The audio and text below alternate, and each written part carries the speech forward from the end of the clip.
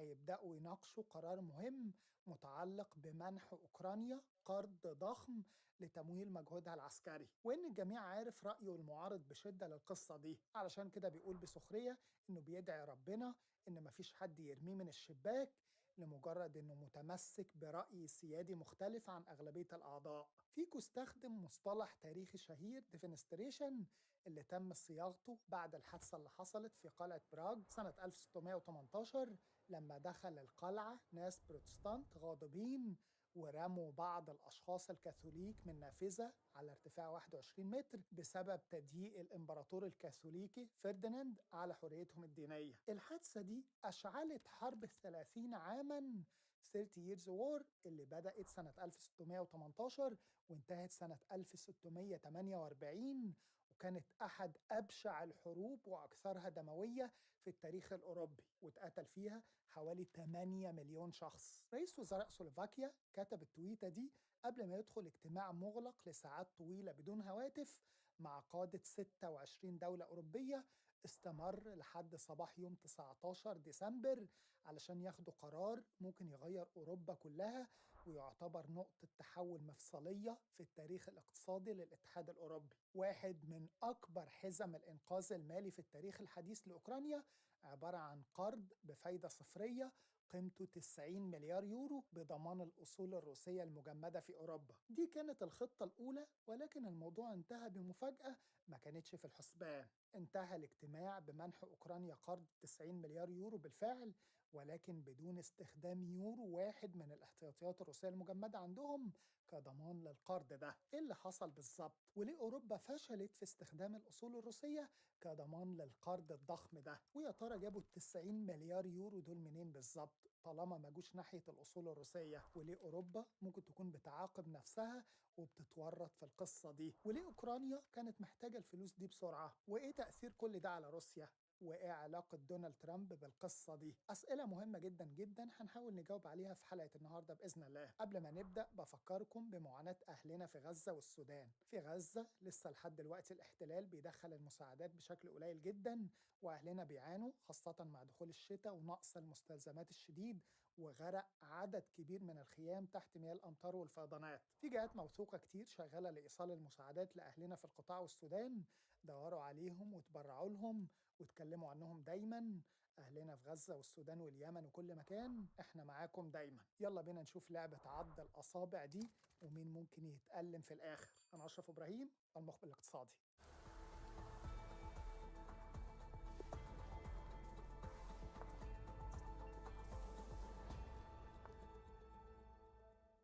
أصدقاء المتابعين الكرام، بعد سنين طويلة من تحليل الأسواق العالمية وكشف كواليس اللي بيحصل في الاقتصاد معاكم هنا في البرنامج، كتير منكم كان بيسألني طب إزاي نقدر نستفيد من المعلومات دي عملياً؟ إزاي نحول اللي بنتعلمه هنا لفلوس حقيقية؟ وبحكم خبرتنا في إدارة الثروات ومتابعة الأسواق على مدار الساعة، النهاردة بقى أقدر أقول لكم إن الحلم ده بقى حقيقة. أطلقنا المخبر برو، وده الذراع التعليم المتخصص بتاعنا اللي هيعلمكم ازاي تاخدوا كل معلومة اقتصادية وتحولوها لقرار استثماري صح. في المخبر برو مش هتفضلوا تتفرجوا على الأسواق من بعيد، لأننا هنعلمكم ازاي تدخلوها وتكسبوا منها بإذن الله. أنا ومعايا فريق محترف في المخبر برو هنقدم لكم تحليلات يومية للأسواق الأمريكية والعالمية، توصيات استثمارية مدروسة ومبنية على أسس علمية، وتعليم عملي لقراءة البيانات المالية والتقارير الاقتصادية، واستراتيجيات الاستثمار طويل المدى اللي بتبني ثروة حقيقية، وورش عمل مباشرة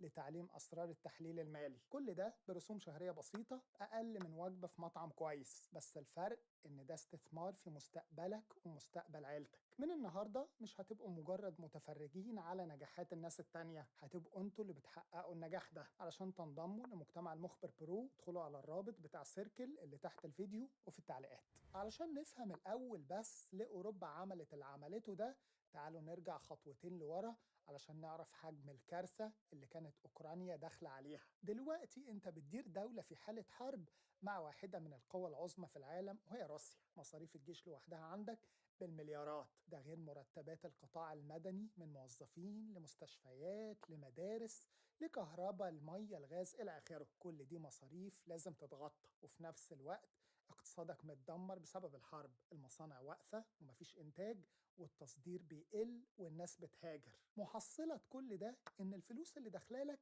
أقل بكتير من اللي أنت محتاجها. ده بالظبط كان حال أوكرانيا بحسب صندوق النقد الدولي والمصادر الأوروبية.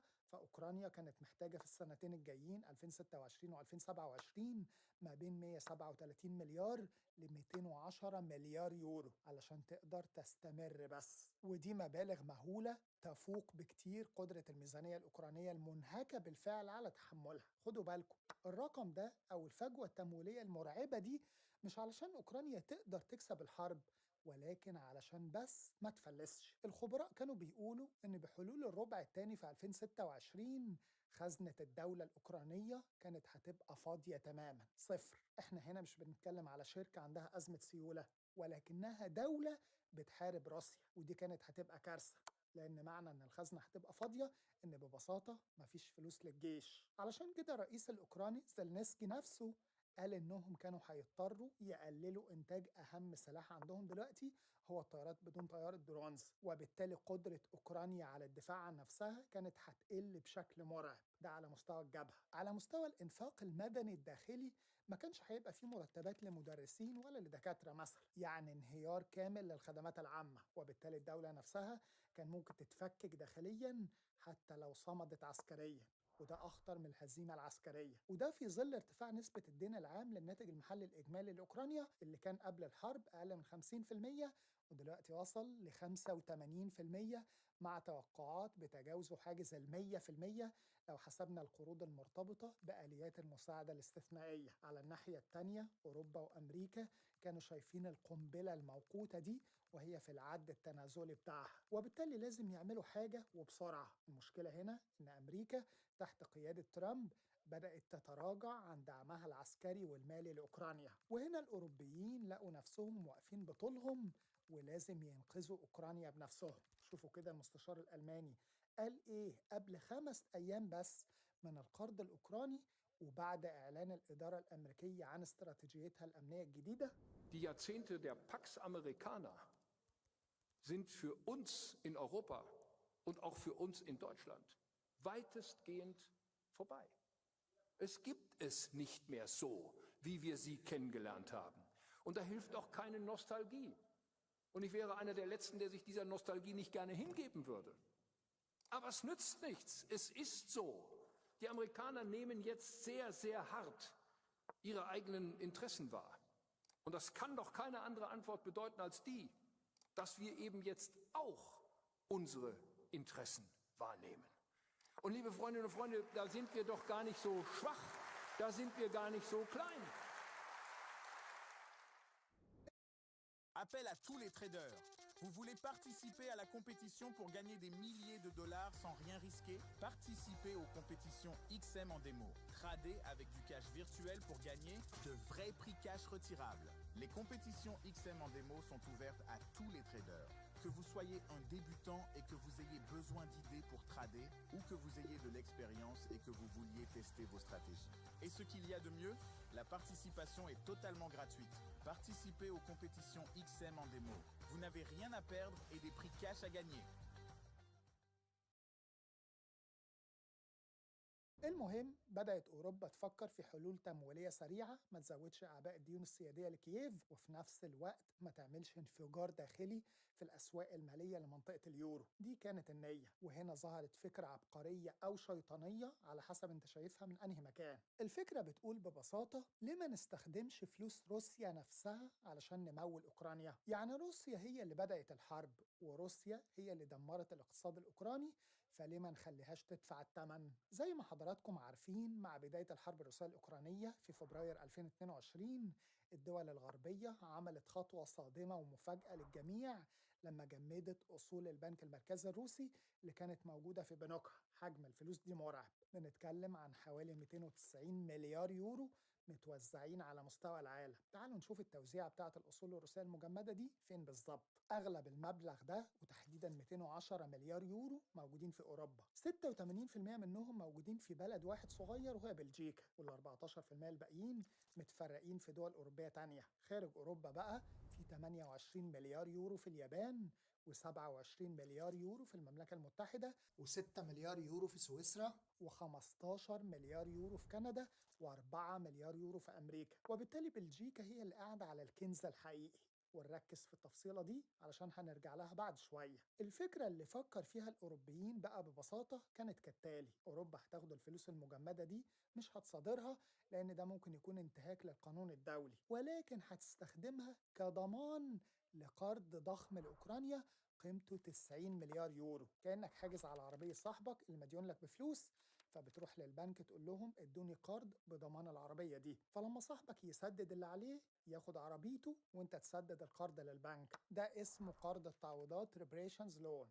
المنطق بتاعه بيقول إن روسيا في يوم من الأيام هتدفع تعويضات لأوكرانيا بسبب الحرب، فلما تدفع أوكرانيا هتسدد القرض ده لأوروبا، وأوروبا تفك التجميد بتاع الأصول الروسية، وكده الكل كسبان، وروسيا هي اللي دفعت ثمن الحرب اللي بدأتها. دي الخطة المثالية اللي كان الأوروبيين بيفكروا فيها وبدأوا يصوتوا عليها في اجتماعهم المغلق اللي حصل يوم 18 ديسمبر في بروكسل زي ما وضحت في مقدمة الحلقة. الخطة الجهنمية دي كانت مدعومة بقوة من ألمانيا، وخصوصا المستشار الألماني فريدريش ميرتز كان بيقول إنها طريقة لإرسال رسالة قوية لبوتين إن الحرب مش هتنفعه. وبولندا برضو كانت داعمة قوية للخطة. حتى الاتحاد الأوروبي نفسه من خلال رئيس المفوضية أورسولا فوندر لاين كانت بتدعم الخطة دي. ولكن هنا بدأت تظهر المشاكل الحقيقية. الخطة المثالية دي اصطدمت بجدار ضخم اسمه بلجيكا. طب ليه بلجيكا تحديدا؟ لأن معظم الفلوس الروسية المجمدة حوالي 210 مليار يورو موجودة في مؤسسة مالية ضخمة في بروكسل اسمها يورو كلير،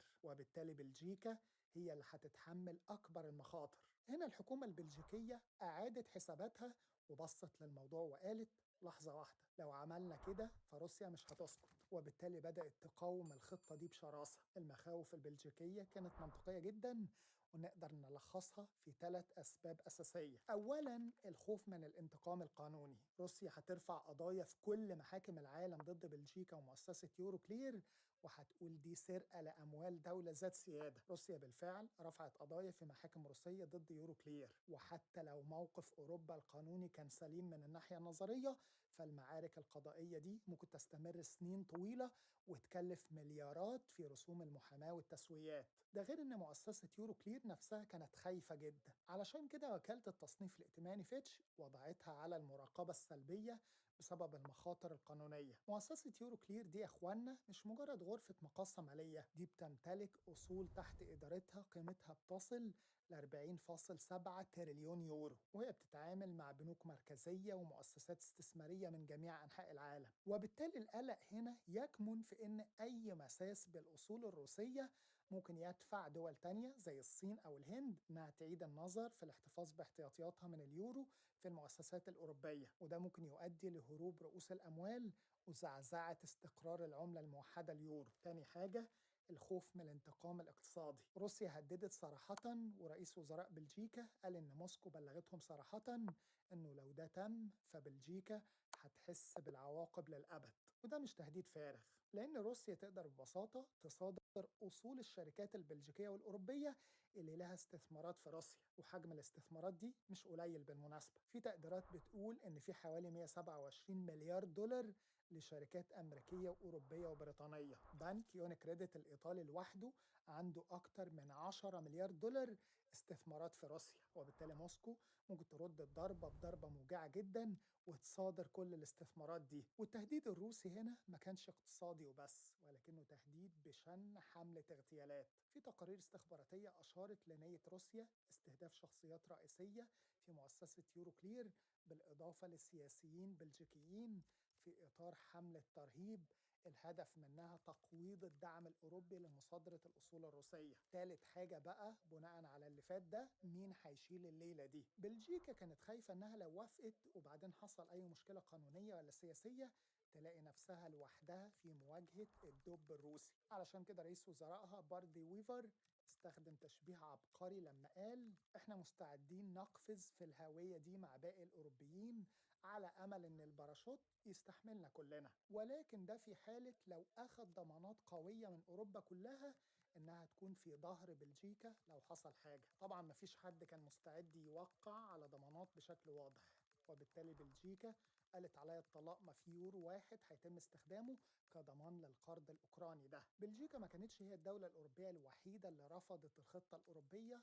باستخدام الأموال الروسية المجمدة كضمان للقرض، ولكن المجر كمان بقيادة فيكتور أوربان الصديق المقرب من بوتين كانت رافضة أي تمويل إضافي لأوكرانيا من الأساس. سلوفاكيا كمان كانت مترددة ورافضة زي ما وضح رئيس وزرائها في التويتة اللي كتبها اللي أشرنا ليها في مقدمة الحلقة. وحتى إيطاليا نفسها بشكل مفاجئ كده قالت إنها قلقانة غالبا بسبب بنك يون كريدت الإيطالي اللي يعتبر تاني أكبر مستثمر أجنبي في روسيا، وبالتالي إيطاليا كمان خافت على مصالحها الاقتصادية. فجأة الخطة العبقرية بقت على وشك الانهيار بسبب الانقسامات والخوف داخل أوروبا نفسها. الاتحاد الأوروبي اللي المفروض يكون كتلة موحدة تحول لمجموعة دول بمصالح متضاربة وكل دولة بتفكر في نفسها الأول. المهم بعد مفاوضات استمرت ساعات طويلة متواصلة في بروكسل توصل القادة الأوروبيين لحل وسط، حل أقل إثارة ولكنه أكثر أمانة. الاتفاق النهائي اللي تم التوصل إليه في الساعات الأولى من صباح 19 ديسمبر إن الاتحاد الأوروبي هيقدم قرض بقيمة 90 مليار يورو لفترة السنتين 2026 و2027 لأوكرانيا بصفر فوائد، والأوروبيين هيتحملوا تكاليف الاقتراض. طب هيجيبوا ال90 مليار يورو دول منين؟ هيقترضوا من الأسواق المالية العالمية ولكن بضمان ميزانية الاتحاد الأوروبي. يعني كأن الاتحاد الأوروبي ككيان واحد هو اللي خد قرض شخصي علشان يديه لأوكرانيا، وبكده محدش لمس الأصول الروسية المجمدة بشكل مباشر. هي لسه مجمدة ولكنها مش هي الضمان المباشر للقرض.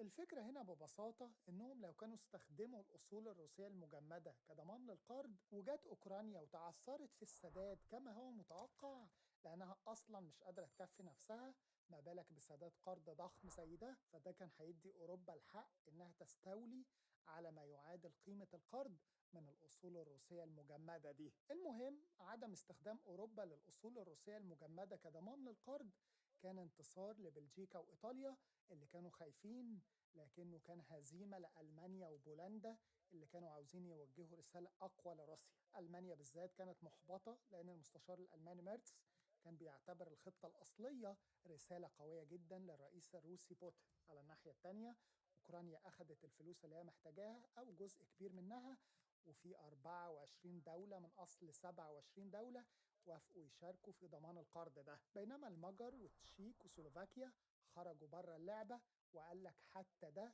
مش هنضمنه ولا هنشارك فيه. وده يعتبر سابقة اقتصادية لأن دي أول مرة يتم فيها إصدار ديون مشتركة مدعومة بميزانية الاتحاد الأوروبي بدون إجماع كامل من جميع الأعضاء ال27.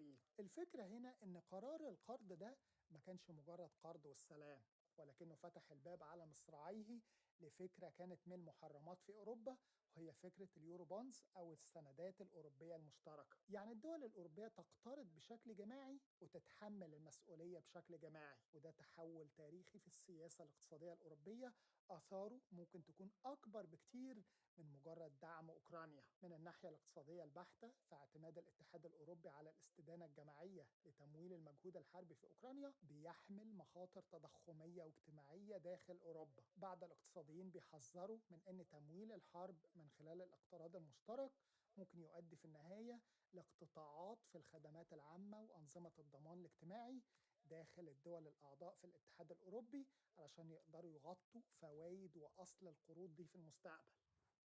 Save 50% on Coursera Plus and level up with new job-ready skills. Turn your goals into reality with over 10,000 programs from Microsoft, Google, and more. Your next chapter starts with Coursera Plus.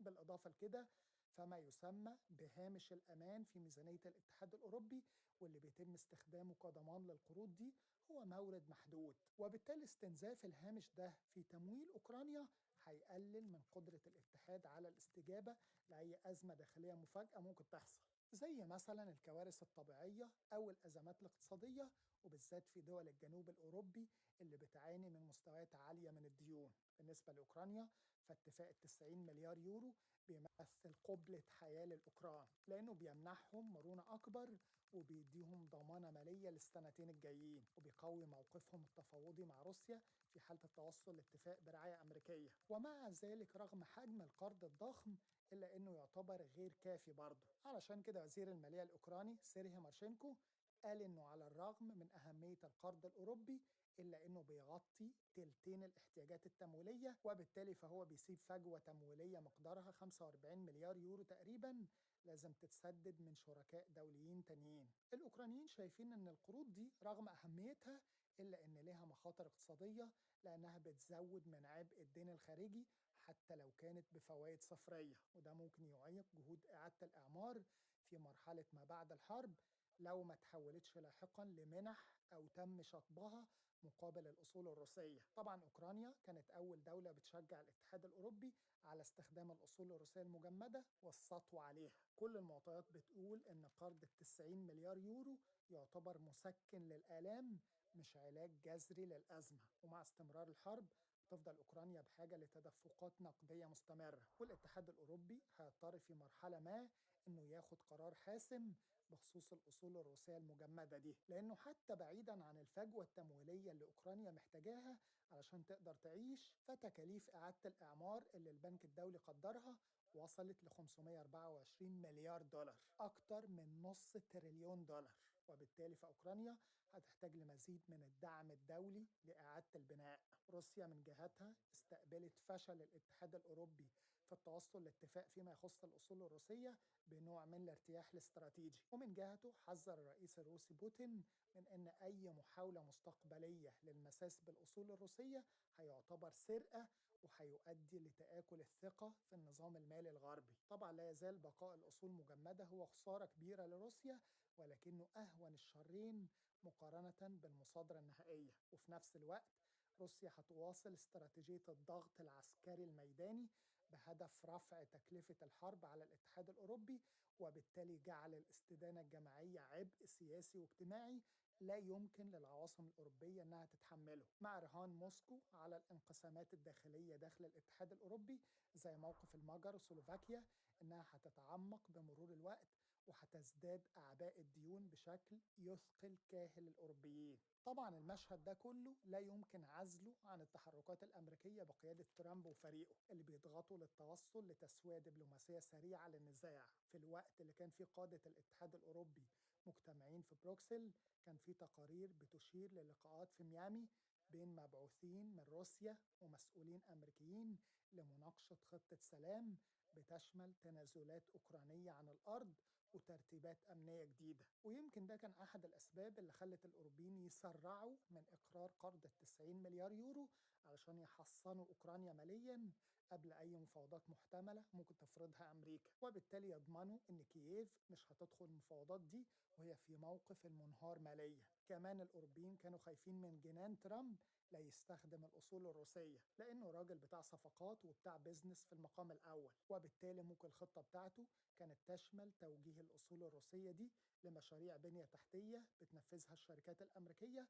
في مناطق خاضعة للسيطرة الروسية مثلا، وبالتالي ده ممكن يكون تقويض للمصالح الاستراتيجية لأوروبا. مش عايز أطول عليكم أكتر من كده. في النهاية عندي سؤال لحضراتكم، تفتكروا الاتحاد الأوروبي ممكن يستولي على الأصول الروسية المجمدة في أي وقت خلال العام القادم 2026 ولا هيفضل خايف من روسيا؟ ولو ده حصل تفتكروا رد الفعل الروسي هيكون شكله ايه؟ هتابع كل اجاباتكم في التعليقات. يا ريت لو عجبكم الفيديو تعملوا لايك وشير، واهم حاجه اشتركوا في القناه لو كنتوا لسه مش مشتركين، وما تنسوش تحكوا لاصحابكم وحبايبكم عننا يمكن يستفيدوا.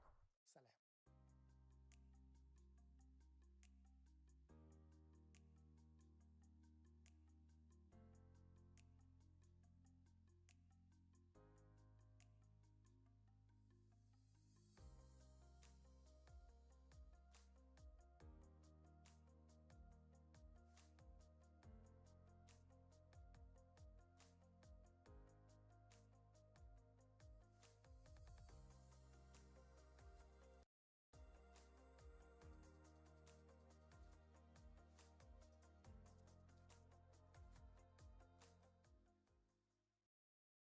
that ChatGPT works best with detailed prompts, but I hate typing them. So instead, I dictate them using whisper.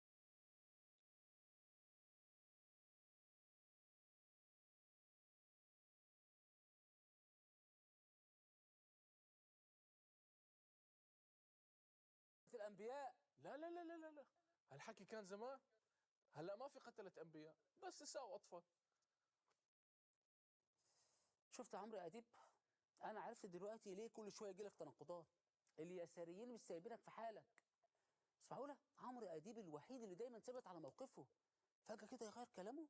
ده كان قال يولع. يولع. يمكن قصده يولع الفرق مش الغاز. ها شفت؟ صدقت إنه صفقة الغاز خلص تمت؟ أنت مش مصدق مردود ال 35 مليار شو حيعمل باقتصاد إسرائيل؟ تعال أقول لك. لا، أنا اللي عليا الدور، تعال أنا أوريك بقى. لا لا لا لا، أنت دورك خلص من لما وقعت على الصفقة. الصفعات الجاي كلها مني. עסקת הגז בין ישראל למצרים היא עסקה היסטורית. אתה אופטימי? אני מאוד אופטימי. בהיקף גדול מאוד. העסקה הזאת חדשה מוהמה לאקتصاد الإسرائيلي. יש לך ברז, צריך להשתמש בו בחוכמה. אנחנו משגשגים מבחינה כלכלית. אחת הסיבות זה הגז. תביא לבין 2 ל-2.5 מיליארד בחודש למדינה. הולך להיות לנו עשרות מיליארדים למדינה. מעל 100 מיליארד בסיום העסקה. אנחנו מדברים על 50. אז לא על 10%. שזה כבר סכומים מאוד מאוד גבוהים. כסף, המון כסף. طبعا إسرائيل تكسب. في فترة تعاني فيها من عزلة دولية وعزلة اقتصادية. وهتشغل الغاز بتاعها وهتاخد فلوس وكده. זה ישנה את הכלכלה הישראלית. כי זה מביא לנו הכנסות נוספות בגלל הוצאות המלחמה שהיו לנו ויהיו לנו.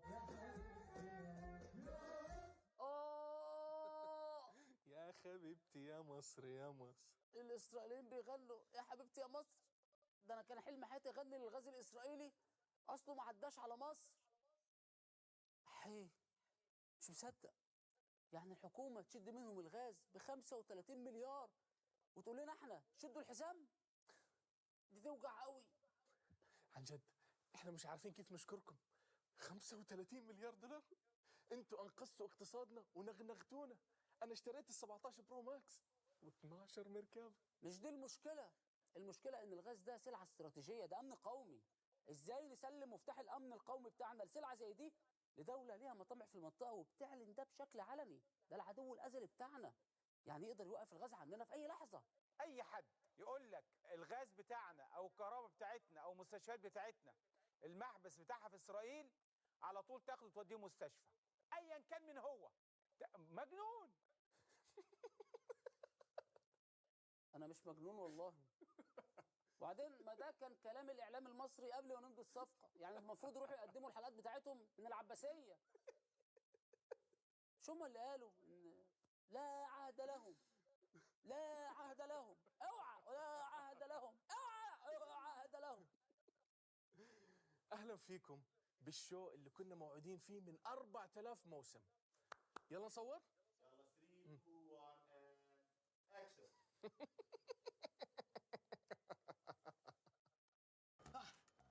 Work is a pain in the apps.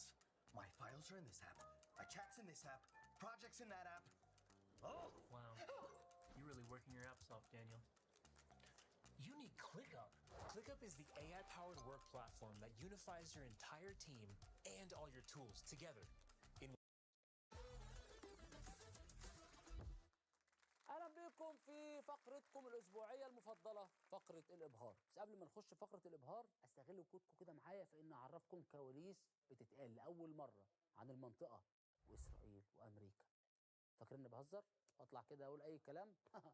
للاسف المره دي هخذلكم، لان اللي هيقول المعلومات ديت قامه اعلاميه فريده، مدرسه عريقه في تناول الاخبار العالميه قبل المحليه، له في كل بلد مليون مصدر صحفي موثوق.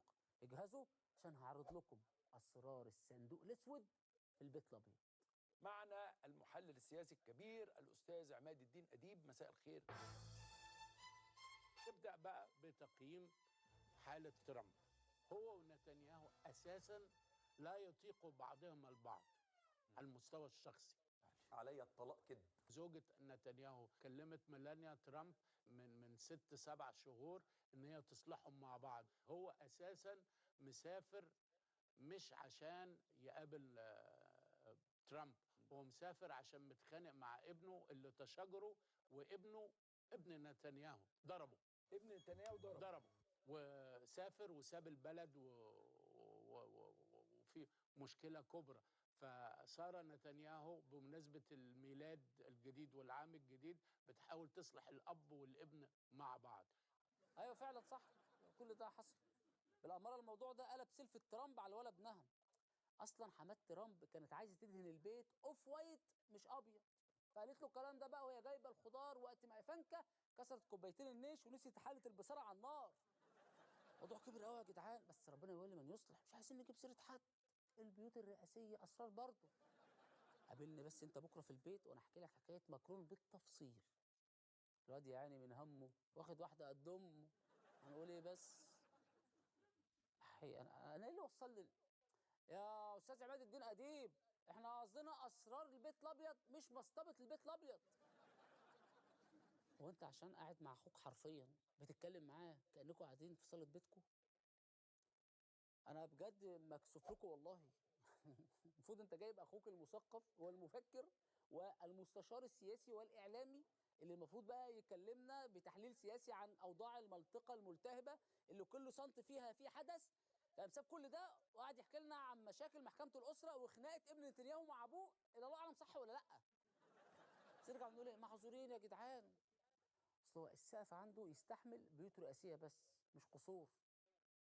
اتحداك يا استاذ عماد الدين اديب تجيب سيره قصر الكبابجي. سيبنا يا جماعه من عماد الدين اديب واخوه ونبدا فعلا بقى فقره الابهار بتاعتنا. واول فيديو معانا النهارده لعمل فني ابهرني لفنانه تشكيليه عملت تحفه فنيه لشخصيه فعلا تستحق يتعمل لها تمثال من طين. تمثال للوزير كامل الوزير. انا عايز اقول للناس بقى ان التمثال ده تحديدا عجبني. قول لي ليه؟ لانه معمول بنفس التقنيه اللي اترسمت بيها الموناليزا. مش الموناليزا بتبص لها من اي حته تلاقيها بتبص لك، التمثال ده بقى هتبص له من اي حته هتعمل حادثه. يعني انا طول عمري بشوف تماثيل لرؤساء زعماء لاعيبه كوره فنانين، انما ايه الفكره انك تعملي تمثال لوزير نقل؟ يعني انا متفاهم ان احنا عملنا تمثال لعميد الادب العربي، بس ايه لازمته تمثال لعميد النقل العربي؟ ولا يمكن عشان هو بيقول انه مش هيمشي من منصبه تقومي تعملي ودنه من طين؟ صدقيني لو عملت التمثال باسفلت كان هيبقى واقعي اكتر من كده. واضح يعني ان انت قصدك شغاله دماغك، واضحه قوي يعني. عايزه تعملي تمثال واحد وتقبضي من الوزيرين؟ ها؟ انا بقول يا جماعه نخلي الوزير كامل الوزير في وزاره والتمثال بتاعه في وزاره، وكده كده الناس مش هتحس بفرق. لا بس عاش يا فنانه. في انتظار بقى التحفه الفنيه القادمه للاستاذ احمد موسى. اظن ده مش هيحتاج طين كتير، حته صلصال قد كده وهتبقى مروقه عليه جامد. بس الوزير كامل الوزير بقى لما شاف تمثاله قرر انه يرد الهديه بهديه، ونتج عن مجهوداته عمل فني ما يقلش عظمه عن العمل الفني اللي اتعمل له ده. لما بتسمع عن حادثه بتقول مثلا حادثه عربيه، حادثه اتوبيس مدرسه كبير جدا، يدخل على اوضه نوم ويدغدغها. حد نزل؟ محمد ايه حكايه الاتوبيس؟ انت يعني نايم في سريرك لقيت اتوبيس داخل عليك؟ قول لي ايه اللي حصل بالظبط. هو للاسف انا ما كنتش قاعد، انا كنت نايم على السرير اللي هو دخل عليه ده. جوه اوضه النوم؟ دخل على اوضه النوم على طول؟ جوه اوضه النوم، مش على الصالون حتى ولا على بره، على اوضه النوم دغري. لا وتلاقيه ما قلعش الجزمه كمان، او يمكن يعني والله اعلم الكاوتش بتاع الاتوبيس كان نايم فقال يريح شويه هو كمان. لا يا نهار ابيض. اظن يا جماعه بعد الحادثه ديت السرير فعلا دلوقتي محتاج سمكري. بس نعذر السواق برضه يا جدعان، جايز كان هيخش الصالون الاول بس لا في توكتوكين مجرشين جوه قبله. انا حتى عرفت ان السواق اول ما دخل اوضه النوم اتعصب جدا عشان في حد الله يسامحه قفل باب الاوضه جامد. انا بس صعبان عليا الراجل اللي كان نايم عشان يفصل دماغه من زحمه الحياه والشغل، صحي لقى زحمه مريه على سريره. Préparez-vous à une toute nouvelle version, une toute nouvelle sensation, une toute nouvelle expérience de trading. Rejoignez XM et demandez jusqu'à 10 500 $. Tradez avec un courtier plusieurs fois réglementé. Développez vos compétences avec une formation en direct gratuite. Retirez vos profits instantanément à tout moment. Obtenez une aide experte personnel de XMI et d'une large gamme de produits. Téléchargez XM.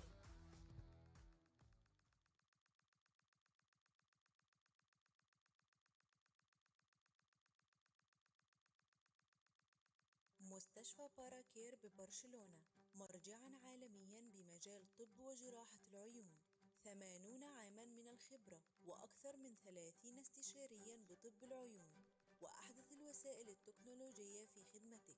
باراكير، اسم تثق به للعناية بصحتك البصرية. يعني الراجل ده لما يحكي لاصحابه انه صحي من النوم لقى نفسه حاضن فرده، مستحيل يفهموه صح. خلي بالكم بقى يا جدعان، اي حد هو داخل ينام يبص يمين وشمال الاول. وما تنساش تقول دعاء السفر. لا مش محتاج اقول لك، يعني اربط الحزام احسن تصحى تلاقي لجنه على اخر اللحاف. ده السواق الوحيد اللي قال لك انا داخل عليك اهو لازم تصدقه. بس ايه يا جماعه الاستهبال ده؟ مين المدرسه اللي سمحت ان اتوبيس يطلع يوصل اطفال وما فيهوش فرامل؟ وروني كده. ده طلع بتاع مدرسه نرمين اسماعيل والده وزير التربيه والتعليم. لا نتكلم في الحق بقى، يعني ما جايز السرير هو اللي بيعدي الطريق غلط، او كان راكن صف تاني، او مثلا الراجل كان نايم والاشاره حمراء. يا عم الوزير، يعني احنا لا عارفين نتعلم منك ولا ننام من الست الوالده؟ انتوا ما بتعملوش حاجه في العمليات التعليميه غير انكم تعلموا علينا؟ بعدين يا جدعان سهله، يعني ده دخل اوضه النوم بالغلط وهياخد يتر من المنور وخلاص ما حصلش حاجه. اللي نازل في الصاله يجي جنب الباب يا حضرات. خلونا يا جماعه نركن الاتوبيس بتاع المدرسه على جنب ونروح للناس اللي قلقانه على البلد فعلا وعندها شكوك وبيسالوا ازاي هنسدد القروض والديون اللي بتزيد علينا يوم بعد يوم. احب اقول لكم ان جايب لكم خبر هيطمنكم ويبهركم على الاخر. الخبر الاول مزعج ومحزن، مر مرور الكرام على كثيرين، وعندما قرأته شعرت بغيرة وطنية. تم إعادة تشكيل المكتب التنفيذي لاتحاد الإذاعات العربية، كما تم خروج مصر من المكتب التنفيذي، وذلك لعدم قيامها بسداد المستحقات والمساهمات التي عليها. قالوا ده بقى لنا مش عارف كام سنة ما بندفعوش. لو أنا اتزنقت ورحت لمجموعة رجال أعمال هجيبهم، ما احنا بنجيب. عيب. أقسم بذات الله أنا امبارح نايم الضغط عندي عالي بعد ما قرأت هذا الخبر. لا لا لا، سلامة ضغطك يا أستاذ نشأت، ربنا يبعد عنك المواضيع الشائكة اللي ترفع الضغط ديت. لا لا، سد نهضة إيه وفقر وغلاء أسعار وديون إيه يا راجل؟ دي مواضيع ما تهز الشعراية من نشأت، معروفة. القرايل هي اللي على قائمة الأولويات دلوقتي. ده احنا وصلنا لليفل الوحش في الإحراج. متخيلين إن مصر الدولة المؤسسة لاتحاد الإذاعات العربية بيتم طردها عشان رسوم؟ بجد حاجة FM على الآخر. عشنا وشفنا اتحاد إذاعات بدل ما يسمعنا أغنية ولا مسلسل بيسمعونا الكلام اللي بيسم البدن. عايزين كام يعني وتسكتوا؟ قول لي كام؟ استنى. ألو؟ صندوق النقد؟ فعل الاشتراك لو سمحت وضيف عندك على النوت. أنا ماليش إلا صندوق النقد الوحيد اللي عمره ما اتكلم معايا في فلوس. بس أنا مش عارف إحنا هنوصل لحد فين يا جماعة بعد كده، ده إحنا الرسوم مش عارفين ندفعها. امال هنعمل ايه في الديون؟ لو انا اتزنقت ورحت لمجموعه رجال اعمال هجيبهم. رجال اعمال ايه يا نشأة؟ واحد لا يا جدع، ده احنا وصلنا لمرحله محتاجين واحده ارمله سريه تتكفل بمصاريفنا. نشأة بقى بيتعامل مع السنكحه على انها مصدر من مصادر الدخل. لو هنميل كده على رجل اعمال ناخد منه قرشين، هنبيع حتتين سيخ هتقضى يعني بعون الله. بالنسبه بقى لاخواتنا اللي بيكرروا نغمه مفيش حاجه في البلد بترخص والاسعار كل يوم بتزيد، احب اقول لكم ان الدوله قررت تحل كل المشاكل المتعلقه باسعار السلع بحل كل خبراء الاقتصاد هيقفوا قدامه منبهرين. اللي جاي خبر يعني ايجابي جدا. دكتور شريف فاروق وزير التموين والتجاره الداخليه فتح جنبنا هنا جنبي على طول هايبر كده صغير تبع وزاره التموين، في كل حاجه، حاجات جميله جدا، حاجات ارخص من بره مش عارف بقد ايه، يعني اسعاره ممتازه. هم بيفتحوا من 9 ل 9، فقالوا لي يا ريت سياده الوزير دكتور شريف فاروق يا ريت يمد لنا ل 10 ونص او 11 بدل الساعه 9. البرامج بتبقى شغاله فيخلصوا يروحوا يشتروا حاجتهم وهم مروحين. حاجات طازه، حاجات متميزه جدا، لحمه ما شاء الله، يعني الموزه جميله جدا، يعني كل حاجه. يعني سياده الوزير دلوقتي بعت لي رساله بيقول لي حاضر فورا هنمد للساعه 11. شكرا دكتور شريف فاروق وزير التموين والتجاره الداخليه. الحاجه الايجابيه نبقى شايفين ايجابيات بلد. الف حمد وشكر ليك يا رب. هي دي الايجابيات فعلا اللي احنا عايزينها. اه مواطن مالكش حجه، السلعه رخصت في مدينه الانتاج. مش ذنبنا بقى انك مش احمد موسى. لا، ما احنا بدانا بمدينه الانتاج، واحده واحده ان شاء الله نخش على مدينه نصر. شكرا دكتور شريف فاروق وزير التموين. شايف يا مواطن سرعه الاستجابه دي؟ لو المدينه المنوره مش هيتعاملوا معاها بالشكل ده. يا بس اكتر واحده مستفيده من الموضوع ده الاستاذه بسمه وهب. مش هتحتاج تروح فرنسا عشان تقارن اسعار المنتجات اللي بره باسعار المنتجات اللي بمصر. دلوقتي هتقارن اسعار المنتجات اللي في مدينه الانتاج باسعار الشعب.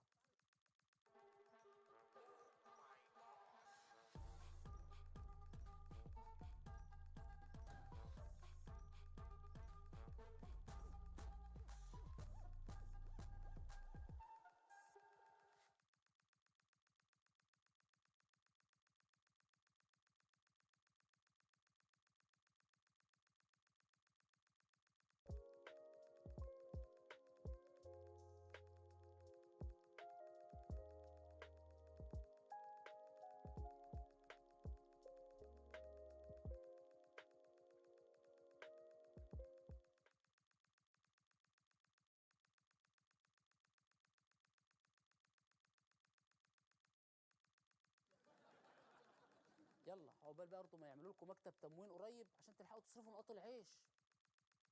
لا تحزن يا ايسر، اخيرا هتاكل لحمه. لا الحمد لله كده يا جدعان، بقى عندنا مواطن عالم ثالث ومواطن عالم اول ومواطن مدينه الانتاج الاعلامي. لكن نسيبنا بقى من كل اللي فات ده عشان انا جايب لكم ابهار عربي شقيق، وتحديدا من داخل الاراضي اللبنانيه. شخص قدر يعمل زلزال في لبنان، طلع بيتواصل مع نواب وسياسيين لدرجه انه كان بيتحكم في كل تصرفاتهم واغلب قراراتهم. الأمير أبو عمر يهز المشهد السياسي. أميراً من الديوان الملكي السعودي يهز المشهد السياسي في لبنان. نحن عم نتحدث عن قضية منذ 2015. هلا نحن عايشين يعني بحقبة أبو عمر بهول اليومين. من هو هذا الرجل وهل هكذا تدار السياسة في لبنان؟ قام باتصالات بسياسيين لبنانيين تحت صفة رجل أمني بارز في المملكة العربية السعودية. كان يعمل مع أجهزة المخابرات السورية سابقا، كان مخبر، كان يتصل بنواب ويعطيهم أوامر هيك بده يصير. ربما يكون أبو عمر مشغل من قبل أحد الأجهزة الأمنية، كان الإسرائيليين خلف بلد عم يندار على الواتساب. نحن أمام فاجر سياسي انفجر. تبين أن أبو عمر ليس سوى شخص من وادي خالد في عكار، ينتحل صفة مسؤول سعودي رفيع ومقرب من الديوان الملكي. كم ضحية وقعوا لأبو عمر؟ طلع داير نص الطبقة السياسية بالبلد. بيتصل بأحد النواب، بيروح هذا بيشتري له سيارة من الشركة وبيهديه إياها. مشان فرعون دفع له $4000 بالشهر. في شي 10 دافعين فوقهم وتحتهم. أخونا فؤاد اكلها ب $800,000. فؤاد مخزومي. الوزير السابق محمد شقار دفع له مبلغ خيالي $1,000,000. طلع الزلمه هو سنكري يمكن او حداد سيارات بالاخير. لا لا لا لا لا مش مصدق، طلع في الاخر سمكري؟ معجون الكلام ده؟ إيه معقول الكلام ده؟ مش اخلاق فاسدين خالص. لا لا لا الواحد بجد محتاج يصنفر ودانه قبل ما يسمع اللي حصل ده. ده فجر ده يا جدعان. ابو عمر خد اللبنانيين في حته ثانيه خالص. هو يا جدعان السياسيين في لبنان واكلهم البرومه، بس يعني مش لدرجه سمكري. عموما الناس اللي اتصب عليها في لبنان حابه اطمنكم ان شاء الله الفلوس ديت هيردها لكم على البارد. لا لا لا ما تستنوش يا جدعان، اضربوا على الحديد وهو سخن، دوروا وراه. مش بعيد يكون فتح بيهم ورشه جديده في سيشل. لا لا بس بجد يا جماعه كفايه هزار. معلش يعني مش نصبيه ابو عمر يلا تزعلكم يا لبنانيين. جت عليه يعني؟ ده انتوا متعودين يتنصب عليكم من طوب الارض، من اول رياض سلامه لحد ابو عمر السمكري. بصراحه يعني ما فيش اقل من كده. استنوني. اهلا بيكم مره ثانيه. كل ما حد يشوف وشي اليومين دول يسالني سؤال غريب قوي: شفت فيلم الست؟ طب عجبك فيلم الست؟ ايه رايك في الست؟ انت ما تعرفش ده عامل ترند كبير قوي على السوشيال ميديا. قلت فيلم الست؟ يا دي النيله، انت عرضت ايه عندك تاني يا سيدي علي في البرنامج؟ قالوا لا لا لا يا جدعان، فيلم الست بتاع ام كلثوم اللي الاراء كانت منقسمه عليه جدا. في اللي شافه فيلم سيء جدا. وازاي منى زكي تعمل ميك اب ام كلثوم تطلع في الاخر شبه ابراهيم عيسى؟ وفي اللي طالع بيه السما وبيقول ده انتاج ضخم وفيلم عظيم، ازاي ما عجبكوش؟ عامل جدل كبير جدا، وفي ناس معاه وناس ضده، لدرجه ان الانقسام ده وصل للاعلام المصري نفسه. كارثة تانية من ضمن كوارث الزمن، في جدل حوالين حاجة عبيطة قوي اسمها فيلم الست. فيلم الست. سيداتي يا نساء سادتي، ندخل لكم مباراة مهمة جدا. هذا الفيلم تحفة فنية بكل المقاييس، أنا لسه ما اتفرجتش. الحقيقة كل اللي دخلوا عنده حسرة. هو ايه الغاغه اللي معموله على الفيلم؟ الفيلم حلو قوي. سيرة ذاتية ملفقة لها أغراض.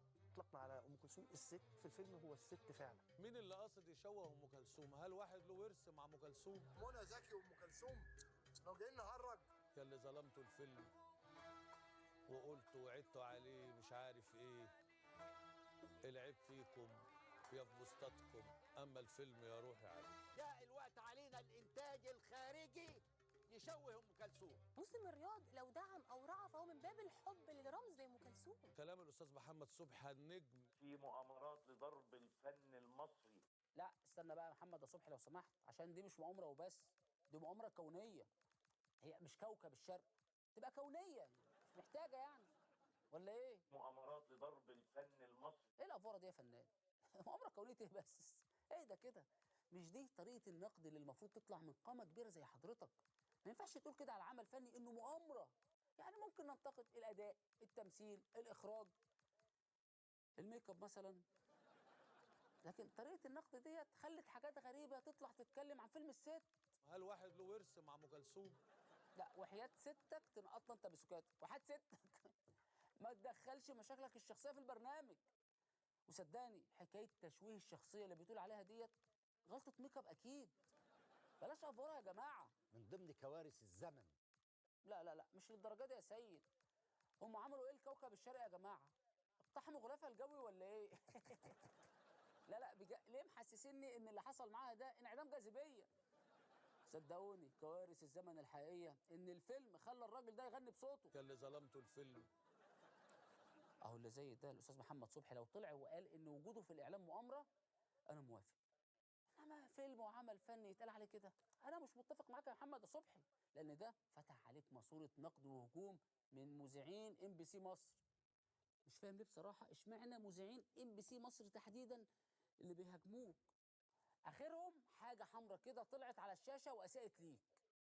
Here's how developers at Perplexity and NVIDIA are prompting AI 10 times faster. You're prompting Cursor over 100 times a day, but typing detailed context takes...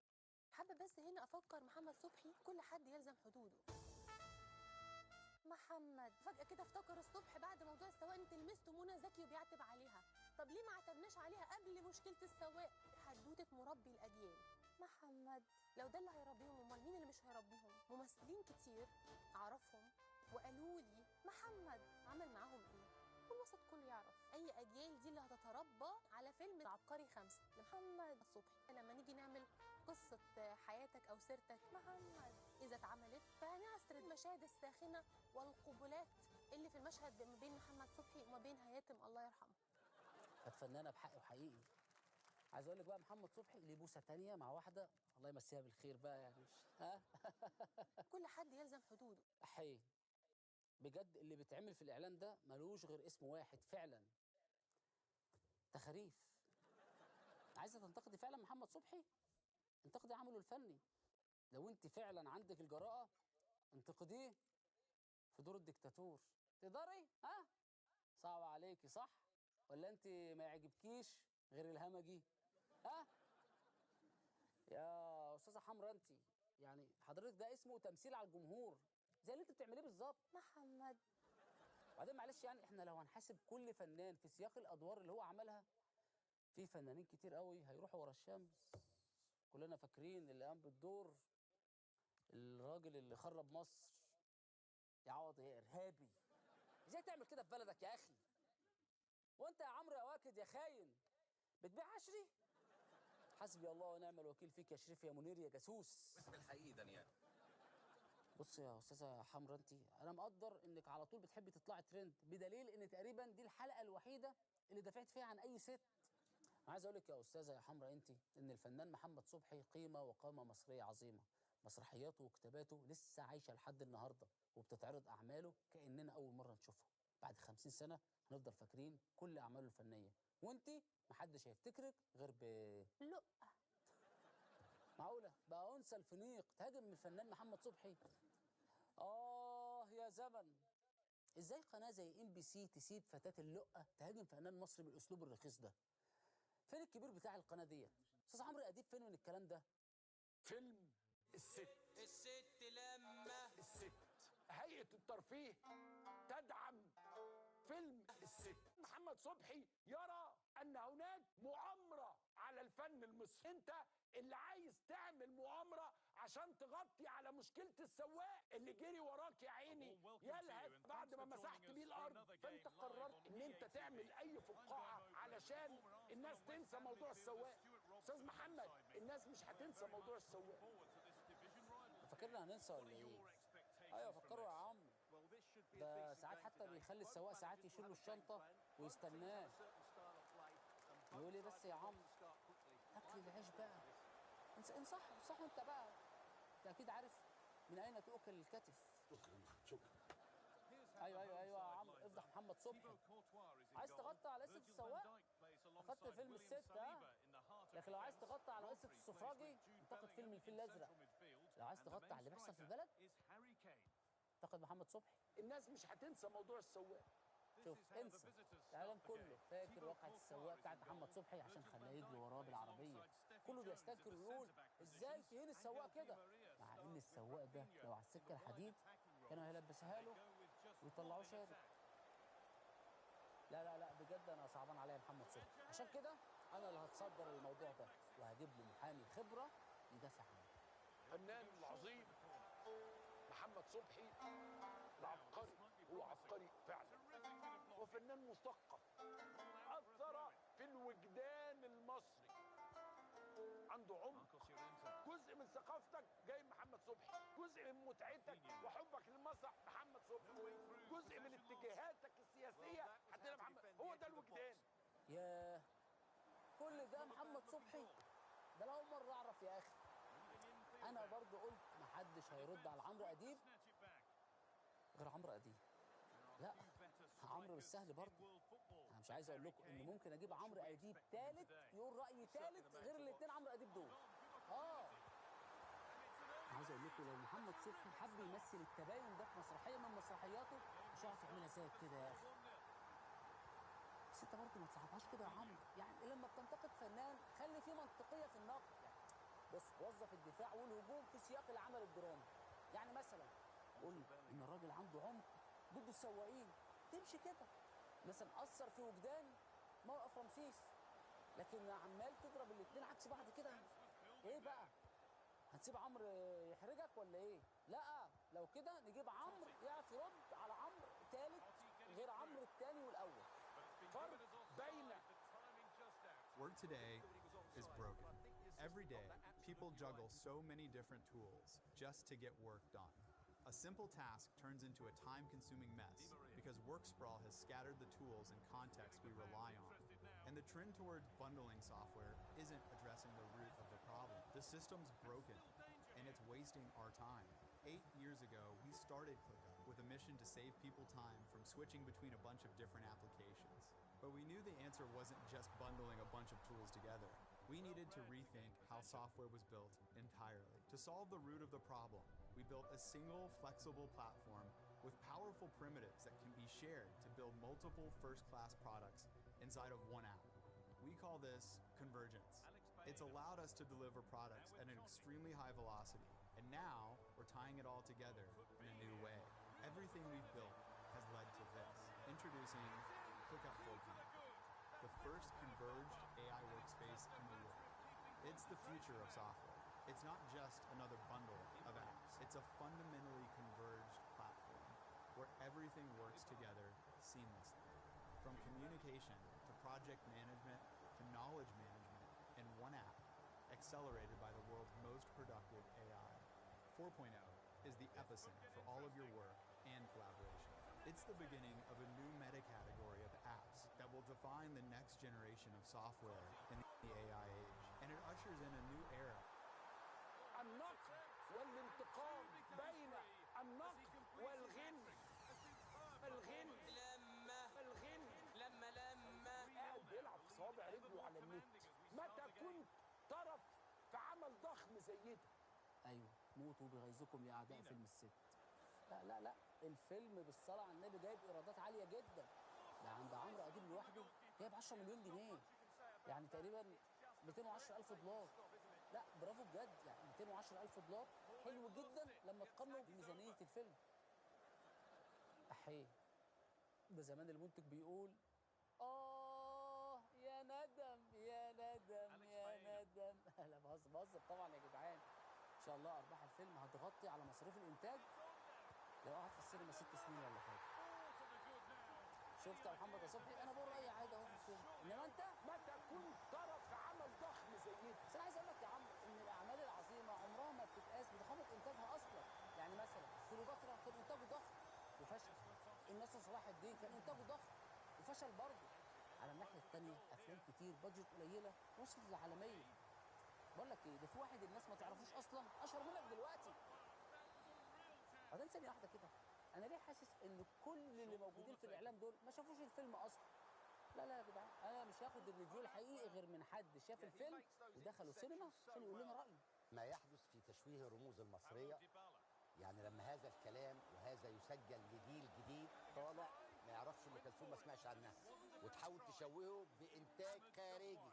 انا مراتي دخلت الفيلم ده، لما هو حضراتكم هتعرفوا ماذا قيل في هذا الفيلم هتصابوا بحاله من القرف.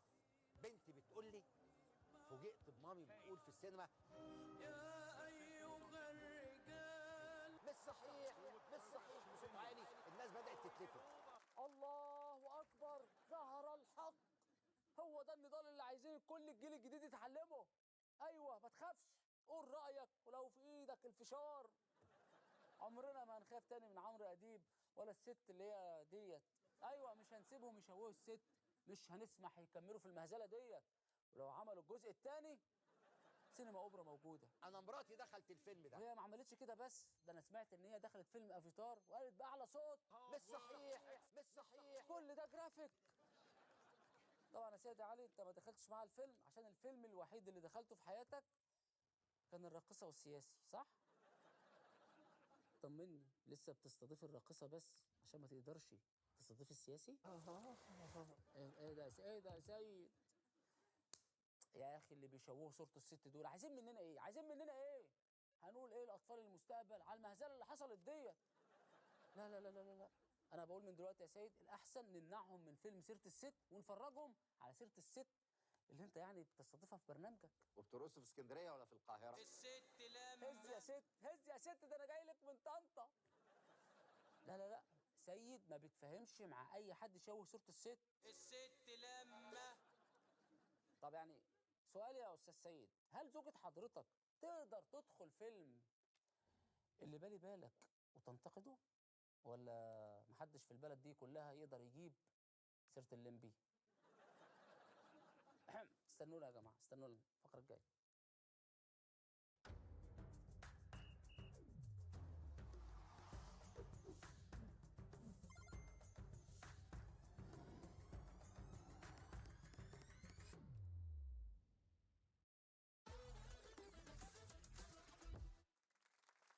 اهلا بكم مره تانية. بصوا نركز كده مع بعض شويه عشان الفقره دي عن اليمن.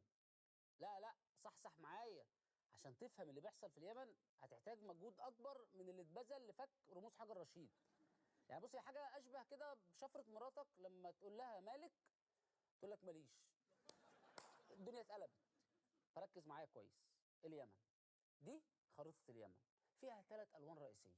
الجزء ده مسيطر عليه الحوثيين المدعومين من إيران، أما الجزء ده مسيطر عليه الحكومة الشرعية ومقرها الرياض.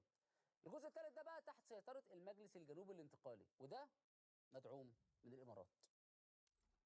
أمال فين يا جماعة وسط كل ده اليمنيين المدعومين من اليمن؟ عشان تعرف لازم نرجع لترند الأسبوع ده، الانتقال الجنوبي والحكومه الشرعيه في 2019 حطوا ايديهم في ايدين بعض وعملوا حاجه اسمها اتفاق الرياض، وقالوا يلا بقى نبطل ببجي ونلعب مزرعه اليمن السعيده. شكلوا حكومه من الطرفين بس كل واحد يفضل مسيطر في منطقته. لحد الكام اسبوع اللي فاتوا الانتقال الجنوبي راح لاماكن سيطره الشرعيه وقال لهم وريني يا عم الشرعيه بتاعتك دي كده. ايه ده؟ دي صلاحيتها انتهت وبقالكم 6 سنين بتعملوا بقى مخالفات. هات يد الرخصه اللي معاك ديت واحنا اللي هنسوق، ومن النهارده ما فيش شرعيه، احنا الشرعيه احنا الشرعيه. وبقت المنطقه كلها تحت سيطره الانتقال الجنوبي المدعوم من الامارات. طب ليه كده يا شباب؟ مش كنتوا رافعين شعار ايد واحده وعايشين مع بعض بقالكم 6 سنين سمنه على عسل واكلين شاربين مخزنين سوا؟ ايه اللي جد؟ ليه الانتقال الجنوبي عايز يسيطر على المنطقه دي لوحده كلها؟ وهيعمل بيها ايه؟ ان حضرموت هي الجنوب والجنوب هو حضرموت. ومن حقنا ان نعلن استعاده دولتنا في الوقت الذي نراه مناسبا. شعب الجنوب عانى كثيرا وصبر، آن الأوان أن يستعيد دولته. الجنوب يجب أن يحكم من قبل أبنائه وأهله. وإعادة حتى دولة الجنوب بشكل كامل إلى عضوية الأمم المتحدة. أنا من زمان قلت لهم اعلن عماني وأنت دولة الجنوب العربي. ولا يمكن أن يحكم الجنوب من قبل الشماليين اليوم. الجنوب أكثر مستقبل، ثقافتنا تميل للسلم وتميل أيضا للمدنية على عكس المجتمع في الشمال. أقدم طلب استعادة عضوية في الأمم المتحدة ويكتبوا في الكتاب إنه إحنا ذول مش طايقين نشوف. يعني ما يستاهلوا نحن نتوحد حتى 24 ساعة معهم. إذا فتحنا وبقي معنا دولة ذات سيادة كاملة من حقنا أن نعلن التطبيع بشكل كامل، وهذا لا يعني حقا سيادي بإذن الله تعالى. ان شاء الله تعالى ان شاء الله. ايوه كده يا راجل، ايوه قدم اهم حاجه المشيئه قبل التطبيع مع اسرائيل. من غيرها ممكن ربنا ما يكرمناش واحنا بنطبع مع الناس اللي بيقتلوا اخواتنا. انت عارف الصفقات المشبوهه اللي زي كده بتتنظر باذن الله تعالى. انت عايز تنفصل عن اليمن وتطبع مع اسرائيل؟ انت دوست على كل الزراير ولا ايه؟ يا سيد اسمك ايه؟ عايز رز الزبيدي صح؟ انت جايب الكلام ده منين؟ عرفتها. ده عروض الجمعة البيضاء ومخطين زر صح؟ ايه ده؟ انا حاسس يا جماعة ان انا شفت الفيلم ده قبل كده بس البطل كان مختلف. مرة كان بطولة حميدتي في السودان، مرة حفتر في ليبيا، دلوقتي عايز رز الزبيدي في اليمن؟ ده مين يا جماعة المخرج اللي بيختار الناس ديت؟ مش ممكن بجد. وانت يا عم عايز رز الزبيدي زهقان شوية افصل مش تنفصل. اصل حوار بتحب الانفصال وبتقدس التطبيع ده شغل سنجل نظر قوي. ما ينفعش يتطبع مع اهله واخواته في الوطن؟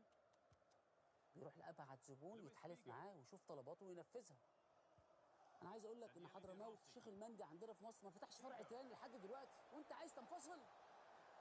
معلش يعني يا جماعه اللي يقول كلام يعقل الكلام شويه. ويكتبوا في الكتاب انه احنا ذول مش طايقين نشوف. بجد يا علاونا؟ يكتبوا كده وهم ينفصلوا؟ انت شارب ايه على الصبح؟ انت لسه بتشرب؟ لا لو كده بقى اكتبوا يا جماعه، اكتبوا في الامم المتحده ان اللي بينجرح مره عمره ما يسامح التاني، وان كسره القلب ملهاش علاج. وعلى فكره بقى يا عايز رز الزبيدي الانفصال ما بيطلبش. هو الموضوع سهل قوي كده يا جماعه، نقسم البلد نصين عشان مش طايقينهم. انا ايه اللي وداني مع علاونا؟ كمل اللي انت بتشربه وهنجي لك تاني ان شاء الله. انا كلامي مع كبيره. ايوه رئيس المجلس الانتقالي الجنوبي السيد عايز رز الزبيدي. بدايتك مش حلوه خالص معانا، يعني حمدتي وكنت عامل له كاميرا 2 هفطر بكلمه من خرم الشراب. هكلمك منين انت كمان؟ يا جدعان مين المخرج اللي بيختار الناس ديت؟ طب بلاش ناخد احكام مسبقه من الراجل، يعني خليني ماشي وراك يا سيد. عايز رز انت بما انك يعني جاي تطلب انفصال عشان مصلحه الشعب اليمني. وريني كده السي في بتاعك. طيب أحكمت قوات المجلس الانتقالي الجنوبي سيطرتها على مناطق واسعة في محافظتي حضرموت والمهرة. لقد عاش شعبنا في ويلات والنكبات، وأن له الآن أن يكون له التمكين في الأرض. ارتكبت الميليشيا الانتقالي انتهاكات جسيمة تمثلت في الاعتقالات ونهب المقار الحكومية. منذ العام 2017 وكل تحركات المجلس الانتقالي الجنوبي كانت دائما ما تقابل بسوء ظن من الآخرين. استولينا على المطار والأمور طيبة، الطاغيات، التلفزيونات. اليوم حضرموت تتجه نحو الأمن والاستقرار. كم هائل من انتهاكات تتجه نحو التنمية. 6 اعتداءات في مؤسسات الدولة منها وزارة الداخلية. تتجه نحو تمكين أبنائها من إدارتها. اعتداء على الأحزاب والمنظمات المجتمع المدني باش يتفرج عبد الله الناس ما تلعب نشوف الكرتون. نحن لم نجبر أحد على المغادرة، من غادر فهو طوعية. طبعا طوعي يعني. انت اصلا لو موجود هناك وشفت الصوره ديت هتلاقي نفسك عايز تغادر طوعي ناو. لا كله الا حريه المواطن في تحديد مصيره. اصل احنا يعني كانتقالي جنوبي هنحتكر الموارد جبريا وهنسيطر على الاراضي جبريا ونحط ايدينا على حقول النفط جبريا، لكن النزوح ايه؟ من غادر فهو طوعية. وهو ده قمه الاعجاز العلمي للمطبقين. انا بس مستغرب الناس اللي مش عاجبها النزوح. يا جماعه باين من اسمهم، اسمه المجلس الايه؟ الانتقالي، يعني جاي ينقل المدنيين من الجنوب. مش محتاجه يعني. لا بعد اذنكم يا جماعه بلاش سوء ظن. تقابل بسوء ظن. قول لهم يا عم معقوله هو يعني عشان دخلوا اقتحموا المطار وهجموا على اللي شغالين فيه نسيء الظن في الناس كده؟ مش جايز مثلا سرقوا البطاريات عشان عايز رز الزبيدي ده موبايله فصل شحن معهوش طيب سي؟ بلاش نسيء الظن. الشاشات اللي اتاخدت عشان يتابعوا الاعلام العبري ويفهموه قبل ما يطبقوا معاهم. الغريب بس في الفيديوهات اللي زي ديت انك لو شلت علم اليمن وحطيت علم السودان او ليبيا مش هتعرف تفرق الناس دي عن بعض. ومكي هو حفتر ولا عايز رز الزبيدي، نفس النهب وقتل المدنيين والتهجير ونفس التطبيق. كوموندي كل ما تحتاج بكليك واحد.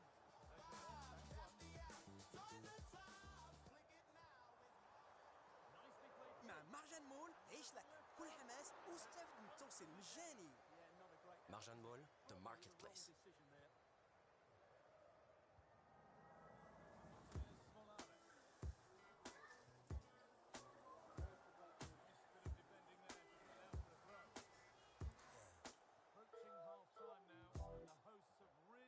T'as l'intro? Ouais, l'intro. Eh ben alors, ça, qu'est-ce qui se passe? Ça me fait plaisir de t'avoir. L'énergie est là, je le sens. Ouais, une bonne vibe. Bonjour à toutes et à tous. On est ici pour le DS Art Talks. Donc, je m'appelle Mehdi Larzali, je m'occupe de la marque DS.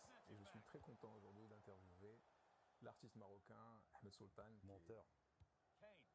T'es coupé, c'est fait exprès, c'est fait exprès. Ah, d'accord. Bien sûr. Non, en fait, j'adore le monteur, c'est. Ah merde, info.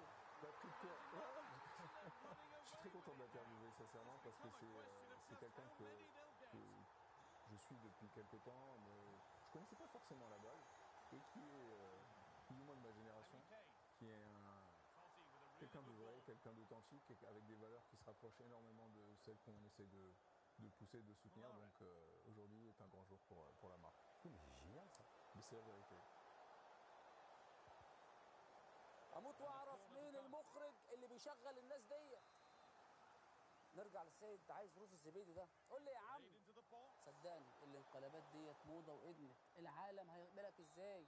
انت في نظرهم حاليا استخدمت الهمجيه والسلاح في فرض الراي، انما دي ناس بتهتم بحقوق النباتات بحقوق المراه. هتقنع الناس دي ازاي؟ اللواء الركن عيدروس قاسم الزبيدي، لا امرأة بالرئاسة ولا امرأة بالحكومة، كيف قابلين بهذا الموضوع؟ بالنسبة للمرأة نحن نشوف الحكومة هذه ما في مرأة، ما في عنصر نسائي، فكنا تفاهمنا على أساس إنه بنجيب مرأة ونشيل واحد من الوزراء والمسألة بتتم إن شاء الله. طيب وبعدين؟ المشروع قائم. المشروع قائم على فكرة، مشان نجيب مرأة ومرأتين بالحكومة قائم، لكن مجلس القيادة هذه صعبة صراحة. معلش يا مرأة يعني مش لدرجة مجلس القيادة. لا اتفضلي اقعدي في ركن دلوقتي. انا ركن وبقول لك اقعدي في ركن، انا فاهم انا بقول ايه. احنا ان شاء الله هنجيب مرأة، اي مرأة بقى وخلاص.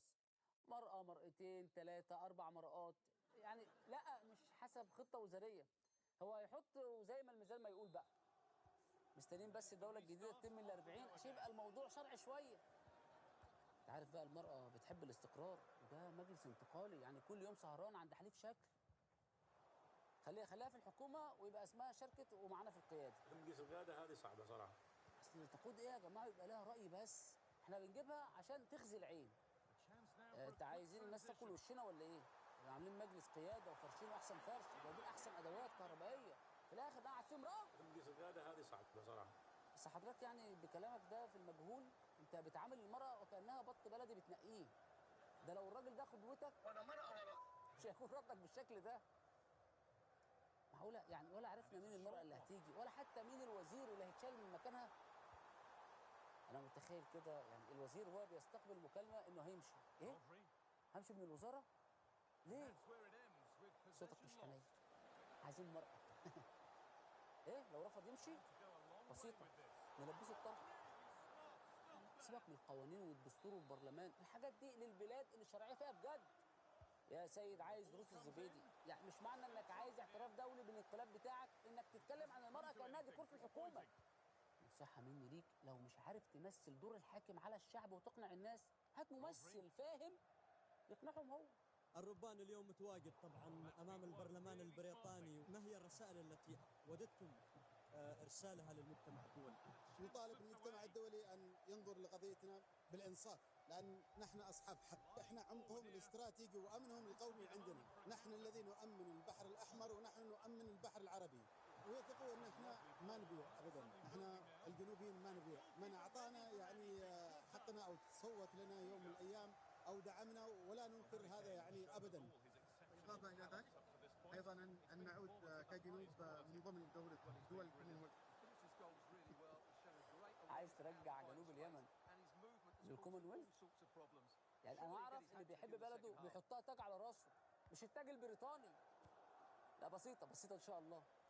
انا اقول لك خلطه جميله جدا ترجعك للتاج البريطاني تاني. بص انت خد آلة زمن وارجع شويه للقرن ال19، فجاه هتلاقي نفسك متسلسل في سفينه ومشحون على مزرعه في انجلترا.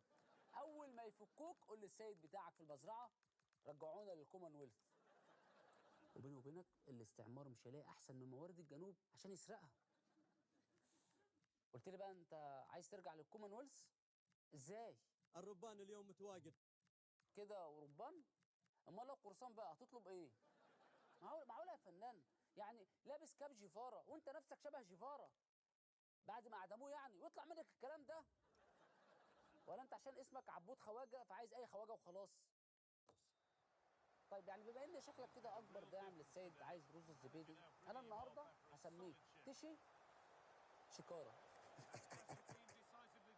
يعني الناس كلها بتروح السفاره تجدد باسبورها، انت تروح تجدد استعمارك؟ ولا انت فاكر ان طول عمر بريطانيا واليمن كده؟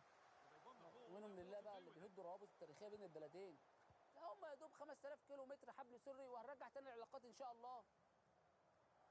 طب انا دلوقتي بس عايز احل الموضوع ده، فمحتاج الصراحه، انا اسف يعني بعد اذن كل الحلفاء، ينفع اشوف راي اهل اليمن نفسهم؟ هم فين؟ ليه ما لهمش راي في اللي بيحصل ده؟ انت اليوم سؤال واجد انت وحده مع الوحده ولا مع الانفصال؟ مع الوحده. وحده لما نموت. واجد راجعي عمرك، احنا مع الانفصال. وحده لا انا مع الانفصال، انفصال ان شاء الله بعد انفصال. ان شاء الله مع الوحده ان شاء الله. نتوحد تمام ونمشي الانفصال. الانفصال يعني وحده لما نموت. واجد لعبوا علينا، لعبوا علينا الشماليين، لا عاد خلوا لنا اكل ولا شرب ولا وظائف ولا وقتلونا، وش عاد من وحده؟ خلاص انفصال لما نموت. انفصال لما نموت. استهدي بالله يا خالتي، استهدي بالله. انت صح، خليك على موقفك، سيبك من حفيدك ده. ايوه كده، وبعد الشر عليك ان شاء الله ربنا يطول في عمرك وتشوف اليمن بلد واحد مستقر، تعزم الكل كده على فحسه في الجنوب ومندي في الشمال، وكل اليمنيين يتجمعوا على ترابيزه اكل واحده. وانت ياض ابعد عن جدتك ياض، مع انك بتقول كلام احسن من اللي اتقال من مسؤولين الجنوب كلهم في الفقره دي. احنا مقدرين ومتفهمين ان لا في وظايف ولا في اكل ولا شرب، وان الجنوب بيعاني بشكل مستمر، بس صدقني الانفصال مش هو الحل ومش هو اللي هيحل مشاكلك دي كلها، لان ولا السلطه في الشمال ولا الجنوب بتعبر عن الشعب اليمني، كلهم بيلعبوا على القبليه والمشاكل الاجتماعيه وتفرقه صفوف الشعب، واليمن عمره ما هيستقر ولا شعبه يكون مبسوط ولا سعيد الا لما يكون الجنوب والشمال واحد. لكن بالشكل ده صعب نحدد مستقبل اليمن، واحنا ما عندناش غير عايز رز وتشيش شكار. في نهايه الحلقه بنفكركم لو بتشوفونا من خلال السوشيال ميديا تقدروا تشوفونا كل يوم خميس حصري على التلفزيون العربي 2 في الاوقات والترددات اللي تحت في لينك الفيديو ده. ما تنسوش تشتركوا في قناه جوشو على اليوتيوب، فعلوا زر التنبيهات عشان دايما يوصلكم جديدنا اول باول. اعملوا لايك للحلقه وقولوا لنا رايكم تحت في التعليقات. تصبحوا على خير، اشوفكم حلقه جديده من جوشو.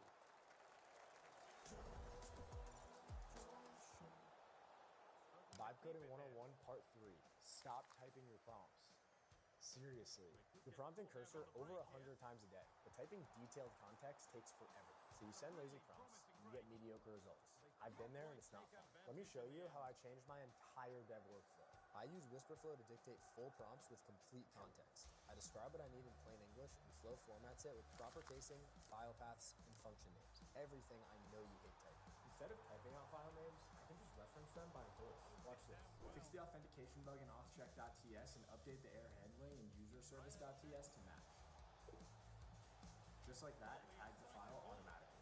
It works wherever you code. And the difference in AI output quality is massive because it's so much easier to give Flow more context. It gets it right on the first prompt, while others need 3 or 4 exchanges just to get the same result. Level up your vibe code. Get Whisperflow and build 4 times faster with AI that actually understands it.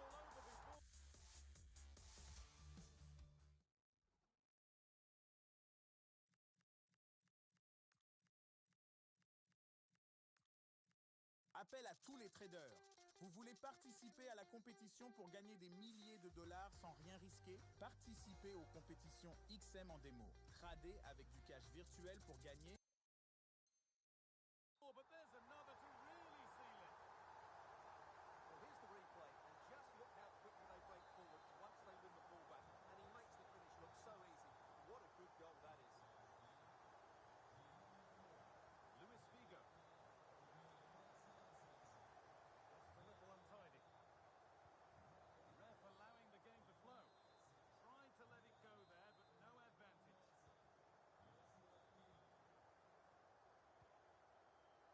Bellingham. Well read to gain possession. Look at the room they've got to attack now. Beautifully weighted ball. Can they make something happen from this?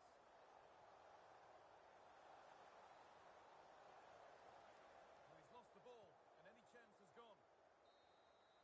So that will do it. A disappointing result, whichever way you slice it. Your thoughts on that? The corner taken short.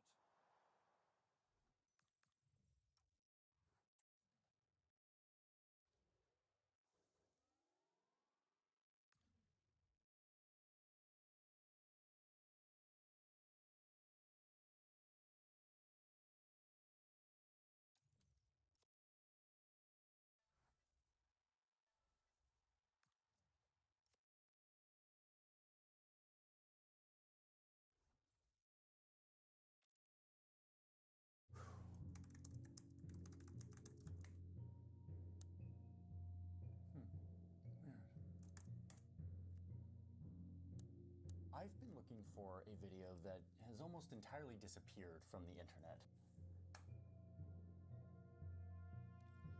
But I finally got a copy. When Donald Trump was president, life was a lot better. He's been clear.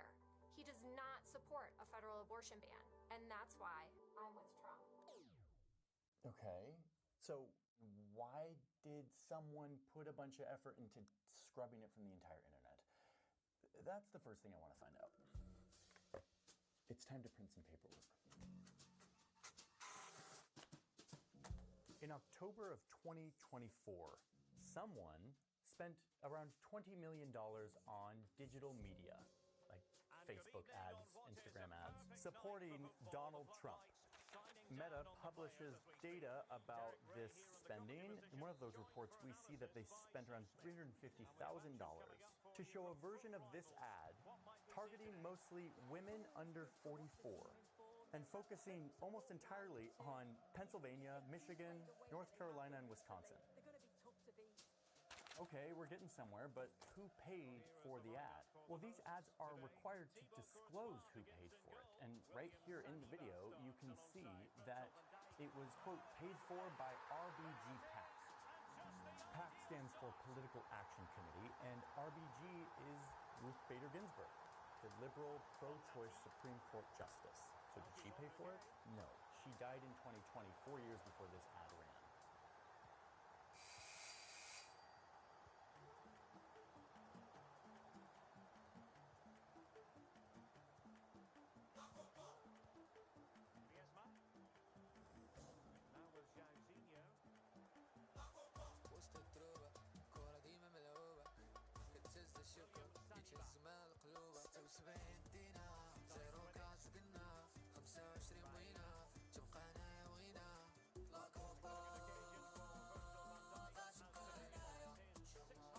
Akbar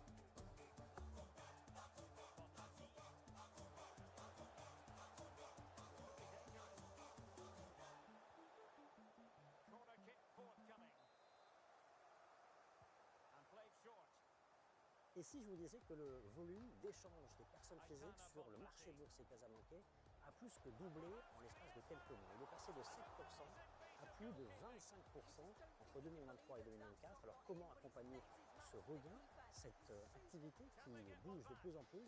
Quel défi, quel avenir? On en parle tout de suite dans Matin Business. Bonjour Déna. Bonjour Landry. Bonjour Zineb. Bonjour. Quel regain, c'est vrai que depuis quelques temps, ça bouge beaucoup et dans Matin Business, on parle justement des personnes physiques qui investissent sur le marché casablancais. Zineb, première question, c'est aujourd'hui, quelle est la part de ces personnes physiques sur le marché casablancais? Il faut savoir que les personnes physiques aujourd'hui sont au cœur de notre stratégie de développement à la Bourse de Casablanca. D'autant plus qu'aujourd'hui, à la Bourse de Casablanca, nous connaissons des années exceptionnelles. 2024, que ce soit en termes de capitalisation, était une année record, avec plus de 700 milliards de capitalisation. Un indice MWII qui a pris plus de 15 000 points. Aujourd'hui, ces tendances ne peuvent que se confirmer en 2025. Donc aujourd'hui où je vous parle, la capitalisation est à plus de 900 milliards de dirhams, ainsi que le fameux MWII que nous connaissons tous, qui aujourd'hui dépasse les 17 000 points. Donc aujourd'hui, ces investisseurs particuliers contribuent pleinement au développement de cette place. Et à titre d'exemple, quelques chiffres marquants, comme tu l'as si bien rappelé au début de ton introduction. Donc aujourd'hui, les investisseurs particuliers contribuent, que ce soit au niveau du volume, mais aussi au nombre de transactions. Donc au niveau des volumes, ils sont passés historiquement où ils étaient à moins de 10%. Aujourd'hui, ils sont à plus de 24%. Et en termes de transactions passées, même si les volumes ne sont pas aussi importants que ceux des investisseurs qualifiés, le nombre de transactions aujourd'hui est constitué à plus de 2 tiers par les personnes physiques. 2 tiers aujourd'hui des personnes physiques Du nombre de transactions. font des transactions aujourd'hui sur la place casablancaise. C'est incroyable, mais c'est vrai qu'on a un regain qu'on n'a pas vu depuis plus d'une quinzaine d'années. Abdellah, comment on explique aujourd'hui ce retour des investisseurs? À mon avis, il y a une combinaison de 3 facteurs. Donc, d'abord, il y a le principal catalyseur qui est l'organisation de la Coupe du Monde. Que les gens se positionnent sur le marché en anticipation des résultats des sociétés cotées, qui vont profiter de tous les chantiers qui sont lancés. Deuxième chose, c'est le retour des opérations de marché sur la place de Casablanca. Notons 3 ou 4 opérations d'envergure qui ont mobilisé de nombreux investisseurs particuliers. Je cite l'introduction en bourse du CNGP, l'offre de vente au public de Crédit du Maroc et l'augmentation de capital d'Acnita. Le troisième facteur, et pour moi c'est l'accélérateur de tout cela, c'est la digitalisation et le développement de plateformes de bourse en ligne. Quelque part, c'est un effet indirect du Covid, cette digitalisation, en partie, on peut dire. Exactement. En fait, ce qu'on a remarqué, c'est que l'année 2020, c'était un tournant. Là où il y avait le déclic de l'investissement en bourse via les plateformes de bourse en ligne, depuis les premiers confinements, les gens se sont rendus à l'évidence qu'ils peuvent acheter, vendre des actions, suivre les marchés en temps réel, depuis chez eux, en toute sécurité. Alors, deuxième partie, on va parler à présent des défis. Zineb, justement, quels sont les défis aujourd'hui?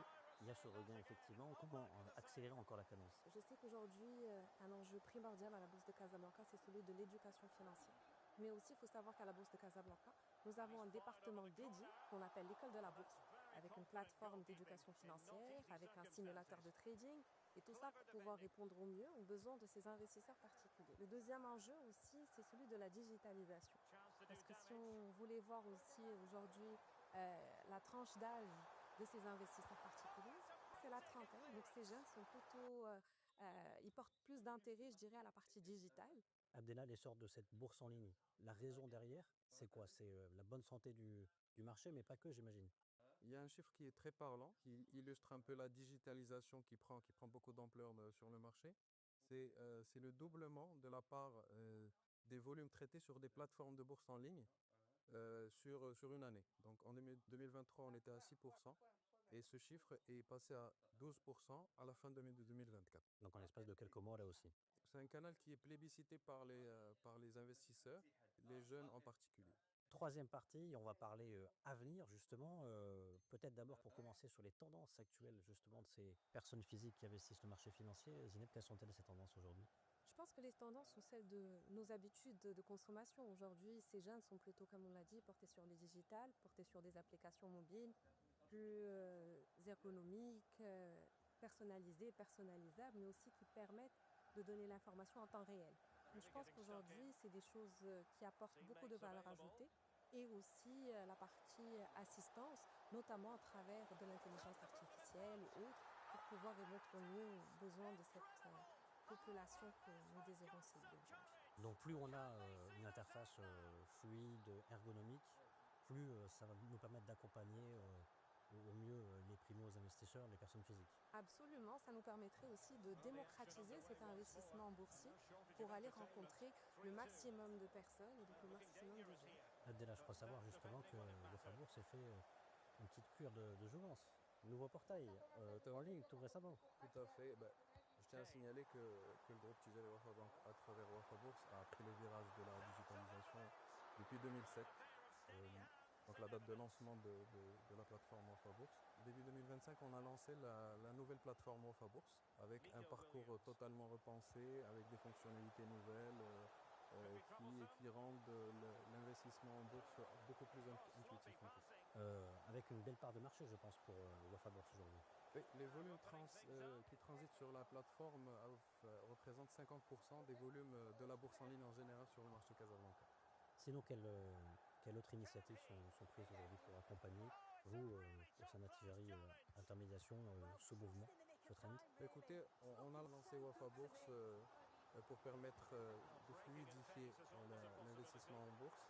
Et on veut que cette plateforme soit un one-stop shop, si vous voulez, pour l'investissement en bourse. Les gens peuvent acheter et vendre des actions, suivre les marchés en temps réel. Et ils peuvent aussi participer à des introductions en bourse via le portail. Et encore une fois, ils peuvent souscrire un large choix d'OPCVM via cette même plateforme. Donc c'est un one-stop shop, comme je dis. Il y a beaucoup de nouveautés qui vont venir. Courant de cette année 2025? Oui, courant l'année 2025. Et je tiens à signaler que la plateforme Wafa Bourse est une plateforme 100% marocaine, réalisée par des prestataires locaux. C'est important de bien sûr. Alors on parle beaucoup de Made in Maroc dans l'introduction concrète. Merci beaucoup Abdellah. Merci à toi. Merci beaucoup Zélim. Merci à toi. On se retrouve très bientôt pour un prochain épisode de Matin Business. Entre temps, je vais m'inscrire dans une plateforme.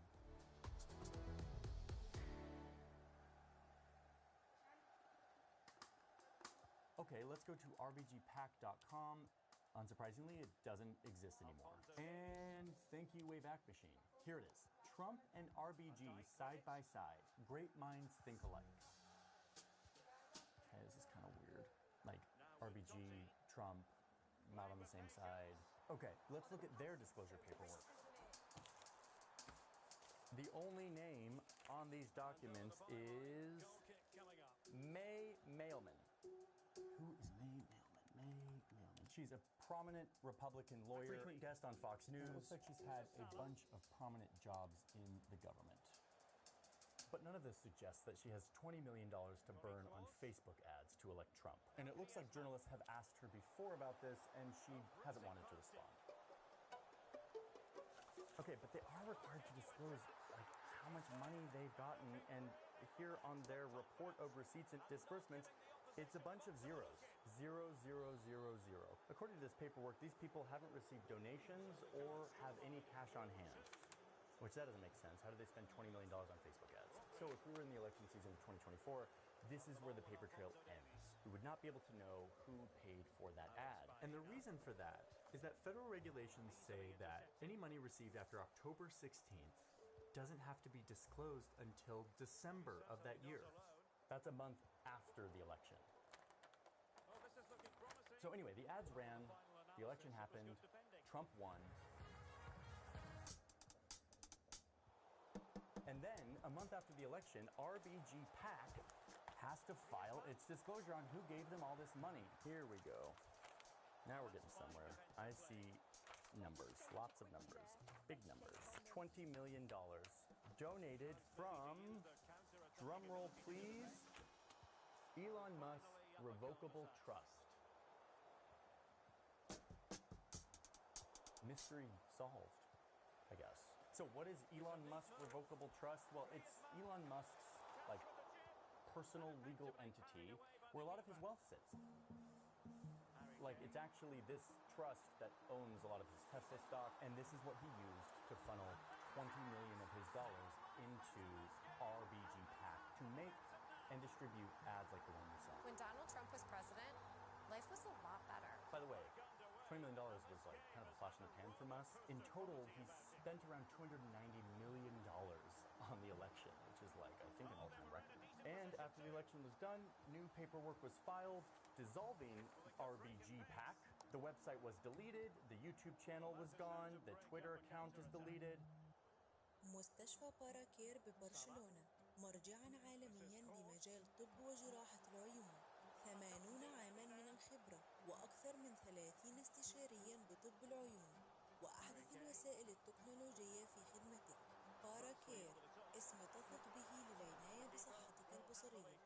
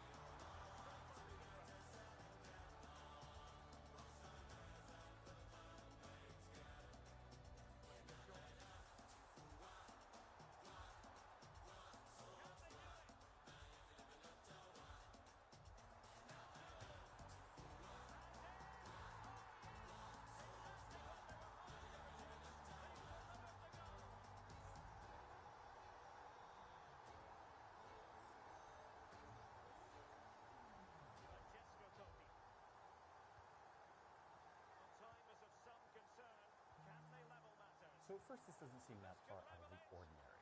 RBG PAC looks like just another election season ad campaign to influence voters. In this case, trying to convince women in swing states that even if you support abortion, you can still vote for Trump. But what all this paperwork shows me is that this is actually a way for one rich man to pour a huge amount of money into influencing the election without anyone knowing it was him. And none of this was illegal. Followed all the rules. Oh, and Musk was one of several rich Americans who funneled over $50 million into this election cycle, and coming from both sides of the political spectrum. In total, almost $15 billion was spent on the 2024 election. But how much is $15 billion? Like, is that a lot? We have a pretty big country. What happens if you control for population? Whoa, okay, yep. We spent a lot of money on elections here.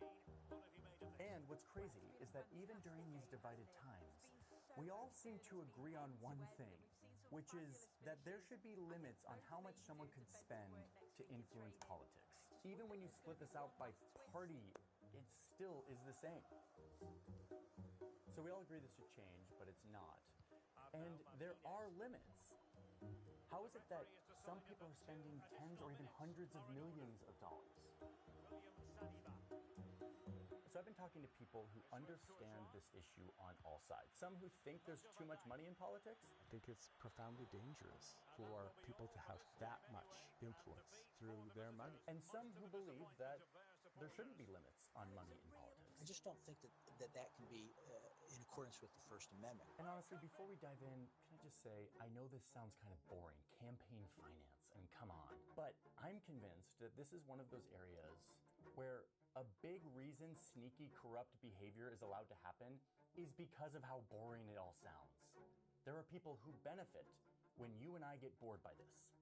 So let's try to change that today, to understand how money actually moves through our elections. And to do that, there's someone I need to introduce you to. Oh, come on. Jonold. Hi. I'm Jonold Harris III. I can't get my monocle to stick in, but that doesn't matter because I'm super rich. And I'm going to guide you through this journey. A little about myself. I'm the 1% of the 1% in this country. I'm rich beyond what you or anyone you know will ever achieve. And there's one thing I want in this world. I want to make a difference by becoming politically active. Wait, no, not like that. I want to do it with my money. What kind of influence do I want to have? Well, I want to influence elections. Who gets elected? Maybe I want politicians who will cut taxes and regulation. Maybe I want politicians who will take climate change more seriously, or who will advocate for a stronger relationship with Israel, or who like progressive taxes, or who are business friendly. You don't need to know that. It's my business. But throughout this video, you will be checking back with me, Rich Jonold, to see what sort of political influence I'm legally allowed to spend my money on. I'll see you soon.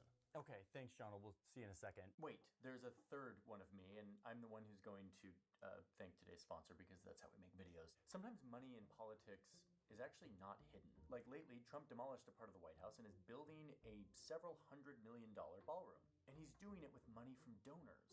And we know who those donors are. It's like a lot of tech companies and a bunch of rich families. Okay, is this bad or good, or what should I think about this? Totally depends on who you ask or what news you read, which is why I rely on Ground News, my preferred news outlet, because it is a place where I can actually get answers. Ground News is an app and a website that helps me see the full picture. It aggregates news from all around the world into one place, so that I can quickly compare coverage. I can uncover political bias, factuality, who owns these different outlets, all in one place. Let me show you what this looks like if we applied it to the ballroom donor story. I can immediately see that 170 sources reported on this story. I can see that left-leaning outlets emphasize the high cost and the fact that there were donors, but that they do so with high factuality, whereas the right-leaning outlets defend this project and frame it as patriotic, and that there's mixed factuality in this article. I can dig even deeper by filtering by ownership, factuality, or location to get the full context before drawing my own conclusions. I've relied on Ground News for years now because it gives me something that no other platform can, which is real transparency into all the ways that something is being covered, which is more and more important these days. Helps me stay ahead of the narrative. And unlike most platforms, it is completely subscriber funded. There's no corporate influence deciding what you see. So if you want to get on the unlimited plan, which has all of these features and a bunch more that I didn't even mention, you can get 40% off if you use the link in my description. It is ground.news/JohnnyHarris. Or you can just scan this QR code on screen and that'll take you right there. You can get this plan for only $5 a month. And in the process, help support and protect the system of the free press that helps protect us. Pretty important stuff. Thank you, Ground News, for sponsoring today's video. With that, let's dive back in. I first need to just say that money doesn't always mean victory in our democracy. You can raise a lot of money and still lose. There's a lot of research on this that shows that money does help, but it's not a guarantee that you'll win. What does it buy? Why are all these rich people so intent on getting their dollars into the political machine? And the answer is because it buys access and influence. And by the end of this video, I want us to all understand exactly what that looks like, how it's actually happening. Excuse me. Can I come back into the story now, please? Yeah, I was just getting started with my part, but whatever, go ahead. Let's go back to a time when things were a little different. How about right here, the 1970s? Hey, look, it's my corporate lawyer friend, Lewis Powell. He's been busy doing God's work, defending cigarette companies against the American Cancer Society. It's 1971, and Lewis has been busy writing a memo to wake up the people who lobby for American businesses, the U.S. Chamber of Commerce. And yes, we printed it because we're printing things today, okay? I'm in the mood for a good print. In his memo, Lewis Powell says that capitalism is being attacked, and that this is an attack on, quote, individual freedom. He urges corporations to use political power aggressively and with determination.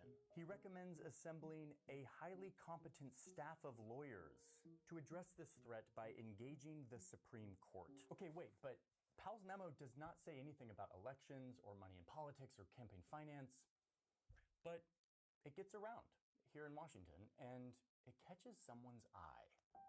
The president. When you have the perfect response in your head, but your fingers just can't keep up. We've all been there. Typing, deleting, retyping. Now I use Whisperflow. I just think out loud and it creates perfect formatted text on any app or website. Whisperflow understood what I was trying to say and gave me the exact output I wanted. Check out the difference between this same sentence being dictated into Siri versus Whisperflow. Let's meet at 12 p.m. at Joe's Pizza. Wait, no, actually I can't do 12, so let's do 12:30. And instead of Joe's, let's go to Kelly's Diner. Whisperflow understood what I was trying to say and gave me the exact output I wanted. For longer texts like this email, it even formats it professionally, so it's ready to go with no editing. So much faster than typing. Whether you're writing in Gmail, ChatGPT, iMessage, WhatsApp, Slack, Cursor, or anywhere else, break free from your keyboard. Do you know how much time you'll save if you quadruple your typing speed? Try Whisperflow for free on desktop and mobile.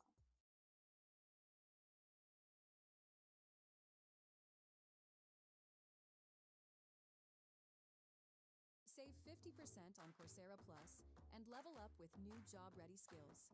Turn your goals into reality with over 10,000 programs from Microsoft, Google, and more. Your next chapter starts with Coursera Plus.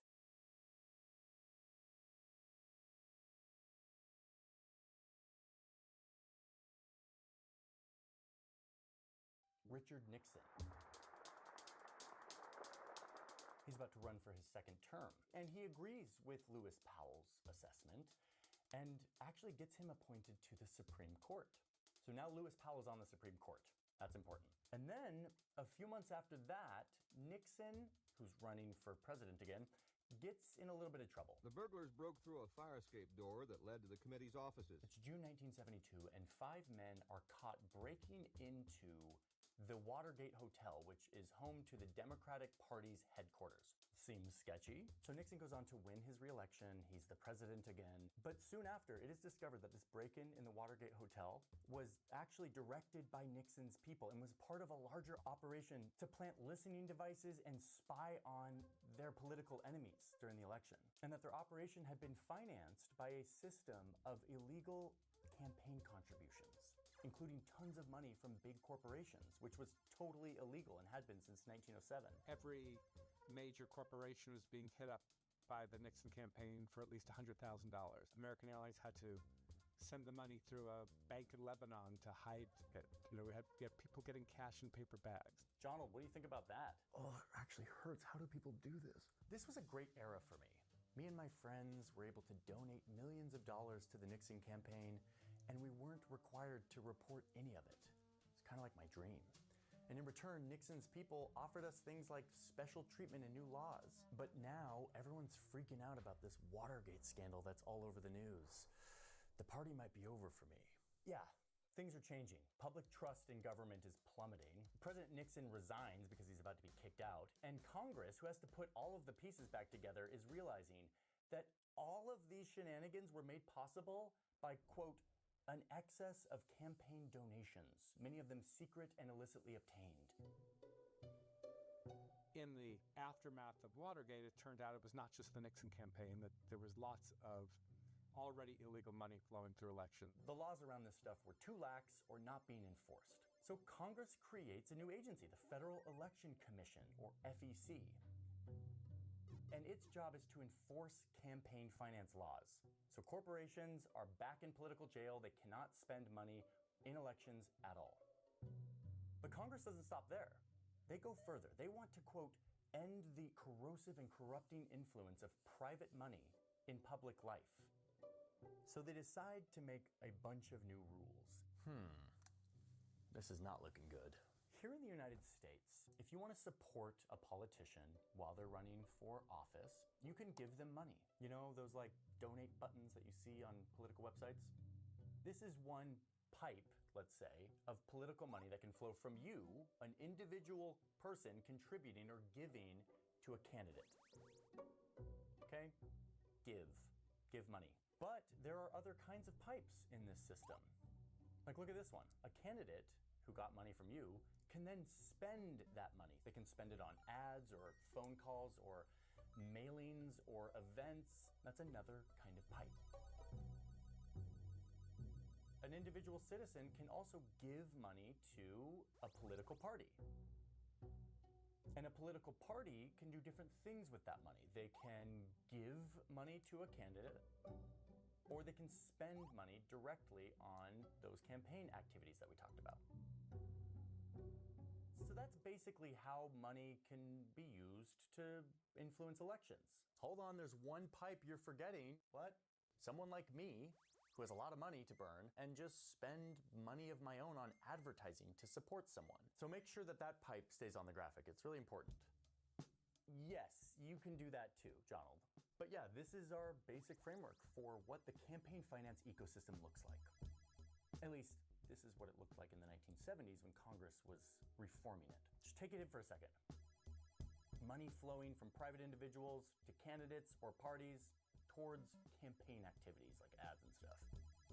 So here's what Congress does in the 70s after everyone's freaking out about the Watergate scandal.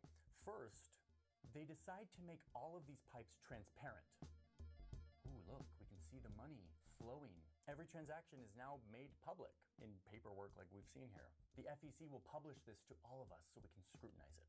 And by the way, that transparency thing is still true today. That's the reason why we're able to do the RBG PAC thing. Okay, but here's the big thing that they did.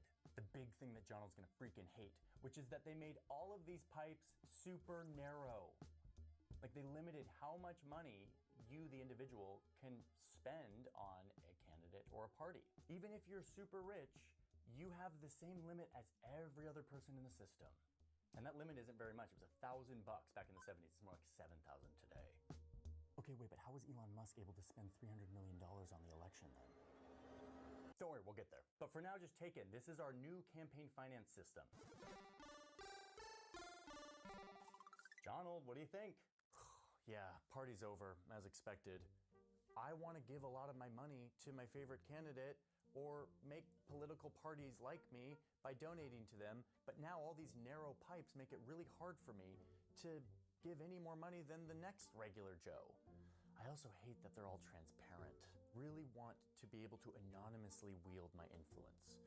Fortunately, I'm not the only one who's mad about this. Lots of my rich business friends are pissed. What Congress just did is effectively censor my ability to express my views by spending my own money to support a candidate. I'm starting to think that this is a matter of free speech. If you limit spending, if you tell people you can't spend money to publish your thoughts, you can't spend money to advertise any place, that clearly has strong First Amendment implications. So me and my friends are going to fund a group. Took political and financial patrons to supply the resources necessary for this litigation campaign. Free speech advocates and lawmakers, both liberals and conservatives, by the way. And this includes my buddy James Buckley. He's a senator. And we're going to sue the government. So wait, a lawmaker is suing the government. That's right. Here in America, if you don't like a law, you can sue the government, and if it gets overturned by the courts, you can change the law. And that's what's happening here. And this legal fight escalates all the way to the Supreme Court. Ah, look who's back in the story. Lewis Powell, my old friend. He now sits on the highest court of the land, the Supreme Court. And remember, he's the one who wrote that memo about American businesses needing to fight more aggressively to influence politics. Well, Lewis Powell isn't alone. Other judges on the court share his ideas and are pretty at odds with Congress creating this system, with all of its limits on how much a person can give to an election campaign. So they try this case, and after hearing the case, the court decides something that will change everything. They say that the giving pipes, all of these over here, are different than the spending pipes and should be regulated in a different way. Remember, giving is like a person giving to a candidate, or a person giving to a party, or a party giving to a candidate. And spending is like a candidate or a political party spending on ads and stuff in an election. The Supreme Court says that the government is justified in regulating giving for a very particular reason. Buckley recognized only one justification for regulating money in politics. That is this idea of preventing corruption or the appearance of corruption. Corruption. I mean, it's pretty easy to see how this works. You give $100,000 to your favorite politician to support their campaign. Now they kind of owe you a favor. This is quid pro quo, we call it. Sort of the most basic form of corruption. And the Supreme Court says it's okay to regulate the giving pipes because we don't want rich people to buy favors from their politicians. And they say this is why giving is different than spending. The spending pipes are not something that can lead to corruption. If you spend money on ads, it doesn't mean that a politician owes you favor, says the Supreme Court in the 70s. Okay, let's keep an eye on that. Préparez-vous à une toute nouvelle version, une toute nouvelle sensation, une toute nouvelle expérience de trading. Rejoignez XM et demandez jusqu'à 10 500 $. Tradez avec un courtier plusieurs fois réglementé. Développez vos compétences avec une formation en direct gratuite. Retirez vos profits instantanément à tout moment. Obtenez une aide experte n'importe quand. Profitez de l'assistance personnelle de XMI et d'une large gamme de produits. Téléchargez XM.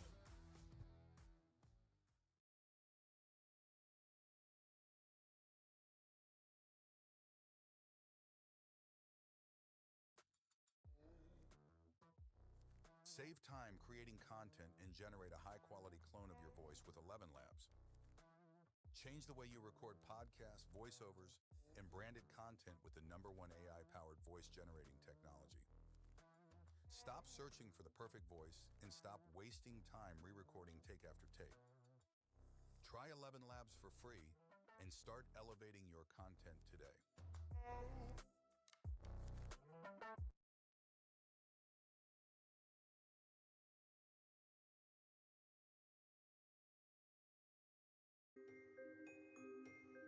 Okay, one last thing from this Supreme Court decision, which is that they go even further and say that political spending, like on ads and stuff, isn't just spending.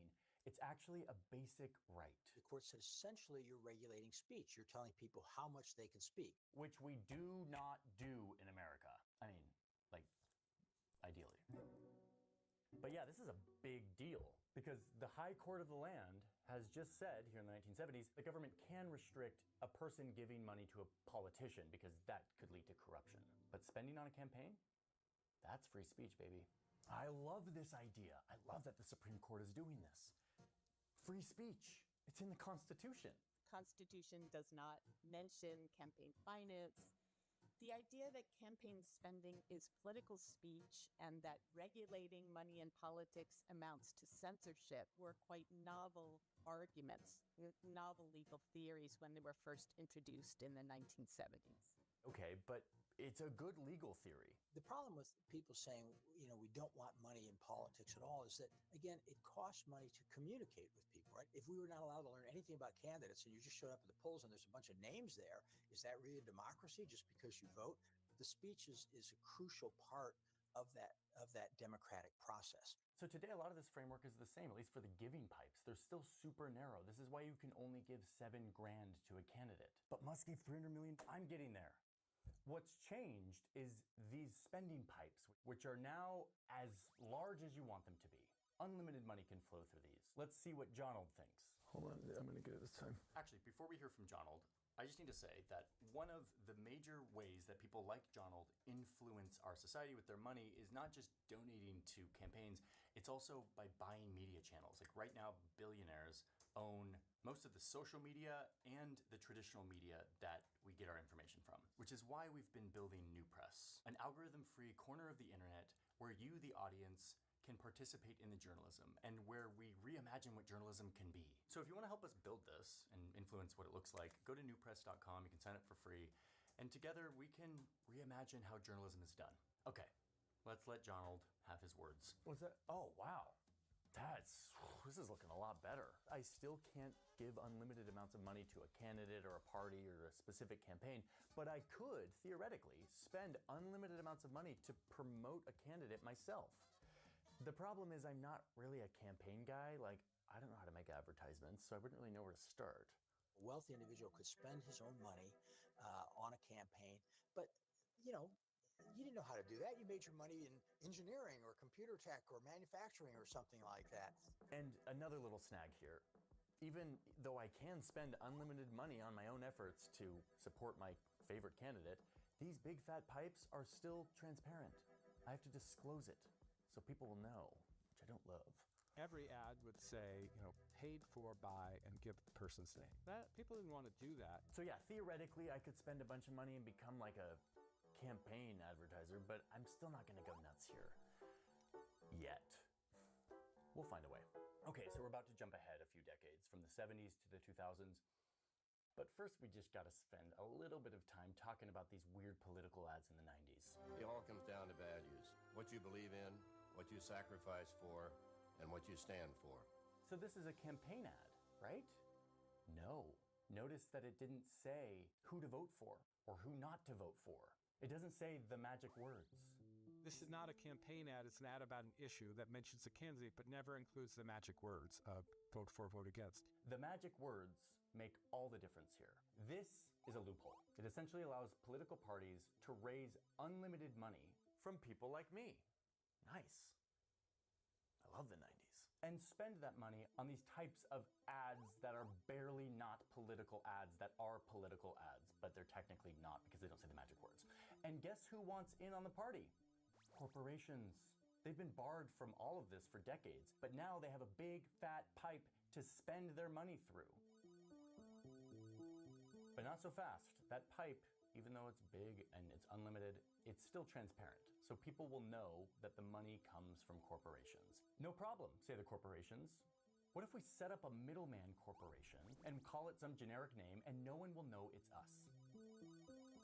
So this ad, for example, says that it was paid for by Citizens for Better Medicare. But actually it was paid for by pharmaceutical companies using all these loopholes. Wait, what was that? A middleman group? That seems interesting. Let's put a pin in that one. Work is a pain in the apps. My files are in this app. My chat's in this app. Projects in that app. Wow. You're really working your apps off, Daniel. You need ClickUp.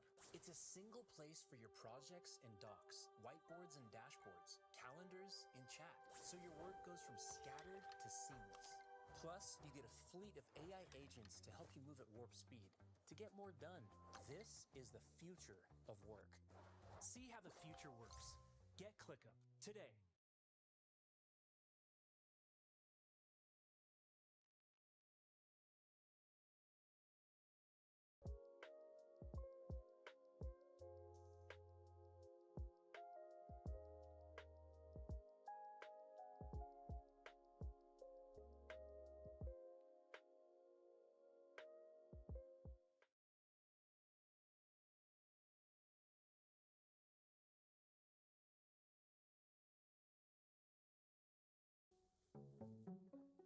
So by the end of the 1990s, we're back to the shenanigans again. There's nearly unlimited money flooding into politics through these loopholes. Corporations are doing political ads, and once again, Congress, who, by the way, kind of benefits from this, but like some people in Congress are brave enough to stand up and be like, this is messed up. We should not have unlimited private money in politics. That's not like a healthy democracy. We should change it. So it's 2002, and these two lawmakers reach across the aisle and make a new law to clean this up. Loophole closed, loophole closed, loophole closed. Congress is cleaning up shop thanks to these two, and unlimited money in politics has been solved. But here come the lawsuits. So it's 2007. Election season is in full swing. Everyone thinks Hillary Clinton is going to be president, but she's not. And there's this non-profit corporation called Citizens United, and they don't like Hillary Clinton. And they also don't like these new laws that close the loophole that allowed people and corporations to spend unlimited money on ads without the magic words. So they intentionally break this law, and they do it in the form of an anti-Hillary Clinton documentary. She'll make up any story, lie about anything. Hillary's got an agenda. She wants to take over the healthcare system. And the documentary never says the magic words of like, don't vote for Hillary. It's just like those ads from the 90s, but it's like an hour and a half long, and it's technically illegal. And Citizens United sues the government for making this illegal. They say that this new law is way too broad and oppressive to their rights of speech. And they hope that this case escalates to the Supreme Court, which it does. Back to the Supreme Court. Lewis Powell, my old friend, isn't around anymore because it's now 2007. But I haven't lost hope because the court is made up of a majority of justices who are kind of like Powell's spiritual descendants. They believe, like Powell did, that spending money on a campaign is speech and therefore cannot be limited by the government. That's exactly what the court said.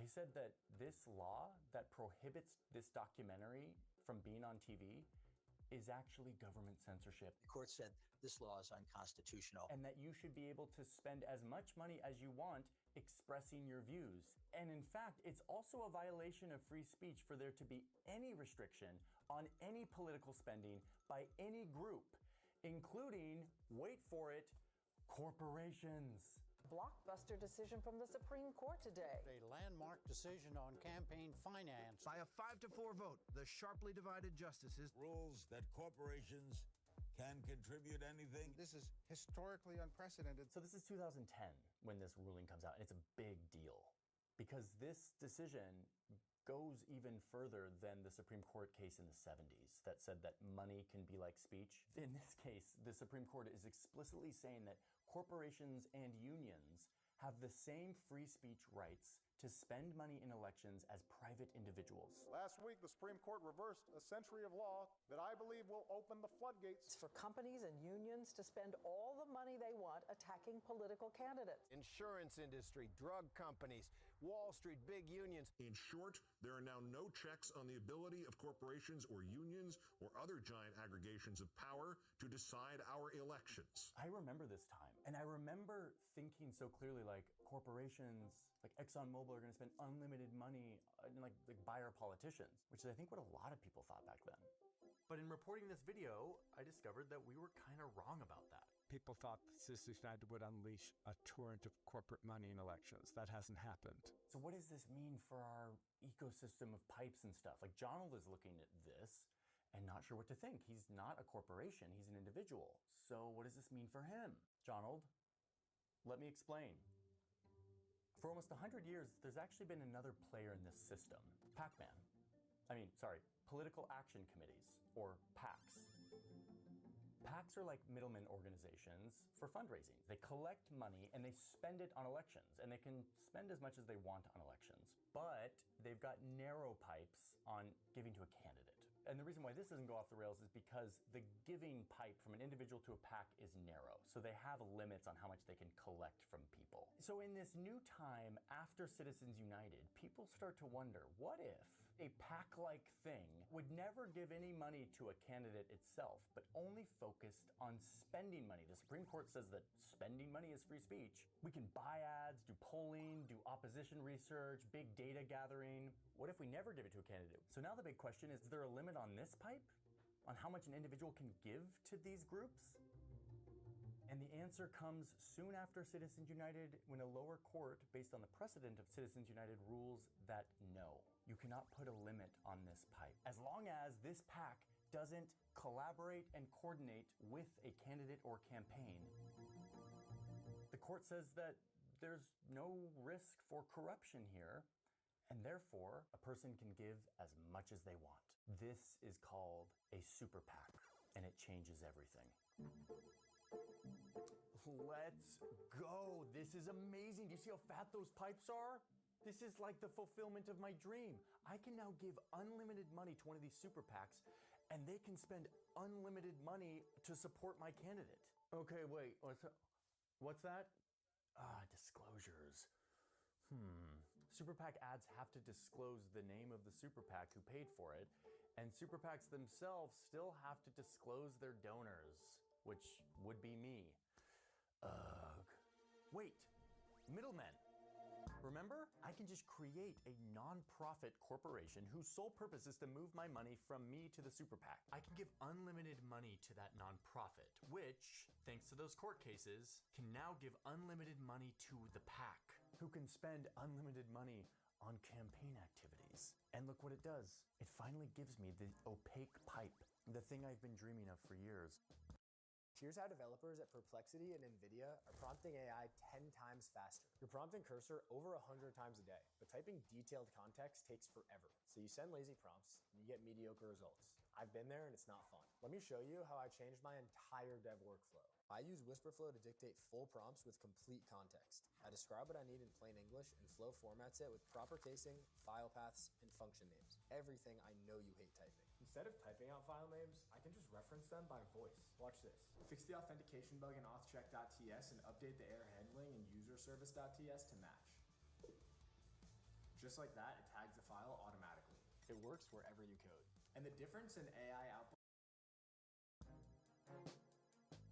So watch this. I'm going to give $10 million to my middleman organization, which I'm calling Better America, something totally vague. And my middleman organization will give that $10 million to a super PAC, who then spends unlimited on ads and campaigning for my favorite candidate. And yes, these transactions have to be disclosed, but all anyone ever sees on the paperwork is $10 million from Better America. My name is nowhere. And this is all totally above board, as long as the super PAC and the official campaign don't coordinate with each other. I can funnel as much money as I want into elections this way, and no one will know it's me. Congratulations, Jonald. You finally got your dream. Here is the amount of money spent by organizations like super PACs in the first presidential election after Citizens United. I mean, it totally explodes, and it only goes up from there. Some of these super PACs are Democratic aligned, some are Republican aligned. It's a mix. So back to my 2010 questions. Are corporations like Walmart and ExxonMobil giving to these super PACs? Kind of. Here are the top corporations who gave money to super PACs in 2024. A lot of this is coming from like crypto companies. If we want to talk about direct campaign expenditures, those large corporations aren't that interested in it. In 2024, corporations gave around $460 million.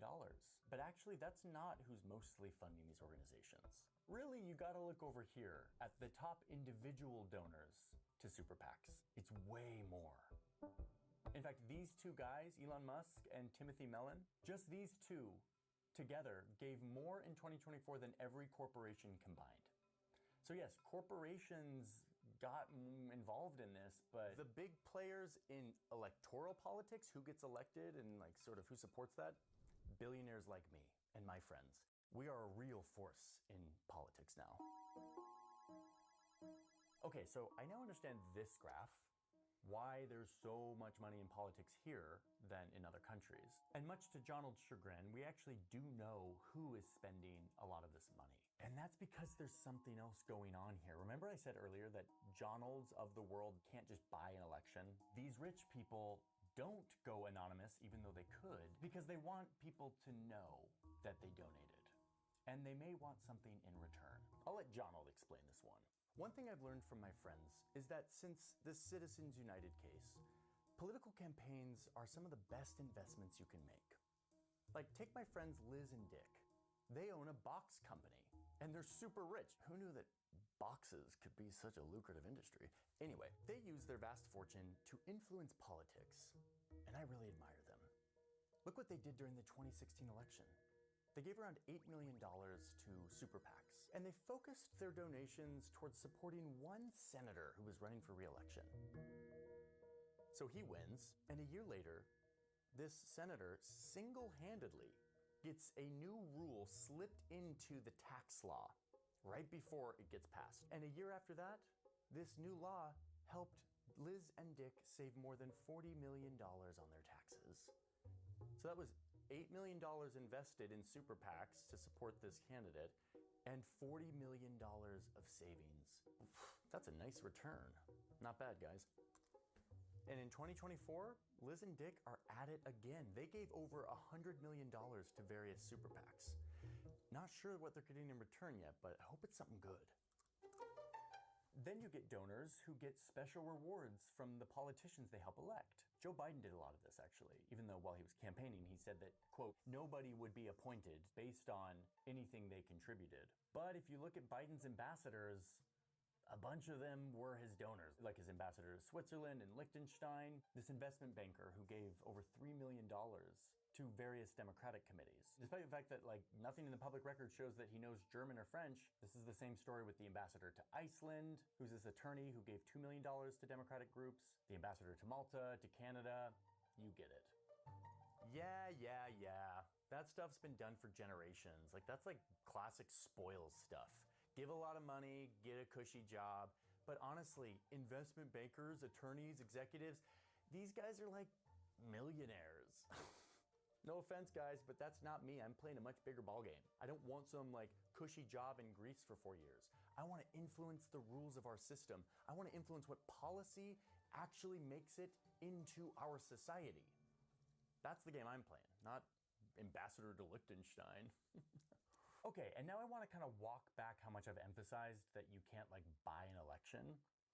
You, with a lot of money, can affect elections themselves. And there are some pretty nuts examples of this. Like, for example... Oh, hey, sorry. Can I do this one? I know I've been talking a lot, but I'm just like, I'm so excited about what's happening right now. Yeah, sure. Go ahead. I've been waiting this whole time to talk about my boy Pete. Peter Thiel. He's the co-founder of PayPal. And yes, sometimes he says some really weird shit. Christ was the first political atheist. Crypto's libertarian. Can we also say that AI is communist? You would prefer the human race to endure, right? Okay, that's enough. The story I wanted to tell is what happened in 2021, when two former employees of Pete's venture capital funds were running for US Senate. And honestly, it wasn't looking good for these guys. They were pulling at like 1%. But then Pete swooped in and gave $10 million to super PACs who were supporting them. This blew their competitors' fundraising out of the water overnight. And suddenly, thanks to my friend Pete, these guys are on the map. They're in the race. Donald Trump endorses them. One of them ends up losing in the general election, but the other goes on to win.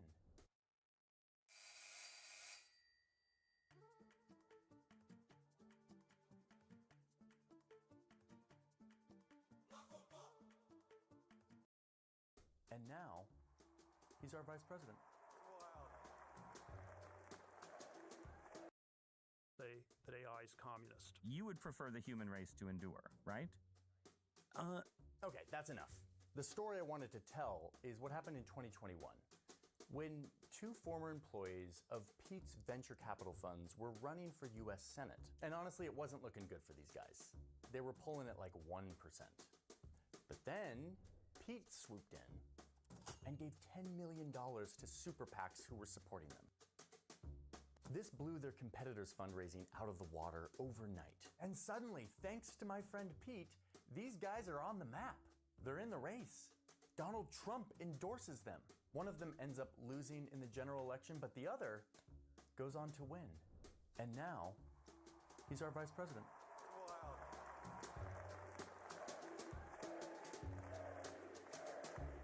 Vice President J.D. Vance is actually pretty vocal on some of Peter Thiel's pet issues, like crypto, which Thiel is a vocal investor in. With President Trump, crypto finally has a champion and an ally in the White House.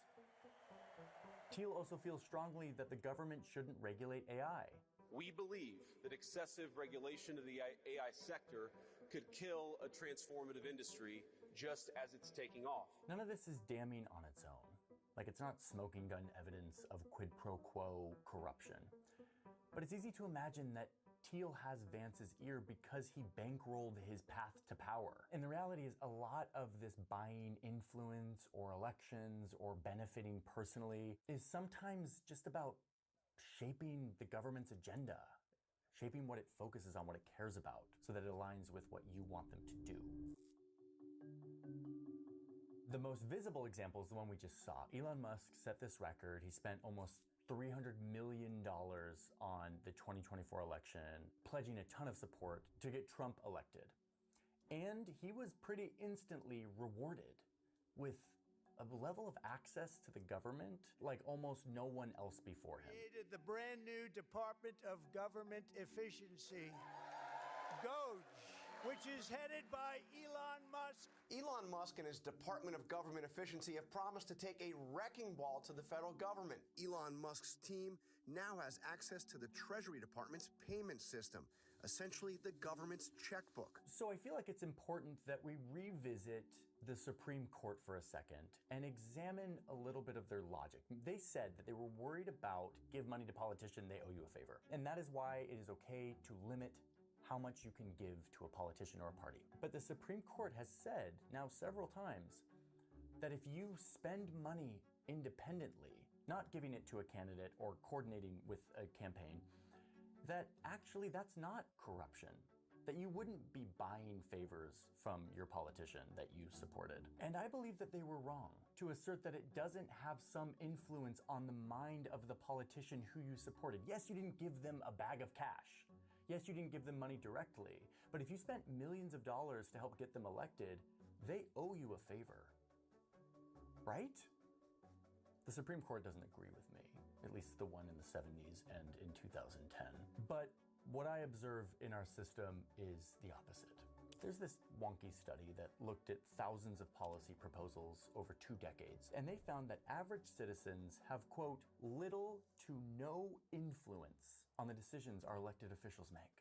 They do say that regular people, quote, often get the policies they favor, but only because those policies also happen to be preferred by economically elite citizens who wield the actual influence. And they said that their study probably, quote, underestimated the impact of economic elites on policymaking.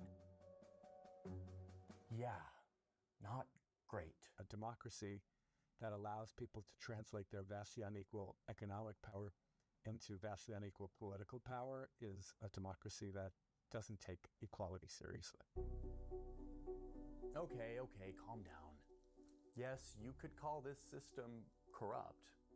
Everybody basically knows it, but it's legal. Like, this is all above board. The Supreme Court has spoken. This is what our system has produced, and it has allowed me, people like me, to be able to express my views, my speech, in a very powerful way. It's exactly what I wanted. But if there's one thing I've learned from going through the ups and downs of the last 50 years, it's that these things can change. It just takes one law from Congress to stop the party. And there's one thing that gets me really nervous, which is this chart. It shows that 72% of Americans agree that this unlimited spending thing that we do now is not okay. 72% of Americans don't agree on anything. And it freaks me out even more that when you split it by party, people feel the same way on both sides. If people start to realize that it's 72% versus 11%, the way that the chart says, that's not good for me. So there's 2 things I do hope for. Number 1, I hope that all of you keep fighting over stupid stuff. Don't pay attention to the way that we run your elections.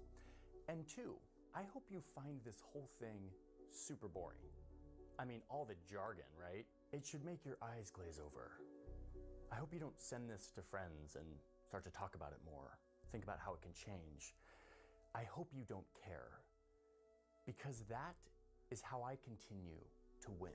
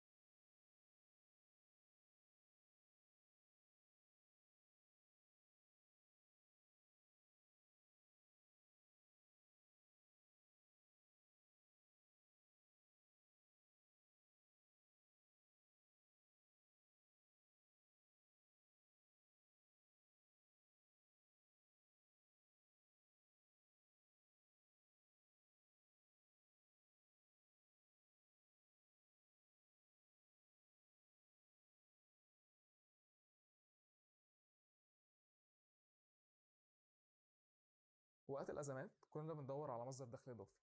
في تاجر هنساعدك خطوة بخطوة تحقق أول أرباح ليك في السوق السعودي والإماراتي. هقول لك إزاي تحقق أول أوردرات ليك مع تاجر عن طريق إن إحنا هنعمل مع بعض أكونت يوكان نرفع عليه منتجاتنا ونحقق بيه أول أرباح. هقول لك كمان إزاي نعمل أكونت تيك توك وإزاي نربط البيكسل بتاعنا وإزاي نعمل أول كامبينز لينا سواء كانت ليد جنريشن أو كونفرجن، وكذلك إن إحنا نكريت أكونت سناب شات ونعمل بيه أول كامبينز كونفرجن.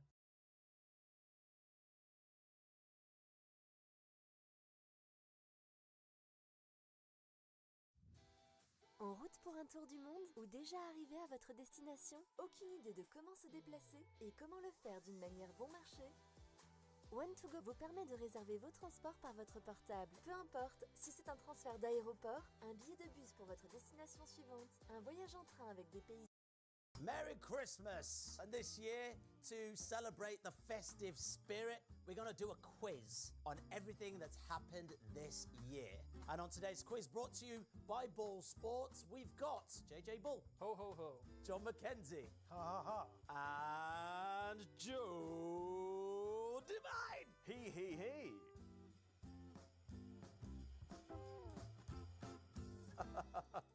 All right, we've got 4 rounds, 5 questions. First round, it's a picture round. And you've all got your little pieces of paper. I want you to look at a cropped picture and tell me who the goal scorer is. Okay, picture number 1. Who is the goal scorer?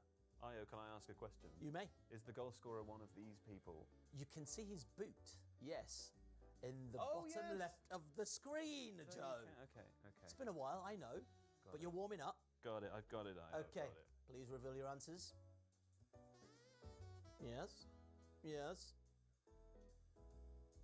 One of you is wrong. Wait, one of them's wrong? It's Declan Rice. Okay, picture number 2. Oof. Beauty. Who plays for them? God. It was literally a few months ago. Don't worry, Io, I've got it. All right, you ready? Yeah. Okay, answers please, say them. Sobersley. Dom Sobs. Sobersley. Joe's wrong again. Picture number 3. Ooh, this is a tricky one, isn't it? Whose boot is that on the right-hand side? The screen won't get any closer. The person's leg reminded me of this person, Io. That's kind of what I'm doing too. That's what you're doing as well? Okay. Yep. It's definitely not that. Answers, please. Marcus Rashford. Joe Devine. Definitely not. Manuel Figueroa. Definitely not. Oh. JJ Bull wins. Well done. Is it Is that Rashford? 3 out of 3 for you, man? Yeah, So it's Champions League. 3-2-0. Okay. You can see the Champions League thing in the Here background. we go. Next picture, please. Champions League ball. They've got the badge on as well. Ooh, this one's a good one. Tricky. Quality goal, though. No, I know that as well. What we got. Answers, please. Actually, let's start with Joe. What's your answer? Simon Musiala? No. Luis Diaz. Yes. Yes. Well Luis done. Diaz. Clean sweep for JJ. I got the right team. Okay, the finale one. Hopefully you'll get one right. Oh, this is a beauty. No idea who this is. The clock is a ticking. Dun, dun, dun, dun, dun, dun. All right. I'm hoping you get this one. Go on, JJ. That's Scott McTominay Ballon d'Or. That's the one, Scotty McTominay. Come on. Scotty Too Hotty. And Joe Devine. That does make more sense than Ricky Van Wolfswinkel. So, ladies and gentlemen, clean sweep for JJ Bull. You 4, you 0. Technically a clean sweep, Io. Of zeros? Yeah. Just like Wolves. Round 2. It's all about records from the year 2025. And this one's actually multiple choice, so here we go. Number 1. Which player has scored the most goals for club and country in all competitions in 2025? Is it? Do you think I can read your screen? Yes. I saw you trying to look. I did Cheater. try. Erling Haaland, Kylian Mbappe, Lionel Messi, or Harry Kane? So which player has scored the most goals for club and country in all competitions in 2025? In the calendar year. See. Oh. Oh. It's a choice between 2, and I think I've chosen the wrong one. John Mackenzie's got a really smug smile on his face, so I'm praying he's got it right. So in that case, I'll start with you, John. I've gone for Big Purling Parland. It's Harry Kane.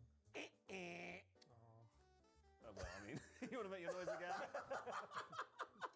It's actually Kylian Mbappe. It's Kylian Mbappe. It is Kylian Mbappe. Oh.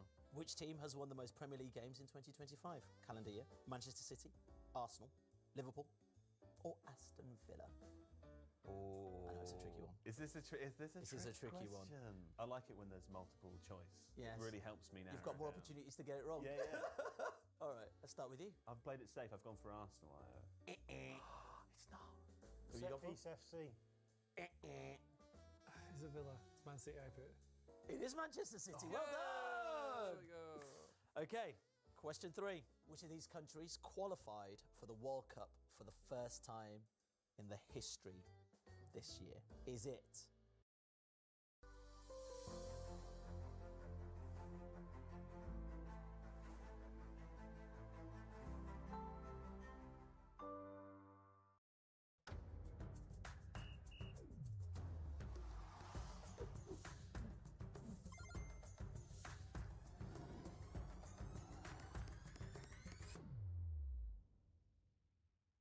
Salam l'Afrique et bienvenue à African Show, l'émission qui met en lumière la créativité africaine. اليوم كيف ما العاده غادي يكون دو جيمنج دو فريستايل دي سكسيس ستوري وغادي نمشيو عند المشجعين. Et Dunia, avant d'aller à leur rencontre, place justement au gaming avec Match League.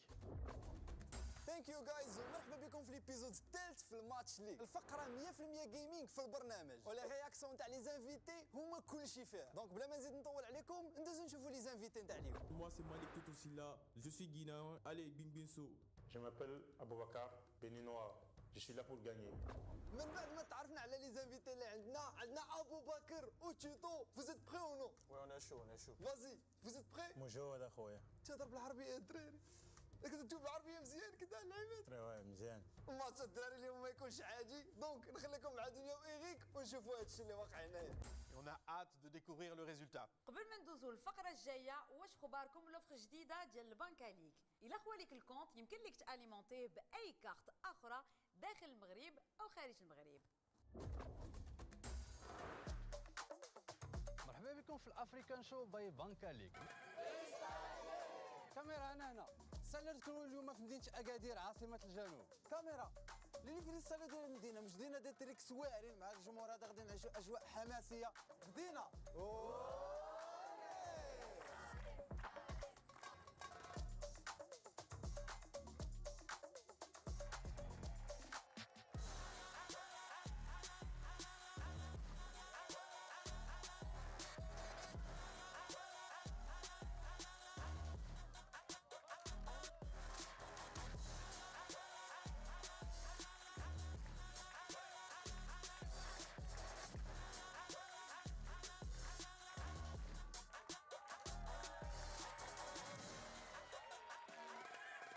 المركز الثالث حليم بغيتكم تصفقوا عليه بزاف.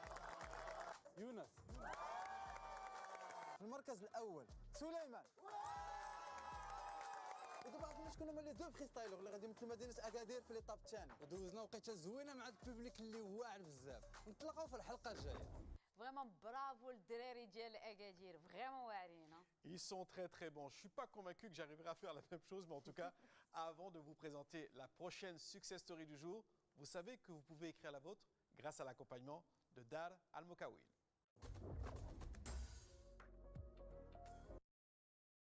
A. The UAE, United Arab Emirates. Is it B. Uzbekistan? Is it C. New Zealand? Or is it D. Haiti? I was about to write down a team that you hadn't said. What are you thinking? I believe it's Haiti. It's not Haiti. No, I wrote They Haiti qualified as for their well. second They've World been Cup. in the World Cup Yeah, before. you know that. Well, way I back didn't know in which- the 70s, I think, 1974. Well, I Haiti that answer. What you say, Joe? UAE. It actually isn't. It is Uzbekistan. Well done to Uzbekistan. Yeah, well done, Indeed. Uzbekistan. Round of Well applause. done to Haiti as well, though. Yes, another second is still second good. time ever in their lives. Well done to all the teams. Question 4.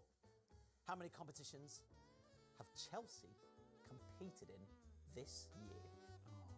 This year. This year. This isn't multiple choice. Let's just see if someone can get it. I'm feeling confident, IO. Come on, sir. I think the answer is 6. John? I've also gone with 6. JJ hasn't even done it yet. Hang on. He's cheating. Give me the answer. Tell you what, you start telling the answer and I'll write my answer. So the answer is...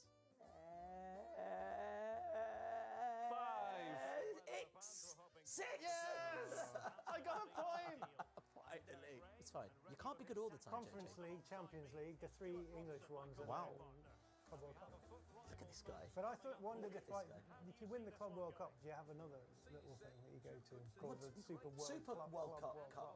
It's called the Club Universe Cup. Galaxy The League. Chelsea multiverse. All right. In September, Erling Haaland became the fastest player to score 50 goals in the European Cup and Champions League in terms of games played. But whose record did he break? A. Cristiano Ronaldo. B. Robert Lewandowski. C. Raul Gonzalez. Or D. Ruud van Nistelrooy. La la la la la. What was the second one? Oh my God. There's only 4 possible answers, John. Just write down a name. Lewandowski. JJ, let's start with you. I put Cristiano Ronaldo because he scored loads, didn't he? So. Lua. I wrote CR7 to be Brando. Ruud van Nistelrooy. La la la la. Yeah, Ruud van Nistelrooy did it in 62 matches. Really? Yeah. He's kind of slept on, that guy. Yeah, for sure. Impressive. Okay. JJ, stop looking at my questions. I can't see them. I keep forgetting you have that there. Yeah. Okay. I do. Okay. I was trying to look at them earlier, but I He's stopped. drawn to shiny things. Okay, let's move on to round 3.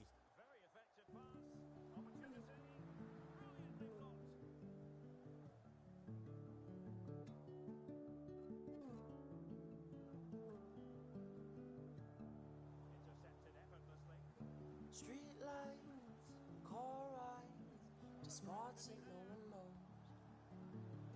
Good hugs and hot mugs, blankets in the cold. Never things reminding me, living life is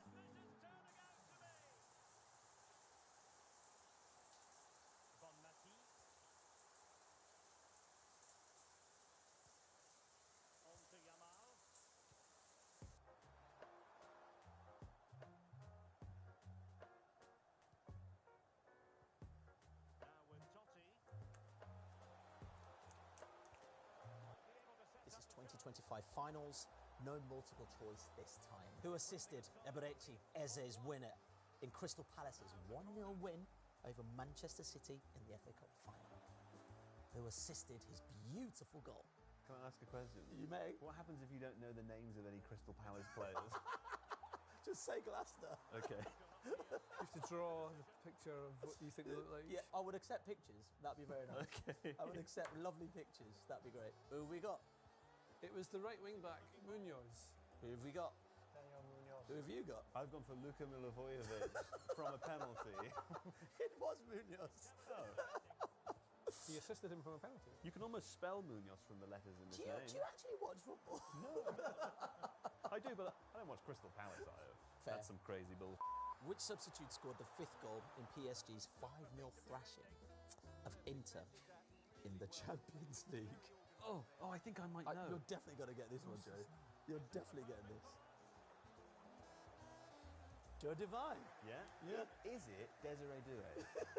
No. Oh. Desiree Doué, no. John? I went with Mayenda, but I think that is not. No, but close enough. Was it Gonzalo Ramos? No. It's Seni Mayulu. Ah. I know. remember his That's a name. tricky one. Do I get half a point for that? No, just The because you name- used the letter M. The letter M, it ended in A. But this ends in U. Oh. Who's the missing player from Spurs' victorious starting 11 in the Europa League final? I watched this game. Oh, hello. I don't know the answer, though. JJ's already done. Doesn't mean I'm Mackenzie. right, though. Yeah, still. I've just seen Joe Devine's answer. I've made kind of a mess on the floor. Joe Devine, what's your answer? Is it Glenn Hoddle? It's not Glenn Hoddle. It's a strange to think that it's not Glenn Hoddle playing in 2025, but no. It could have been Glenn. It could have been. Yeah. I've gone with Bergvall. Was it Yves Bissouma? Oh my goodness. Give the man a round of applause. Well done. Well done. Well done. Brilliant knowledge. Name any of the 7 musical artists who performed at the Club World Cup final, either at half-time or pre-game. Guys, should you just give up? I'm going to guess on the basis that this person, whose name I will write down, is known to have previously performed at football events. Okay. Okay. So in some ways, I will show my cultural knowledge. Okay, Joe Devine, you look very happy with yourself. Would you like to start? Yeah, I'm ready to go, Io. Okay. Okay, now here's my answers. The main one is Pitbull, because I know that he's done some football stuff before. Pitbull, is that right? No. No? Okay. Beyond that, I got Block Party, Christina Aguilera, and then both Elvis and Elvis Costello, just in case there was a misunderstanding There about was a which hologram of Elvis. Yeah. Do you know what's really weird? None of those are right. No points. I know. Sorry. It's okay. That's a shame. It's not your fault. What have you got? I've got Dua Lipa, Joe Devine and Coldplay. Yes, Coldplay. Yeah. You're right. You are right. And JJ, can you bring this back? Well, I've got Coldplay down. Or Remember not. that? Did Shakira do something? No, she No. didn't. Robbie Williams, he's normally floating about. Yes, well done. The Red Hot Chili Peppers? No. Seems like they would have done. And I also had Pitbull, so that seems realistic. No, you got 2 there. Well done. The one that should have been there was me. Pitbull. Good bit of Pitbull. Yeah. You've had 7 chances to get 1. I only wrote 5 answers, though. It wasn't meant to be. Final question. Lionel Messi's Inter Miami won the MLS Cup. Which of his former Barcelona teammates is the club's manager? Come on. I think I know this one. Please.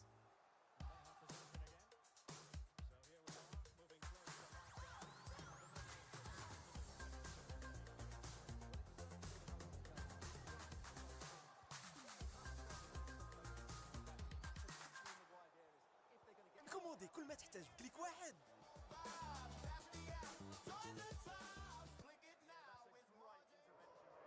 مع مهرجان مول عيش لكن بكل حماس واستفد من التوصيل المجاني. Marjan Mall, the marketplace.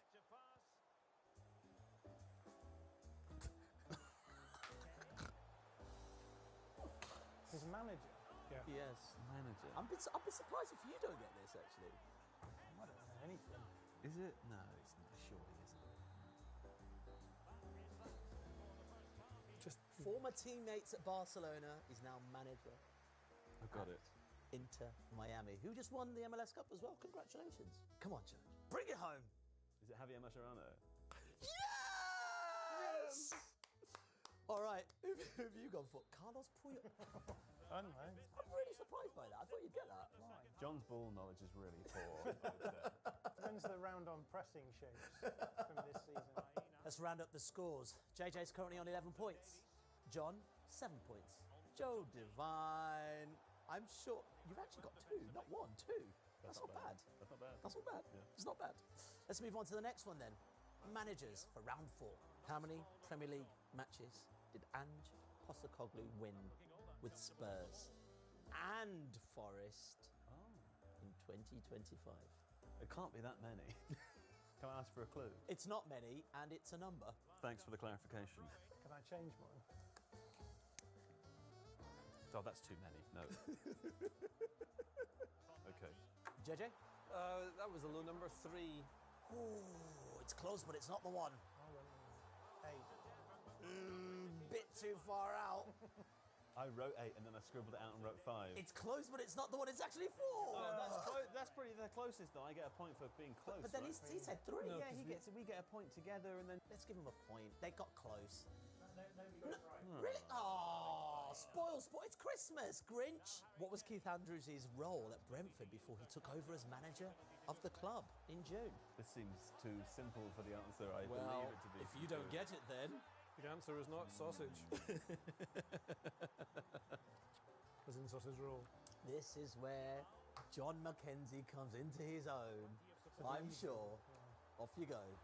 Set piece coach. You are spot on. You are spot on, Joe Devine. Now, this is in no way meant to denigrate Keith Andrews, who I know is a terrific manager. I wasn't sure. I would have written assistant manager. That it was a question made me think it wasn't. So to be safe, I wrote lollipop person. But it's not true. I know that now. So, Keith, come sort him out then. no disrespect intended, Keith. You're doing a fine job. Good. You can subscribe to The Athletic for $9.99 a month. Which of these managers has not taken charge of a Premier League game in 2025? Simon Rusk. Who the is that? I don't know. Oh. Gary O'Neill, Ruud van Nistelrooy, Julen Lopetegui. JJ still going? It's fine. I don't know. I've gone for Gary O'Neill. I've gone for Gary O'Neill. I too have gone for Gary O'Neill. No, clean sweep! We've done it! Who is Simon Rusk though? I He's don't the know. assistant coach of Southampton. Really? He took over when Russell Martin. I used game logic to work it out. I thought Simon Rusk must be a real person because I don't know who he is. So it's presumably this one. I didn't get points for that though, do I? No. Not in this quiz. Not in our quiz, mate. Not in this low-level quiz. Not in this Gary O'Neill. Not if you can't get Javier Mascherano. No, that's true. Come on. I think John should get a point, but sadly we have to move on with time. Which club did Simone Inzaghi leave Interfor in the wake of their Champions League final defeat to PSG? Is it A, Al Ahly? Is it B, Al Ittihad? Is it C, Al Hilal? Or is it D, Al Nassr? Guarantee you will get it wrong. Are you ready, JJ? Show me. Yeah. Oh, Al Hilal, I think. Also Al Hilal. Not looking good for you, is it? I didn't get it right. Well, I don't know if that's right yet. No, it is Al Hilal. Yeah. It is. Just the last question for the whole quiz. This is the last question for the whole quiz. Why would you do that? Which of these managers has so far not won a Premier League Manager of the Month award in 2025? Is it A, David Moyes? Is it B, Ruben Amorim? Is it C, Mikel Arteta? Or is it D, Victor Pereira? Okay, gentlemen, what have you got? I've gone for Mikel Arteta because it seems like the most correct answer. Also, that's why I did that. I went for Big Mick. Clean sweep again, gentlemen. Well done. Well done, Joe Devine. I'm proud. When you can work it out through the game logic, I feel as though... Are you just looking at John's answer? No, I swear to God. I thought what would be the funniest answer, and it's this one. So at the end of the quiz, the points are thus. 4 points to Joe Devine. Boo. 11 points to John McKenzie. Yay! What did you turn into a lad? And JJ Ball with 15 points. But don't be so smarmy. That's not smarmy, I just won. No, it's not over. There is still one more bonus question, and for this... One2Go vous permet de réserver vos transports par votre portable. Un billet de bus pour votre destination suivante. Un voyage en train avec des paysages merveilleux. One2Go vous propose différents modes de transport pour atteindre toute destination régionale ou internationale. Un billet d'avion interne ou international, ou même un ferry qui vous emmène à votre île de rêve. Réservez vos billets facilement et rapidement par votre portable et payez à la carte, par PayPal ou par un moyen de paiement local. Visitez One2Go et commencez aujourd'hui votre grande aventure.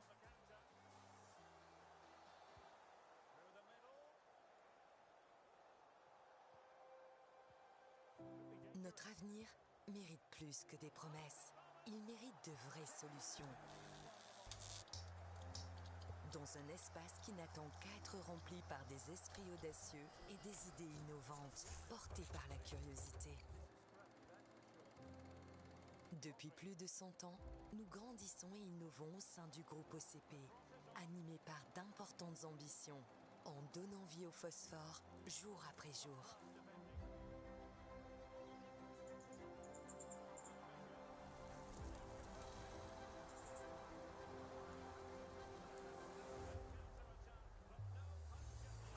Nous extrayons le phosphate et le rendons à la terre. Nous restaurons, nous régénérons avec des possibilités infinies.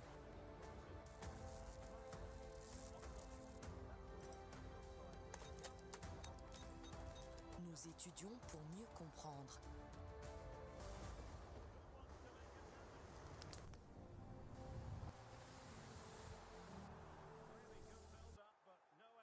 Everyone has the opportunity to win because it's a two-parter, and each answer is worth 300 points. Here's Sam Tai with a bonus question. This is the bonus round, presented by Boyle Sports. 10 years ago, Jamie Vardy broke the Premier League record by scoring in 11 consecutive games. This helped Leicester City defy 5,000 to 1 odds and go on to win the title. Manager Claudio Ranieri created an old-school, counter-attacking 4-4-2 setup. They averaged the 5th lowest possession and the 5th most long balls per game. The plan was clear. Feed Vardy's explosive pace and finishing skills. N'Golo Kante would win possession, and Danny Drinkwater would play through balls, releasing Vardy in behind the defence. Sometimes he'd drift wide to receive the pass, then cut inwards while Shinji Okazaki occupied the centre-backs. And Riyad Mahrez was a star on the right, beating defenders and creating chances for him. These simple but brilliant tactics helped Vardy score 13 goals across 11 consecutive games. My question to you is this. 2 players recorded 3 assists each to Vardy during this record-breaking run. Can you name them both? Okay, gentlemen, 300 points at stake per answer. To be crowned the Christmas Quiz Champion, Joe Devine. Okay. Now, I know I've only got 4 points coming into this final But round. you've got all to play for, my friend. It's all to play for. And I remember football in 2016. I'm not that confident, but I know that these people played for Leicester at the time. So here's my answers, okay? Okay. Answer 1 is Mark Albrighton. Answer 2 is Richie Delat. Could it be? Funny you should say that. No! Was I right with either of them? No! Well, I went with Albrighton as well. I also went with Danny Simpson. Maybe Drinkwater if you ignore my crossed out name. You can't do that. You can't do that. You can't do that. Which means I went with the ones I've circled here. I went with Danny Drinkwater and Riyad Mahrez. no, but one of those is right. So 300 points to you, Danny Drinkwater. You win the quiz. Why did Sam Tai tell us the answers in the video? I assume the answers must be not Drinkwater or Riyad Mahrez because Sam Tai. The other one was Leonardo Ulloa, but no one really got that one. He was the next one I was going to do, but there we go. But well done. There is no prize, but I'm very happy for you. I want a prize. If you like this video, well done. I'm very proud of you. Can you keep filming for a minute?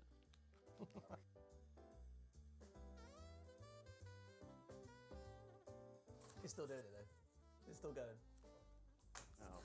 Make more wings. Here we go. Go on then. That's not bad. Material choice. Hello and thanks for joining us live here on EA TV. I'm Guy Mowbray and I'm joined by the ever-knowledgeable Stuart Ross. if you like this video, please consider subscribing to the channel. The Athletic is home to some of the world's best sports journalists, including David Ornstein, Amy Lawrence and James Horncastle. With the latest transfer news and insights on every Premier League story that matters, The Athletic... In terms of the defensive structures in those games, the problem that he's having is that even within these structures where you're giving your players every opportunity of being able to stop the opponent from scoring, you still rely on individual moments. And those individual moments are going badly a little too often for me. So I've got 2 examples here from the Villa game. Actually, we're going to look at all 3 of the Villa goals because there's elements of mistakes that are made in all of them. In the first half, West Ham were using a really nice 4-4-2 diamond shape, which matched up really nicely to what Villa were trying to do. And they were able to keep them really quiet. In the whole game, they conceded 0.5 XG. But there's just a few little areas where we can look at where the players maybe fall down. So the ball is received out wide by John McGinn, and then we've got Mavropanos with Ollie Watkins, who puts him under pressure for the goal. And I want to talk a little bit about separation. Separation is just finding space. If you've got players getting close, and the whole idea of a defensive structure is to get your players close to their opponents to make it hard for them to do things. So if your structure works, you should have good access to players. It's clear that they've got good access to players. The problem is that the individuals maybe get shifted a little bit too easy. So Diouf gets shifted by John McGinn far too easily, so McGinn is able to create enough space to get a good cross in. Ollie Watkins drops off Mavropanos to give himself the momentum to go past him and arrive in a good situation. And I think Mavropanos is a little bit slow responding to that. So we get to this situation where you can see, despite the fact Watkins dropped off, he's able to get a run on Mavropanos, gets ahead of him. So 2 sort of very small mistakes here, which you can, rightly as a West Ham fan, you could say, we're unlucky to get punished in this way. Mavropanos does a good job of getting back across Ollie Watkins, but to do that he has to use a lot of physical prowess to do that. As a result, he loses a bit of control, and then the ball bounces off his head and goes in. Incredibly unlucky goal, but you can trace it to these little mistakes that are being made. Same with the third goal as well. And what I've done here is I've just highlighted the defensive movements that this midfield three have to do. We saw it with the Leeds game as well. When the ball goes one side, you have to shuffle across. So you've got Mateus Fernandes shuffling into this area. Freddie Potts is coming across, and then what should happen really is Magassa drops in to cover the space that is opened out by these two players shuffling across. He doesn't do it. Space is opened out for Morgan Rogers, and at the point where the pass is played to Rogers, Magassa is too far away to actually catch him. Now, again, you could consider yourself fairly unlucky to concede a chance like this. Villa have been scoring a lot of chances like this, so it's the sort of thing you should be aware of going into this game. But even still, he still plonked it in from... I mean, it's a freak goal, man. It's a special It's an incredible goal, yeah. But again, it all comes down from the system that had been working the whole game with Magassa dropping in. He doesn't do that once, and you get punished for it. That's the Premier League for you. Nuno can do all of the structural changes he wants. If the players aren't going to be sharp enough in those moments, that's going to be an issue. The other thing that I'm worried about with them is they are getting into winning game states. They're getting into scenarios where they're winning, which is absolutely brilliant for a team who are in a relegation battle. The issue is that they're struggling to stay in those winning game states. Is the issue here not necessarily just that they're not defending well enough, but they're not able to possess the ball well enough when they are in these winning game states? Because I think being able to defend with the ball is a really useful aspect as well. So we've got another viz here, which is just showing you sequences of play where you have 10 passes in a row. So this is in winning game states. Man City are winning. On average, they're doing 10 plus passing sequences, right? So they're keeping the ball for long stretches. It allows you to control the game a little bit better. West Ham are absolutely rock bottom of this. I think it's very clear that there's situations where West Ham have the ball. If they protected it better, they wouldn't be putting themselves under so much pressure, particularly as we'll see in this example, because when they lose the ball, it actually means their defensive structure is compromised. And so all the hard work that they're doing at getting a good defensive structure doesn't count because they've lost the ball. So here's the play. Diouf has the ball. You expect them to work the ball down the line, place the ball to Paquetá, and then makes the run into the channel. And you think, look for that runner. This is all fine. Paquetá actually gets overrun by two Villa players, though. The ball is turned over, and now we're in a horrible situation because your two fullbacks, Wan-Bissaka on the other side, who is eventually the guy who's responsible for the goal scorer, Morgan Rogers, but also Diouf has made that run, so he's out of position. And from here, everything just sort of collapses. The ball is moved to Tielemans under very little pressure. Tielemans, we talked about separation. Look how much separation he's got here. So he's got all the time in the world to play the ball in. Wan-Bissaka is making a good effort to catch up with Morgan Rogers, but the problem is that Rogers can still comfortably receive the ball, and because he can stop the ball dead, the momentum of Wan-Bissaka carries him too far, and then he ends up with a pretty easy shot. This was the only good chance that Villa created in the whole game. But again, it's coming from these little mistakes here and there where I think despite the improvements that Nuno has obviously brought, it requires the players to be, one, making sure that they're not losing concentration in certain key moments, but two, working on that in possession side of the game as well. So for me, this is why I still think that West Ham, given their 3 points behind and goal difference behind Leeds, are probably in the slightly weaker position. Okay, John mentions little mistakes, but still half a season left to go. You've got players like Jared Bowen, you've got players there with Premier League experience. Surely that should be enough.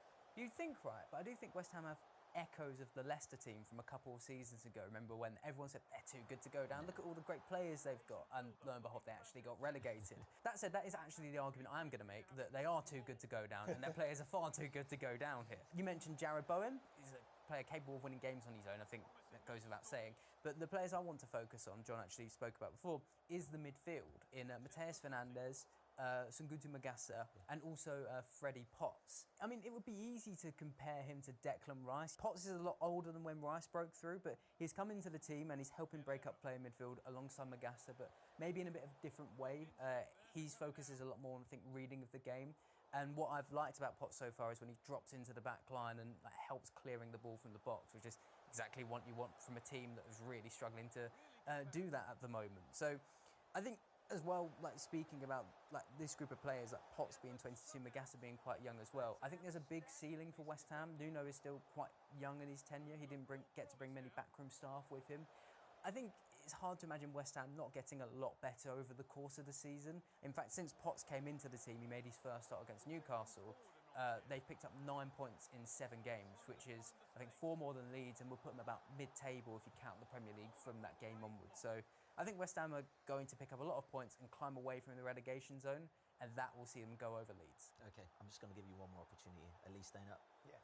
West Ham definitely staying up. Yes. Okay, who do you think is going to be staying up this season? Let us know in the comments. If you like this video, please consider subscribing to the channel. The Athletic is home to some of the world's best sports journalists, including David Ornstein, Amy Lawrence and James Horncastle. With the latest transfer news and insights on every Premier League story that matters, theathletic.com puts you inside football. Appel à tous les traders. Vous voulez participer à la compétition pour gagner des milliers de dollars sans rien risquer? Participez aux compétitions XM en démo. Tradez avec du cash virtuel pour gagner de vrais prix cash retirables. Les compétitions XM en démo sont ouvertes à tous les traders. Que vous soyez un débutant et que vous ayez besoin d'idées pour trader, ou que vous ayez de l'expérience et que vous vouliez tester vos stratégies. Et ce qu'il y a de mieux, la participation est totalement gratuite. Participez aux compétitions XM en démo. Vous n'avez rien à perdre et des prix cash à gagner.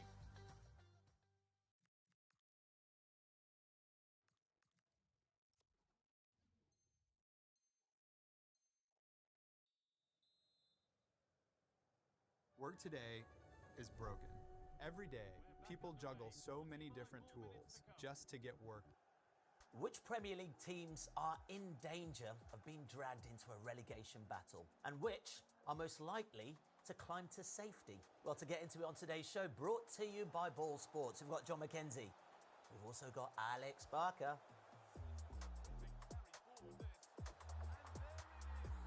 The thing is, John, I wanted to start with Wolves, but I kind of think it's a little bit pointless. Just 2 points in 16 Premier League games, 0 wins, 14 losses. Probably the better question really is this the worst Premier League team ever? The current worst Premier League team ever in terms of points totals is the Derby County team of 2007-08. I've got the points here on the board. You can see them here ending with 11 points. Right. So Wolves, this is them so far, 16 games in, and as you can see, they've got 2 points. So already a long way behind where Derby were in that season, although they did have a much better start to the season than the end. What I've done to just give you a sense of how much or little perhaps work they have to do, I've thrown a few projection lines in for what they can achieve. So this little orange one here, -1, is current trajectory. So currently on course to get 4.75 points at their current rate, which is not great, and we'll definitely see them going down. I suspect they probably won't hit that target because you can make the argument they've been actually a little bit unlucky if you look at some of the underlying numbers. Not enough, I think, to be out of the relegation zone, but certainly enough to be disappointed that they may be the worst Premier League team of all time. The other 2 lines I've got here is just one that goes up to 12 points. So what do they need to do to avoid being the worst team of all time? And that's 0.45 points per game. So we're talking a draw every other game or a win every 6 games. So very eminently doable. That's very optimistic. Well, a draw every, yeah, maybe it is. The other thing I've done, though, just to give you a bit more of a sense of comparison, is I've taken the Ipswich team from last season. They went down in 19th place because, as you remember, Southampton got 12 points. I thought it might be Southampton, Yeah, Ipswich were comfortably relegated last season, and their points per game total, if Wolves were to take it from here on in, that would get them up to nearly 15 points. So even if they play as, you know, a really bog-standard relegation team over the rest of their season, Wolves should avoid that 11 points total. Okay, well, let's talk about Burnley then. Currently in 19. Is a 6-point gap too big for them? Well, we spoke about them quite positively on the show earlier this season, didn't we? And back then I was quite praising of Burnley, saying they're a hard-working team. Jadon Anthony been doing very well.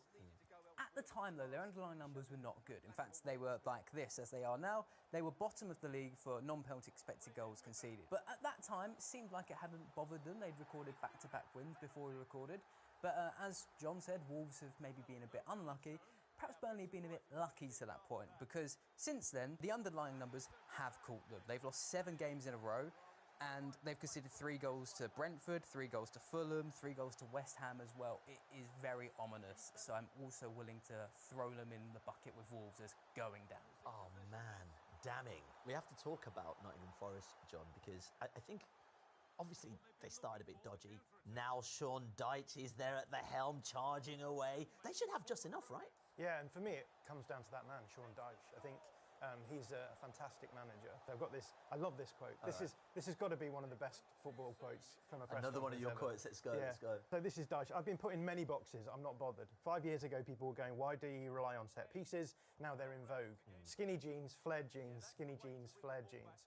His point here is that football tactics go in and out of fashion, and all he does is he continues playing the way that he does, and sometimes it does better and sometimes it does worse. I think he's actually really downplaying his ability as a modern coach, and I argued as much in our Did You Notice video this week. I made the argument that actually there's certain things you can see Sean Dyche doing, in this instance out of possession, which shows that he is actually a top-level coach. So we've got Forest out of possession, they're going to try and press up against Spurs, and we can see here that the way that the Forest back line is set up is basically man-to-man on the fullbacks and the wingers, and then you've got double coverage on the centre-forward. Now, we've got Elliot Anderson here covering Xavi Simons, the Spurs 10. But what Elliot Anderson realises is that if they cover in this way, they've got a player advantage, and that means they have a player disadvantage further up the pitch. That's going to make it harder for them to press the Spurs build-up. So you can see him here just pointing to Xavi Simons to show Murillo to step up and cover him, because if that happens, then we can see Elliot Anderson can get forward. You've now got more players in the press, and Murillo is now covering Simons. In certain areas of the pitch, Elliot Anderson will be deeper when you want to have that extra coverage. But in this high-press moment, you want to get more players forward. If we contrast that with Spurs, we can see that in the same situation, so fullback on the winger, and then we've got the double coverage of the centre-forward, we've got Bentancur tracking Morgan Gibbs-White, the number 10.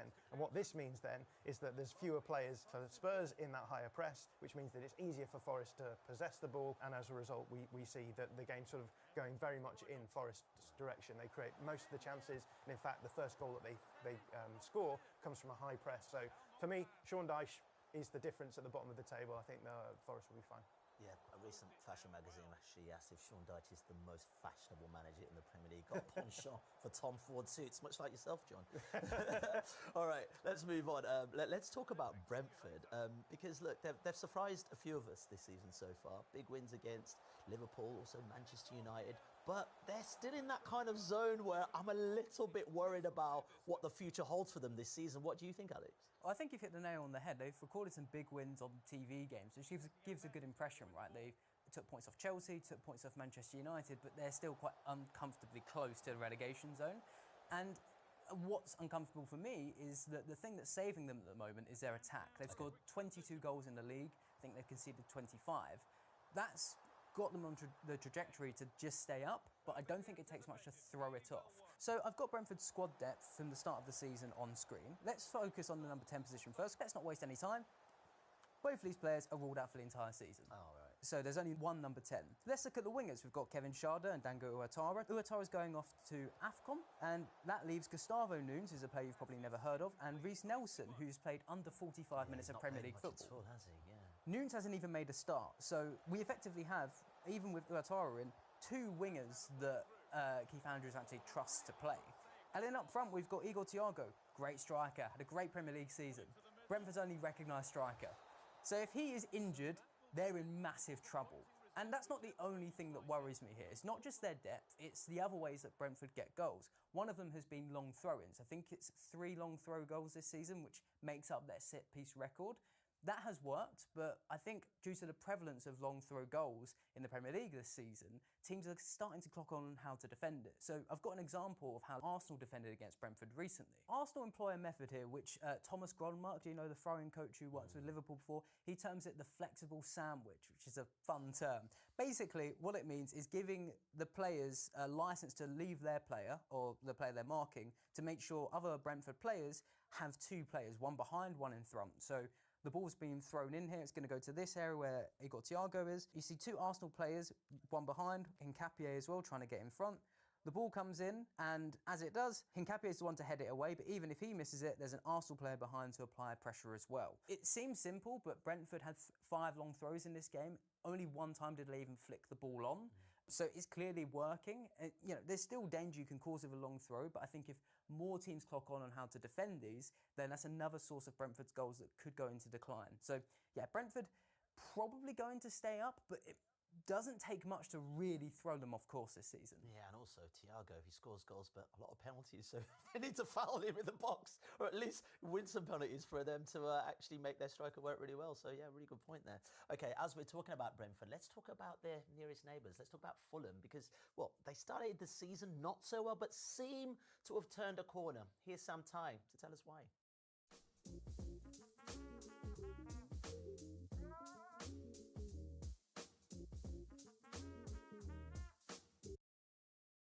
Welcome to What's Changed, presented by Boyle Sports. Fulham have turned their season around. There's one man at the heart of it all, and it's not free-scoring Harry Wilson. In mid-November, Fulham were just 1 point above the relegation zone, but now they're 7 clear, having won 3 of their last 5 league games, and they scored 4 times against Manchester City. The key change has come in central midfield. Marco Silva started the season with a midfield pairing of Sasha Lukic and Sander Berge, but it proved too safe.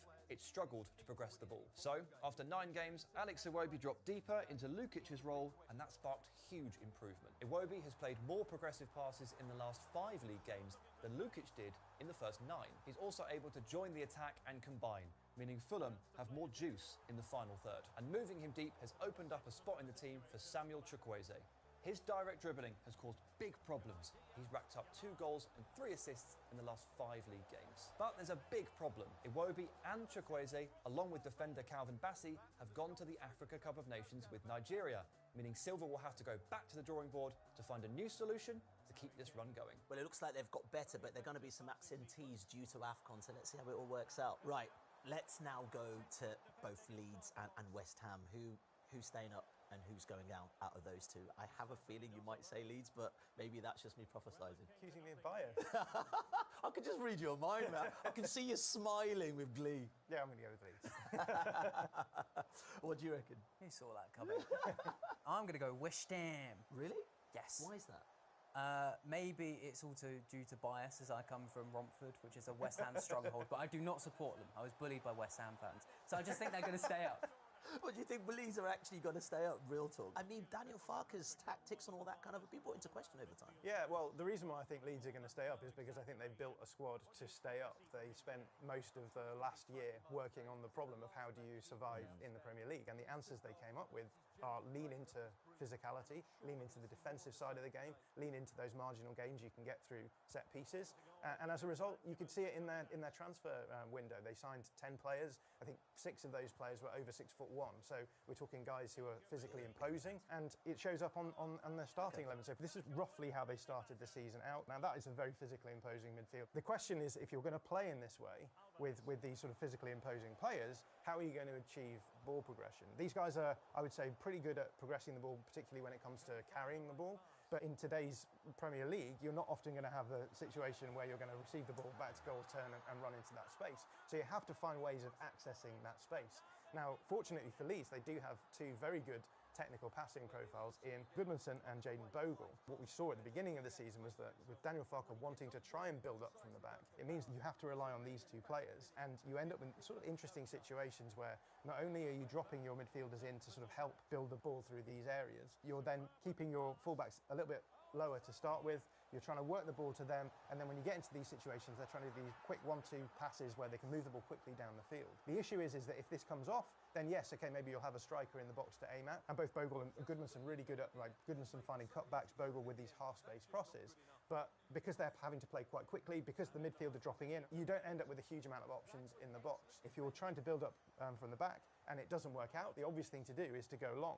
Now, if you're going long to Calvert-Lewin, you've got Okafor and James in the wide areas, your midfielders deep, you're not giving yourself really good coverage and nice access to win second balls. So I would say this was quite a risky way of playing for Leeds, and I think the frustration for Leeds fans was that this squad had been built for, I guess, a bit more of a direct central, like, win second balls. We've got an incredible squad to be able to play this direct way, and it wasn't being done. Now, if we look at the results, you get to the Man City game and things are starting to look bad, but midway through that game, Daniel Farke changes things up, goes to this 5-3-2 formation that they've been playing recently, and they start going much more direct. And so at a point where he was given a bit of an ultimatum that if he didn't pick up points against Chelsea and Liverpool, he then stuck with this 5-3-2, got the win against Chelsea quite comfortably in the end, managed to pull off a draw against Liverpool, and then there was a draw against Brentford, still playing the same way. So let's just talk about why the 5-3-2 works. They're not trying to build up in the wide areas quite so much. We're in the same way. So let's say we get rid of Dan James, bring in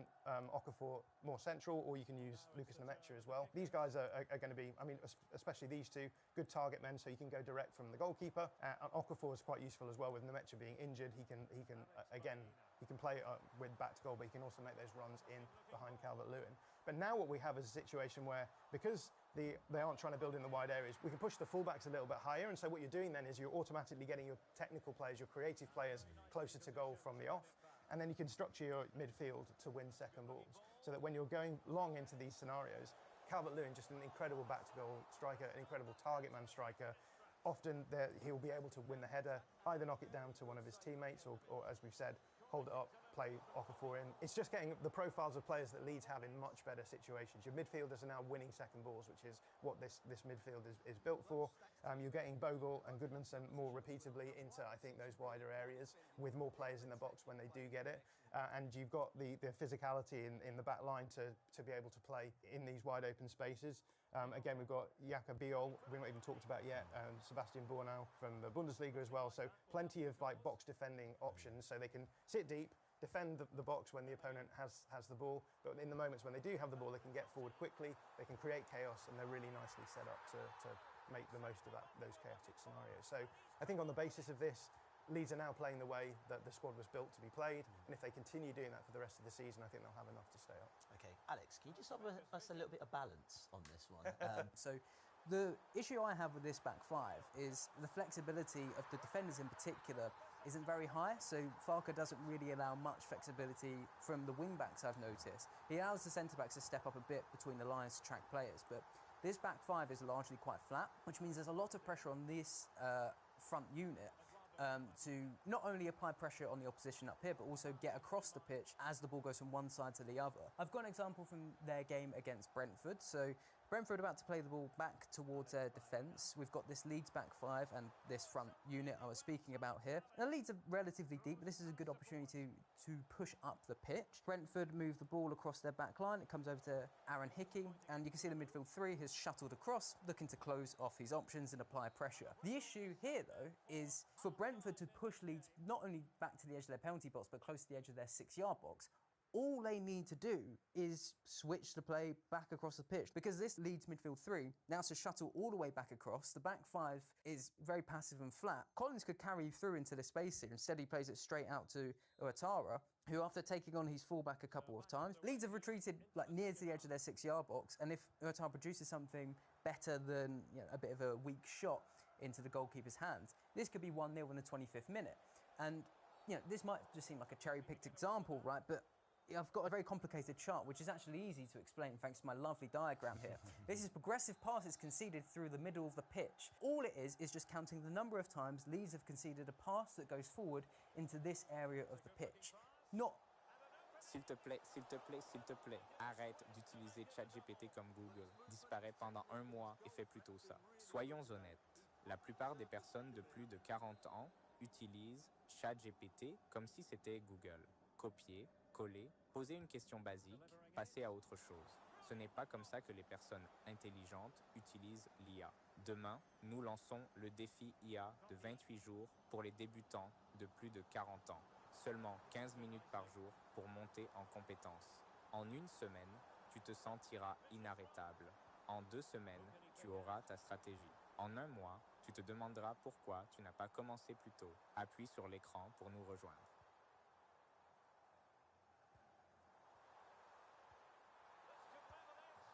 An area you really want the ball to be going into, right?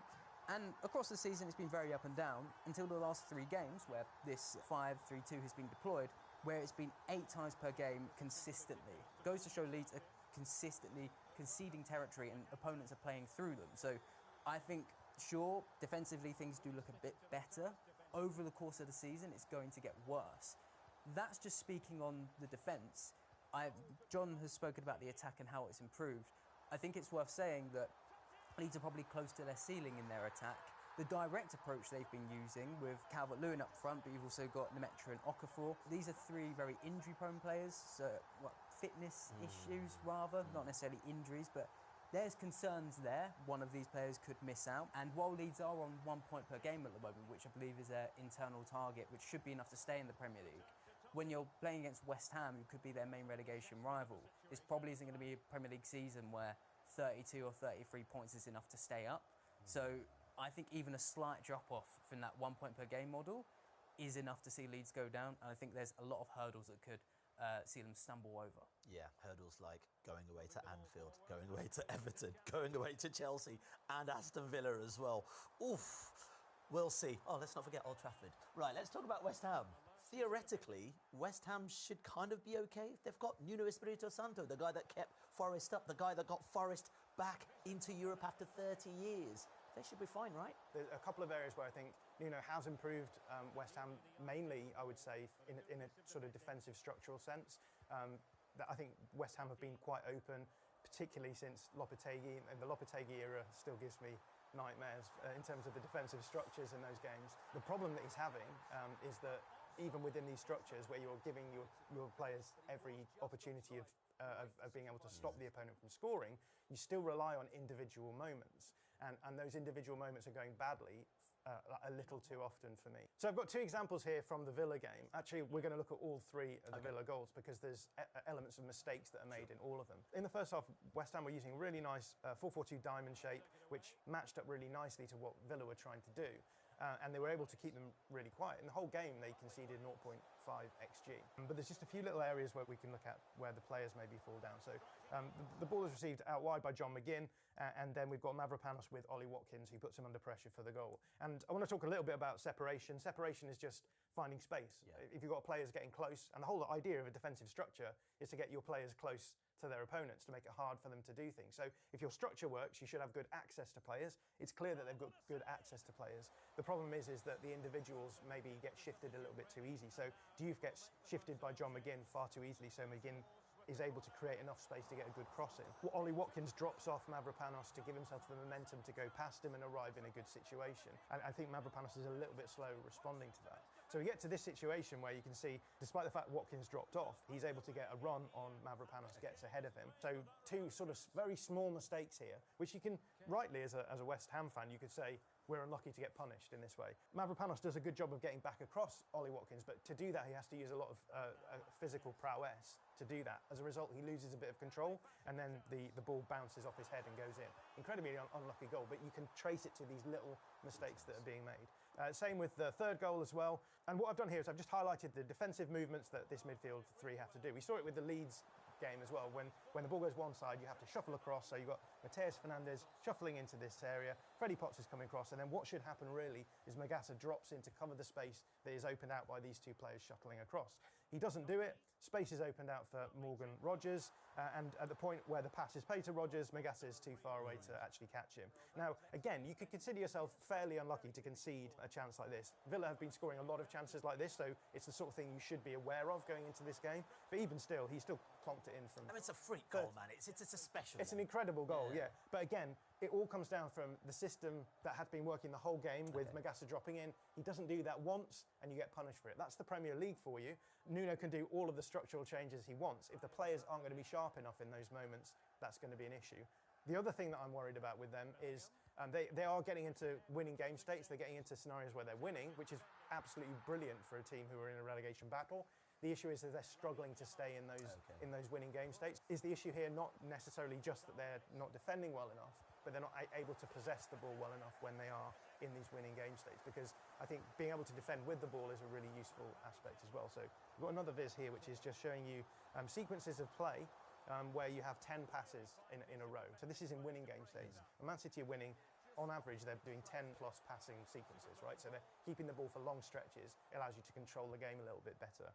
West Ham are absolutely rock bottom of this viz. I think it's very clear that there's situations where West Ham have the ball if they protected it better, they wouldn't be putting themselves under so much pressure, particularly as we'll see in this example, because when they lose the ball, it actually means their defensive structure is compromised. And so all the hard work that they're doing at getting a good defensive structure doesn't count because they've lost the ball. So here's the play. Diouf has the ball. You expect them to work the ball down the line, place the ball to Paquetá, and then makes the run into the channel. And you think, you know, look for that runner. This is all fine. Paquetá actually gets overrun by two Villa players, though. The ball is turned over, and now we're in a horrible situation because your two fullbacks, I mean, Wan-Bissaka on the other side, who is eventually the guy who's responsible for the goal scorer, Morgan Rogers, but also Diouf has made that run, so he's out of position.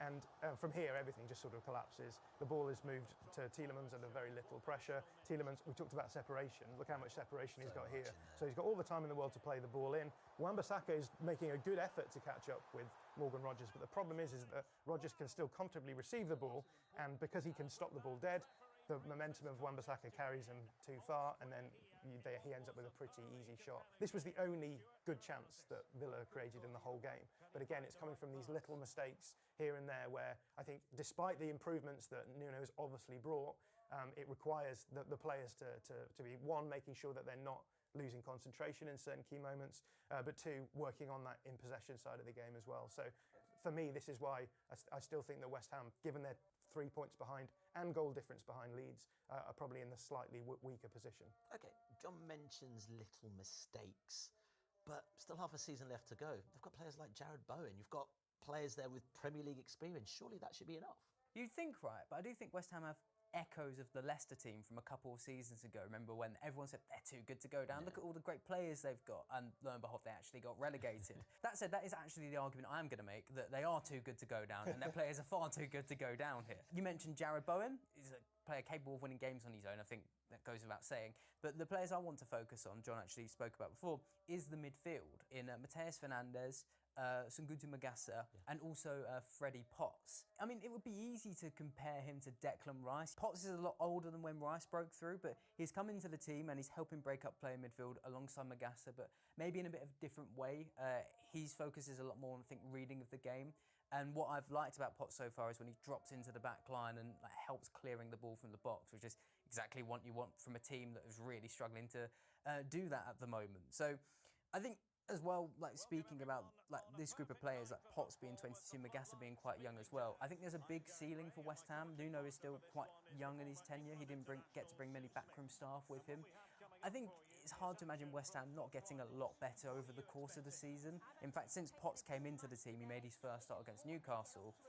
They've picked up 9 points in 7 games, which is, I think, 4 more than Leeds, and will put them about mid-table if you count the Premier League from that game onwards. So I think West Ham are going to pick up a lot of points and climb away from the relegation zone, and that will see them go over Leeds. Okay, I'm just going to give you one more opportunity. At least staying up? Yes.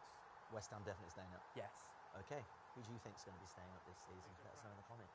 If you like this video, please consider subscribing to the channel. The Athletic is home to some of the world's best sports journalists, including David Ornstein, Amy Lawrence and James Horncastle. With the latest transfer news and insights on every Premier League story that matters, theathletic.com puts you inside football.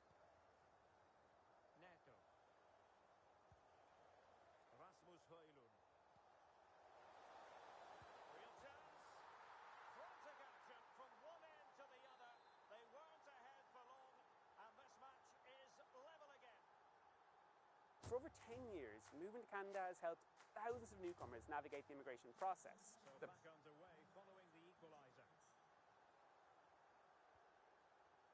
Rodri.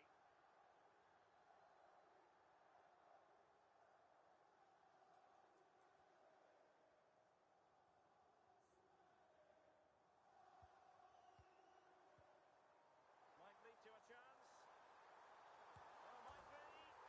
And a goal! That's his brace. They just can't keep it quiet.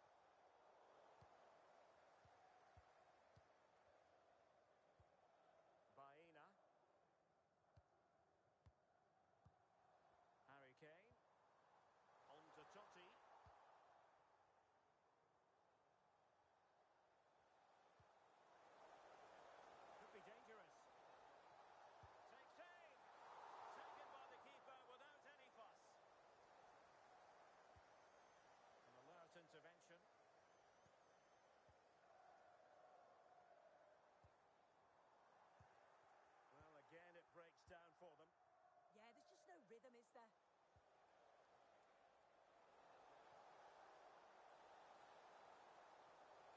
A chance perhaps. And foiled by Van Dijk. Or can the Vipers help their own cause with something pre-rehearsed? Well, a pair of steady hands in evidence. Jude Bellingham. Their turn to try to keep it. Well, acres of space for Vipers out wide. Drifting in off the flank. Well, so close, and it goes down as a chance to draw level. Yeah, that was really close. It's not a bad effort. If they get another one, I'm sure they'll finish it off.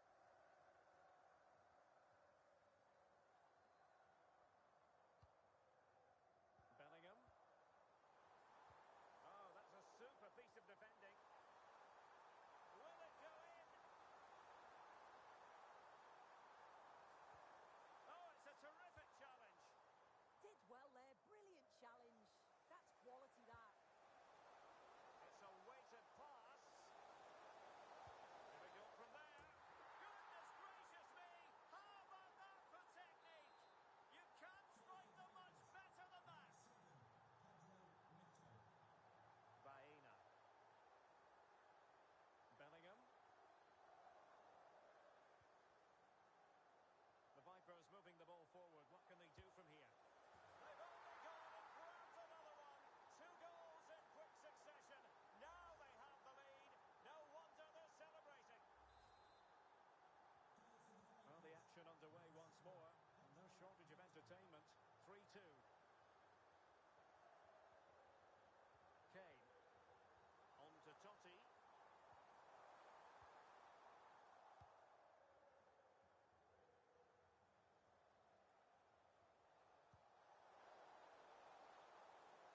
Vipers using width to good effect and making the run to the inside. Crucial intervention just then amid impending danger. Harry Kane. Totti. And moving the ball forward with genuine purpose here, but timely defending when it mattered. Rasmus Højlund.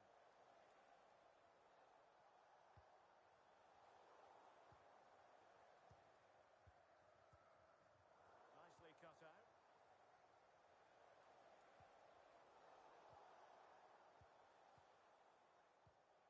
Baena. Oh, useful ball. Trying his luck. The cross is on.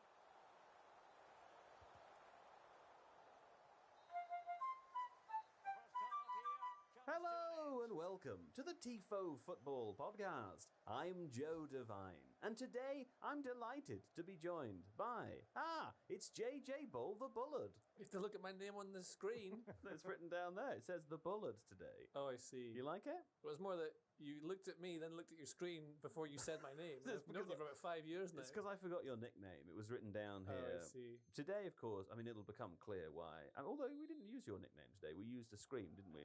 JJ Bull, the... Yeah? Yes. You like that? Also joining me is Jonathan Dog McKenzie. Peter Crouch. Able to skip past it. I'm a serious analyst. It's Jonathan Dog McKenzie. There he is. It's a special episode where we play a quiz and people bark and scream and there's all sorts of things happening here. Also, it's Ruben the Baby Boy Pinder. Wow. There he is, a little wow baby. Good to you also, sir. I'm sorry, I was supposed to introduce you as the Goblin King apparently, but I didn't do that. I called you the dog instead. Kaya doesn't have a nickname. No, I have this issue throughout my life where I have an alliterative name, first name and surname, which both begin with K. That's true. So when people try and insert a third alliterative word in there, it often doesn't end well. Right. And yeah, so I don't really get that many nicknames as a result of that. So it's a sad life, isn't it? It's quite a sad life, yeah. Unfortunately named. Yeah. You know. Anyway.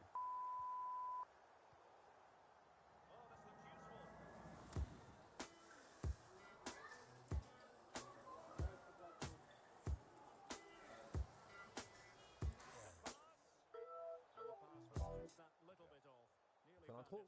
Ouais, l'intro. Eh ben alors, what's up? Qu'est-ce qui se passe? Ça me fait plaisir de t'avoir. L'énergie est là, je la sens. Ouais, il y a une bonne vibe, ça, Ouais. sérieusement.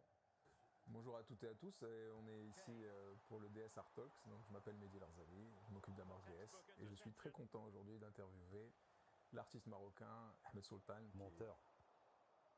Je t'ai coupé, c'est fait exprès, c'est fait exprès. Ah d'accord. Bien sûr.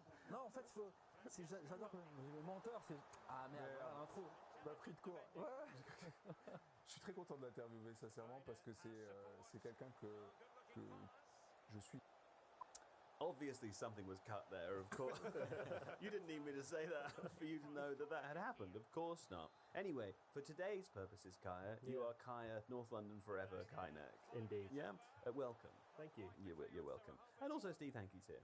Hello! There he is. Now, what did we do on today's podcast episode? Listener, let me tell you, how has the Premier League Christmas tree settled before the day of Jesus' birth, writes Steve. Again, you didn't need me to tell you that Steve wrote that, but I'm going to say it anyway. So today, we talk about Aston Villa's phenomenal end-of-year form. 10 games in a row. Absolutely outrageous. Best exemplified by the excellence of England's Morgan Rogers, who Ruben insists that we discuss a little bit as an aside, for the England team. Yeah, well, I just thought it'd be funny, but he's very, very good, and he's banging in the goals, which the nerds will tell you is unsustainable, but Morgan Rogers' feet will tell you he's going to keep doing it. His feet talk. Yeah, that's very creepy. He does his talking with his feet. Does he really? Must be hard to find romantic relationships. Now, we play part 1 of the Tifo Football Christmas Quiz. Yeah, part 2 also happens in this episode. It's kind of confusing, but we split them into 2 different parts. After the break, we discuss another crazy game in the Premier League as Newcastle United and Chelsea shared the spoils. Right, Steve? We delve into the arts and crafts movement for inspiration as to what would replace God Save the King, the national anthem, with if we had power. Arts and crafts, Steve. Yeah, so William Blake and like Dark Satanic Mills, that's all very... Yeah, it's in that era, the arts and crafts movement, we're looking back to this pre-existing medieval time, nature orientated against the enrolling industrial revolution. So even though you didn't explicitly say arts and crafts movements, you didn't realise you were actually channeling it I thought at you meant the time. like making sticky pictures as a kid. Partly that, yeah. That's what arts and crafts means. He's made it unnecessarily complicated. But we did talk about William Blake, and also we had a somewhat unexpectedly earnest conversation about the poem Jerusalem. That was good fun. Then, of course, Leeds beat Palace, but John hated that, so we couldn't talk about it. Do you mean Ruben hated that? Is that what you meant to say? No, because we were going to talk about the whole fact that Leeds scored from set pieces, which of course John So it hates. doesn't count. Doesn't count, exactly. Right. I didn't know Palace that did because too. we didn't talk about it. Five set pieces in that game. We ran out of time because the quiz took too long. And also we were going to talk about why strikers have been not great this season, which again I'd be curious to know why we think that, but I don't know why. Because I'm not even sure I do think it anymore. So I don't think I think it either. But I don't know, we haven't got time. We haven't got time to find out why. But we did have time to play a pointless game of points are bad at the very end. It took a while, didn't it, that one? Oh, and also it's worth saying, this is the last episode of 2025. Steve would like me to thank you, listener, for all of your listens and views, and kind and not so kind comments over the past year. It's been lovely, right, Steve, to be back in video form this year. Oh, brackets, right, Steve. He's also included that. It's always a very metatextual of you. And we look forward to seeing, again, right, Steve, we look forward to seeing you all. Oh dear. Hmm? Oh dear. Oh dear. Did he say 2025? He wrote a third error of the episode for Steve. I need a break. You clearly do need a break, don't you? Are you okay? A few loose passes today, weren't there? Yeah. There were a few loose passes, yeah. 1 or 2 hospital passes as well. But there we go. If you indeed celebrate festivities at this moment of the calendar, enjoy them. One2Go vous permet de réserver vos transports par votre portable. Un billet de bus pour votre destination suivante. Un voyage en train avec des paysages merveilleux. One2Go vous propose différents modes de transport pour atteindre toute destination régionale ou internationale. Un billet d'avion interne ou international, ou même un ferry qui vous emmène à votre île de rêve. Réservez vos billets facilement et rapidement par votre portable et payez à la carte, par PayPal ou par un moyen de paiement local. Visitez OTTO et commencez aujourd'hui votre grande aventure.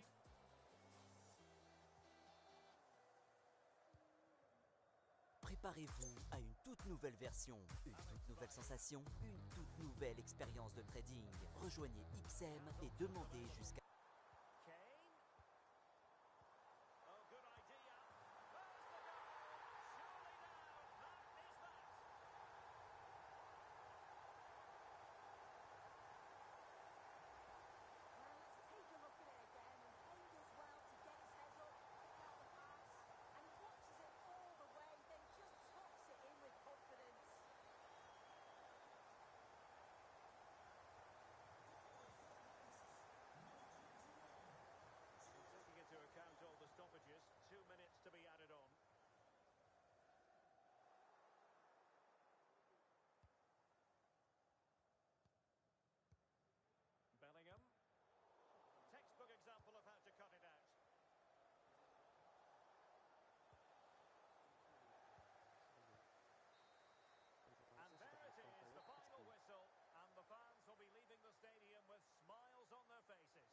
Well, that was an emphatic result, wasn't it? They looked so confident in attack. Every time they went forward, you thought they were going to score. I'm sure they'll be pleased with that.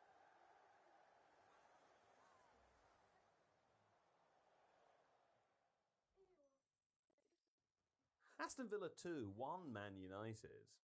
What a strange game this was. As the Premier League tree settles into place for Christmas, John, right, Steve? What's the Premier League tree? I don't like that metaphor. We're going to find out. We'll find out what the Premier League... Well, actually, I'm assuming we will, because I can't imagine a podcast producer will have written the term the Premier League tree without later explaining what that is. It's what the money grows on, Joe.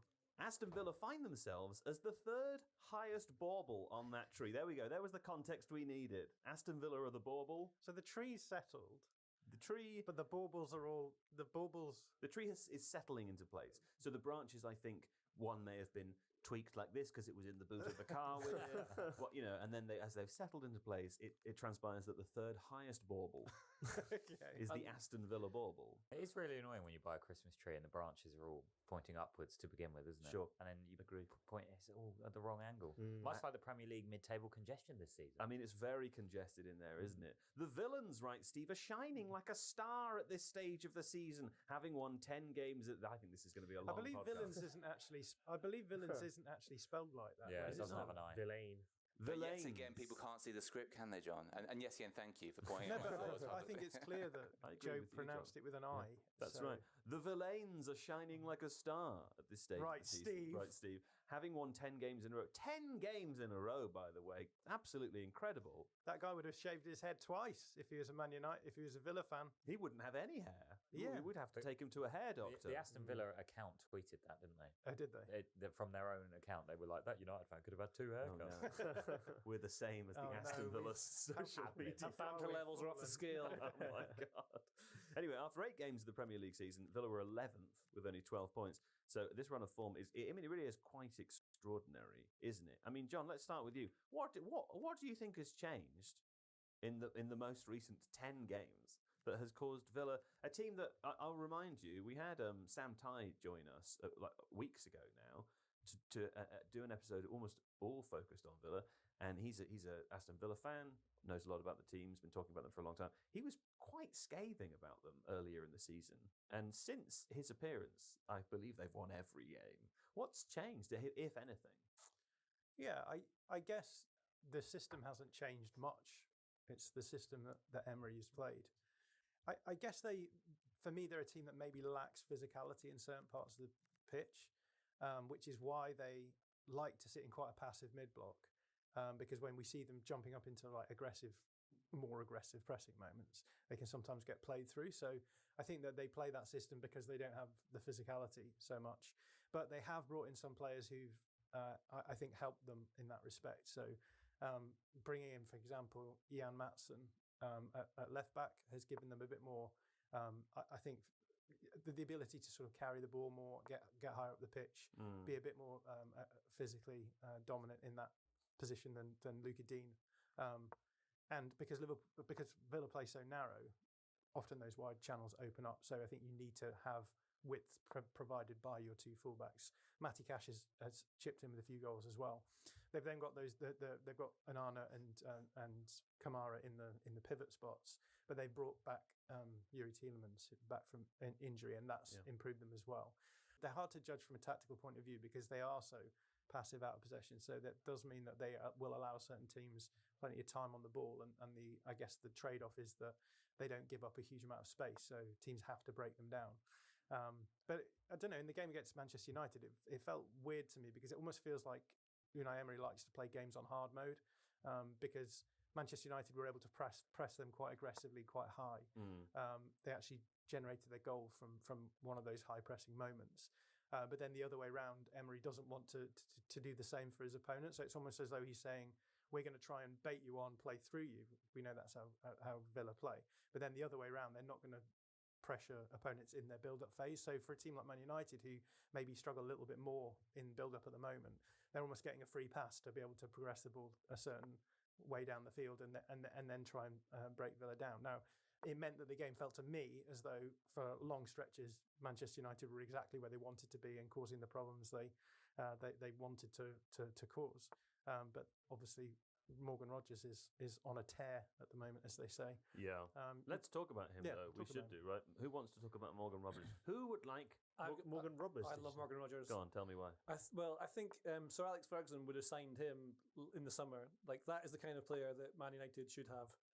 He's one of the best in the league. He's like a homegrown player who's got everything you need about him.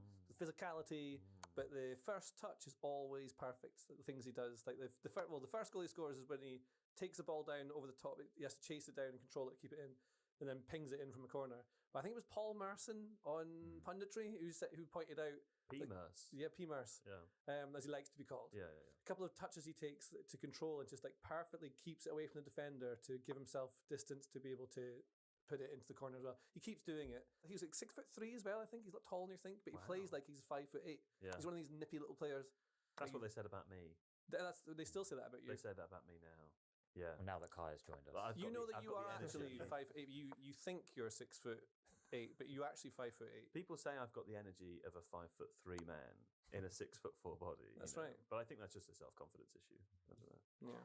I agree with JJ about his kind of close control and the combination of his like technical ability in those tight spaces when he's kind of trying to dribble through pressure, and his physicality makes him as dangerous as he is. But it's interesting because at the start of the season, when Villa, do you remember for like the first month, could barely score a goal? Yeah. And he was actually playing really badly, and his touch was bouncing off him.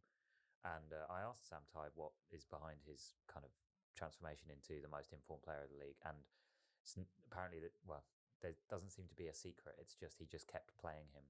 Playing him, and he eventually settled and got into a rhythm. Because he was great at the end of last season as well, wasn't he? Yeah, and had that very unfairly disallowed goal against United that meant Villa were in the Europa League instead of the Champions League. Sure. But with Morgan Rogers, I think the big question is, does this form put him into Thomas Tuchel's starting 11 for the World Cup? I like he's mocking you in two different ways there, John. One, that he's saying the big question, which is we all know that's your thing.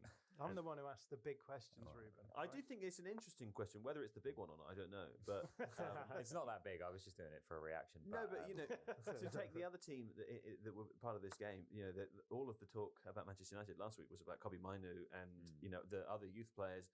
The entitled youth, the quote entitled youth, and what that's a good name for a band. Write that down. Entitled youth. What Amorim is saying or has said, or is perceived to have said about them in press conferences. But one of the kind of straightforward things that he said was simply, well, Kobbie Mainoo plays in Bruno Fernandes's position and therefore doesn't get to play.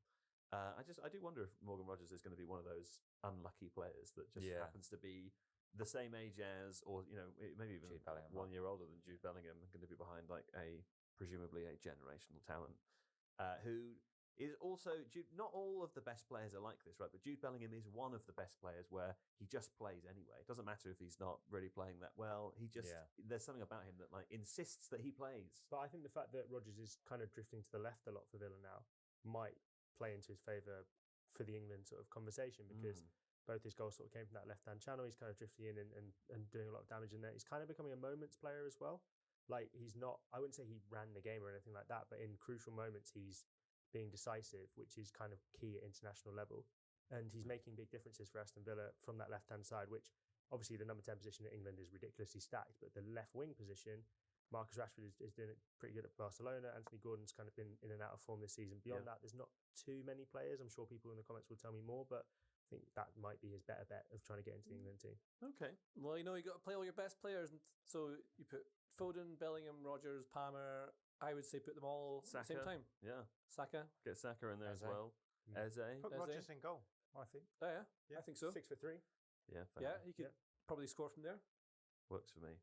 He is. He's just 1 year older, right, Steve? Also, Steve wrote, since our episode with Sam, which was on the 24th of September, Villa have only lost to go-ahead Eagles. And that is it. There we go. So it's basically Sam Tighe's fault.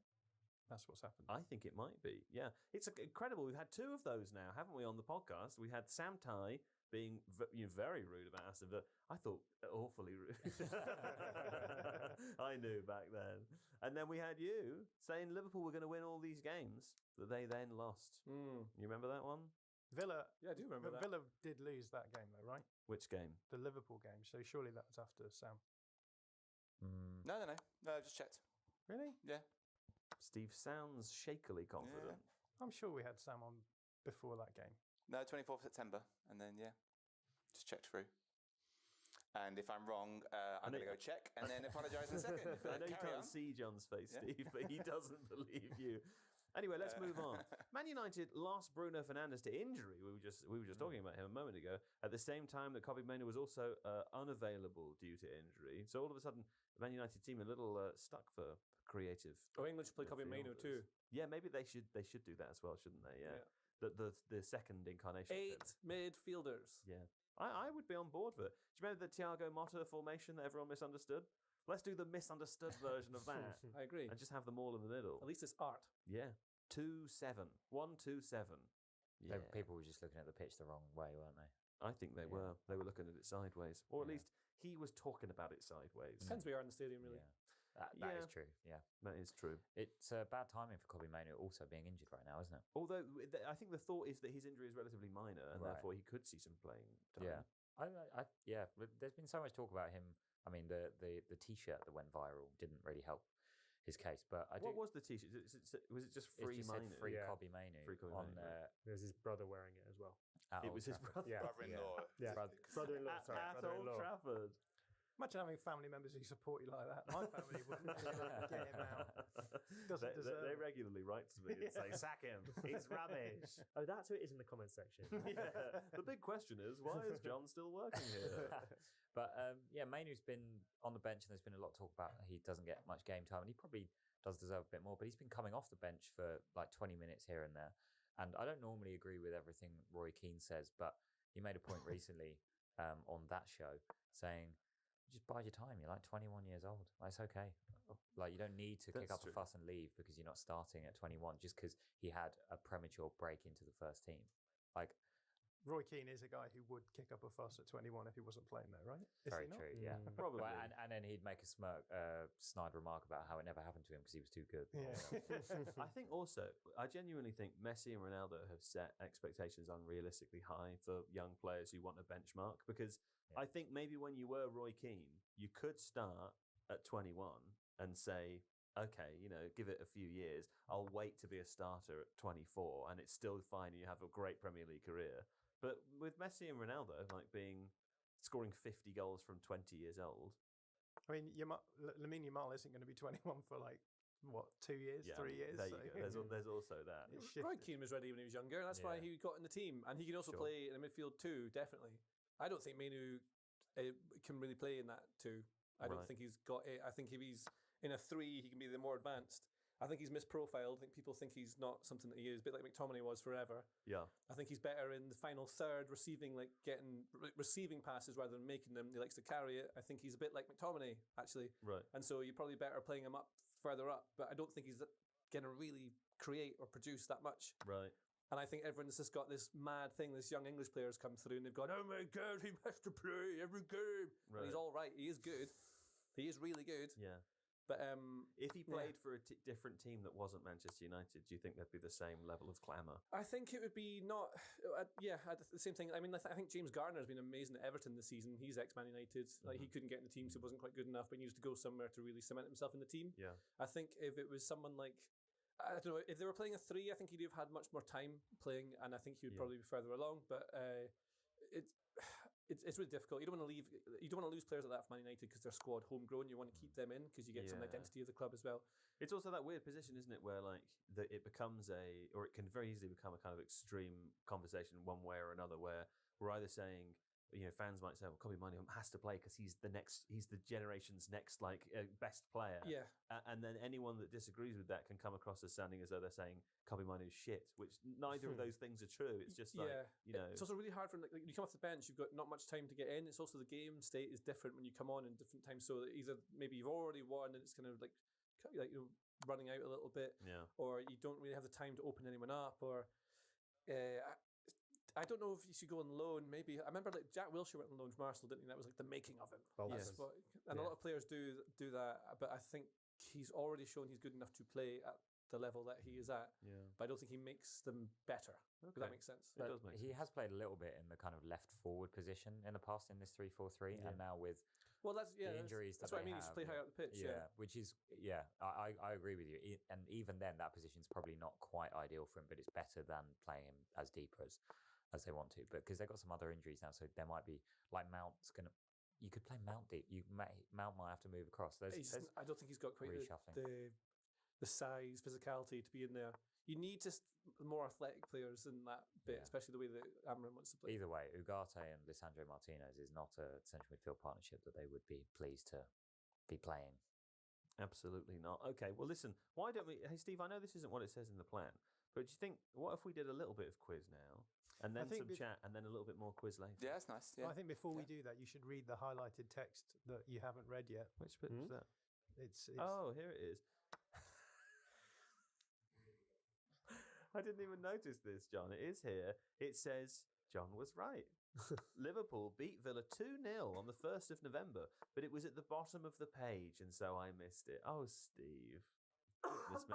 Apart from Liverpool and Go Ahead Eagles, Villa haven't lost. So a revised statement there, beginning with an apology, as it should, John.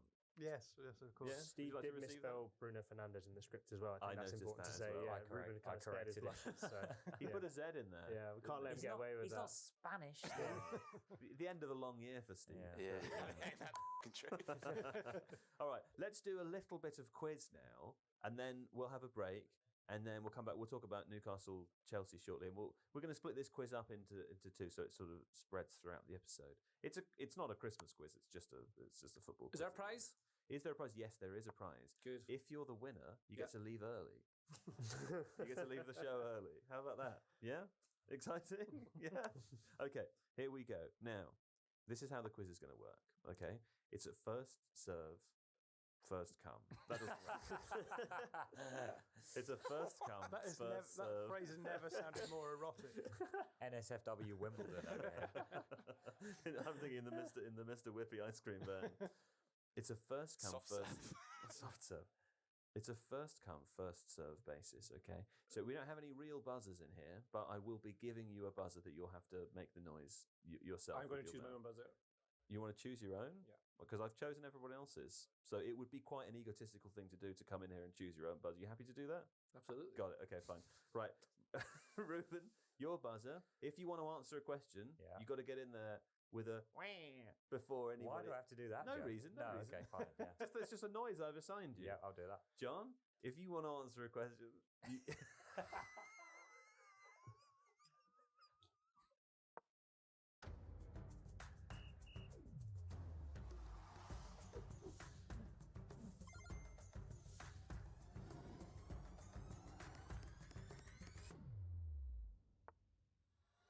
سلام دراري سلام دنيا حلقة جديدة من l'African Show by البنكة ليك. Bon Eric, je vois que tu maîtrises l'arabe de mieux en mieux. شكرا بزاف et je compte sur toi pour m'améliorer et pour justement apprendre plein de choses dans cette émission. من هنا لآخر إبيزود في البرنامج غادي تولي تهضر.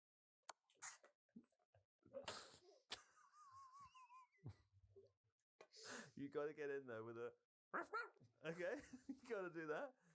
Kaya, you weren't here in the past, so if you want to answer a question, I want to hear North London forever, whatever the weather. Yeah, No okay, problem. All the way through. And what will we be hearing if you want to answer a question, JJ? Okay, that's a painful scream. But good mic technique from JJ there. Yeah, you know. he turned away He from the did, mic when he did that. Okay, that was the good. traditional sound effect, wasn't it? From That's the, right. Dana That's Cliff right. thing. Yeah. The scream. It's got a special name. It's got The shriek. The movie scream. Yeah. Oh, that scream. Wilhelm. That's it. The Wilhelm scream. Yeah, very scary stuff. Okay, right. So you all know your buzzers. Yeah. If you want to, don't look at my computer because I think you can see the answers. I actively looked away from it. Great. Okay. If you know the answer, please make the, and you've got to make the noise quickly. Okay, I'll be the arbiter of who made theirs first. Here we go. Here's the first question. We all know who the top scorer of the Premier League is so far this season. Who? Well, we can guess. It's Holland. Oh yeah, you got it. Yeah. Who's the second? Ruben, I heard a wah. Is it Igor Thiago? It's Igor Thiago. Yeah, congratulations. Congratulations. Okay. Right. Resetting. That's 1 point to Ruben, Steve. You got that? Great. Okay. Yep. Question 2. We all know who the second top scorer currently is in the Premier League, but who is the third? And a little clue, there's 2 players. They're joint third. So either one of them will give you the point here. Yeah? Ruben? Antoine Semenyo? Antoine Semenyo is one of them. Bonus point going for anybody else who can get the other player.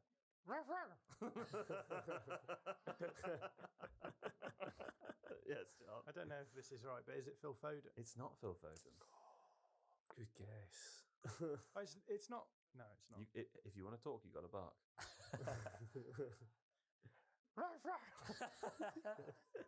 Yes, John. It's not Dominic Calvert-Lewin. It's not. He's very close, though. Is he close? I think so. They're tied. Your 2 guesses, they're at level. This guy, some more clues. This guy only joined this team in the summer. I think he's been yeah. Ekitike. It's Hugo Ekitike. Yeah, well done. Well done. Okay, 2 points to Ruben, 1 to John, 0 point for JJ and Kaya so far. Okay, here we go. Question number 3. What's the biggest win of the season so far by goal differential? You should be getting this one, Kaya. North London forever. Keep going. Whatever the weather, these streets are. Yes, Kaya, what would you like to answer? I will go for Arsenal 5, Leeds United 0. 5-0 Arsenal Leeds is the biggest. There were 2 5-1s of this season. Where Man City obviously beat Burnley 5-1. Chelsea beat West Ham 5-1, but Arsenal's 5-1 demolition. 5-0. 5-0 demolition of Leeds is the biggest so far. There's a point to Kaya. Okay. That's where they got all of their open play goals. They actually scored 2 set pieces in that game, so 3 actually. Question number 4. How many Premier League transfers, incoming and outgoing, have cost over 100 million euros? So that's not just a this season thing. That's a whole history of the transfer window thing. Who would like to have a guess at the number? No, come on, put some effort into it. Yes. 15. Pretty close, not 15. I'd say if you're trying. Yep. 14. No. 12. Yeah, it's 12. Well done. Well done. I can only think of like 3. From 12 up, I can tell you Kai Havertz is in there. 100 million euros to Chelsea. Oh, wow. 100 million euros. Okay. Number 11 is Gareth Bale to Real Madrid. That was 101 million euros. I was including outgoing. I was only including out. Well, that's why I said. I knew he meant outgoing too. That's why I said including incomings and outgoings. I remember him saying that, but I could only think of. Then we've got Paul Pogba, Romelu Lukaku, Moises Caicedo, Declan Rice, Jack Grealish, Eden Hazard, of course, to Real Madrid for 120 million euros. Money well spent. What's the Liverpool guy who went to? Philippe Coutinho. Coutinho's in there. Alexander Isak obviously tops the list, 145 million euros. Enzo Fernandez and Florian Wirtz. There you go. That's all 12. Not a great hit rate. All right, and then how about this one? We will do for final points, just for this part of it. Which castle is the is the largest castle in England? North London forever. Sorry, Cara, it's not in North London. Not far though. Go on. Windsor Castle. It's Windsor Castle. Wow, well done, Kaya. Impressive castle knowledge there. Okay. and for a bonus, for another bonus point, Kyle, Do I have to sing again? yes. Okay. Where was Edward IV of England held captive during the War of the Roses by an earl known as the Kingmaker? Anyone can answer. Yes? Warwick Castle. It's Warwick Castle. Okay. Of course. Fantastic. Okay, so we've all got points on the board, Steve, haven't we? What's the scoreline so far? Scoreline currently is John, Kaya, and Ruben on 2 points each, and JJ on just the 1. So all very tight. So JJ doing the Wilhelm scream as well, by the way. Oh, that iconic movie Mine's scream. not meant to be a Wilhelm scream. It's just meant to be anguish. It's just anguish. It's a shriek. Yeah. You know, we said the Wilhelm scream already. Yeah, Steve had zoned out. Yeah, we did say that. He was so busy looking for the name of the scream that he didn't hear us talking about it. Yeah. He's actually misspelt Wilhelm on the. Let's put a Z in, hasn't Yeah. How embarrassing. Wilhelm played for Derby, I believe. Wilhelm II is a team in Warwick what are they Castle. called? Wilhelmsvai. Wilhelmsvai. Yeah. There you go. Sort of Wilhelmsvai. Tway. It's the Dutch Tvei. team. Oh, okay. Let's have a break then. في الكورة كيقولوا الفريق فيه 11 لاعب، احنا ماشي 11، احنا 40 مليون، وما يهمناش شكون اللي قدامنا وشكون الفريق اللي ضدنا، حيت القوة ديالنا ماشي غير في 11 لاعب، القوة ديالنا في 40 مليون قلب كيضرب بحب البلاد، وحنا في مرجان جزء من هذا الفريق الكبير، فريق 40 مليون واحد، مرجان مع الجمهور، مع لي فان، مع المغاربة.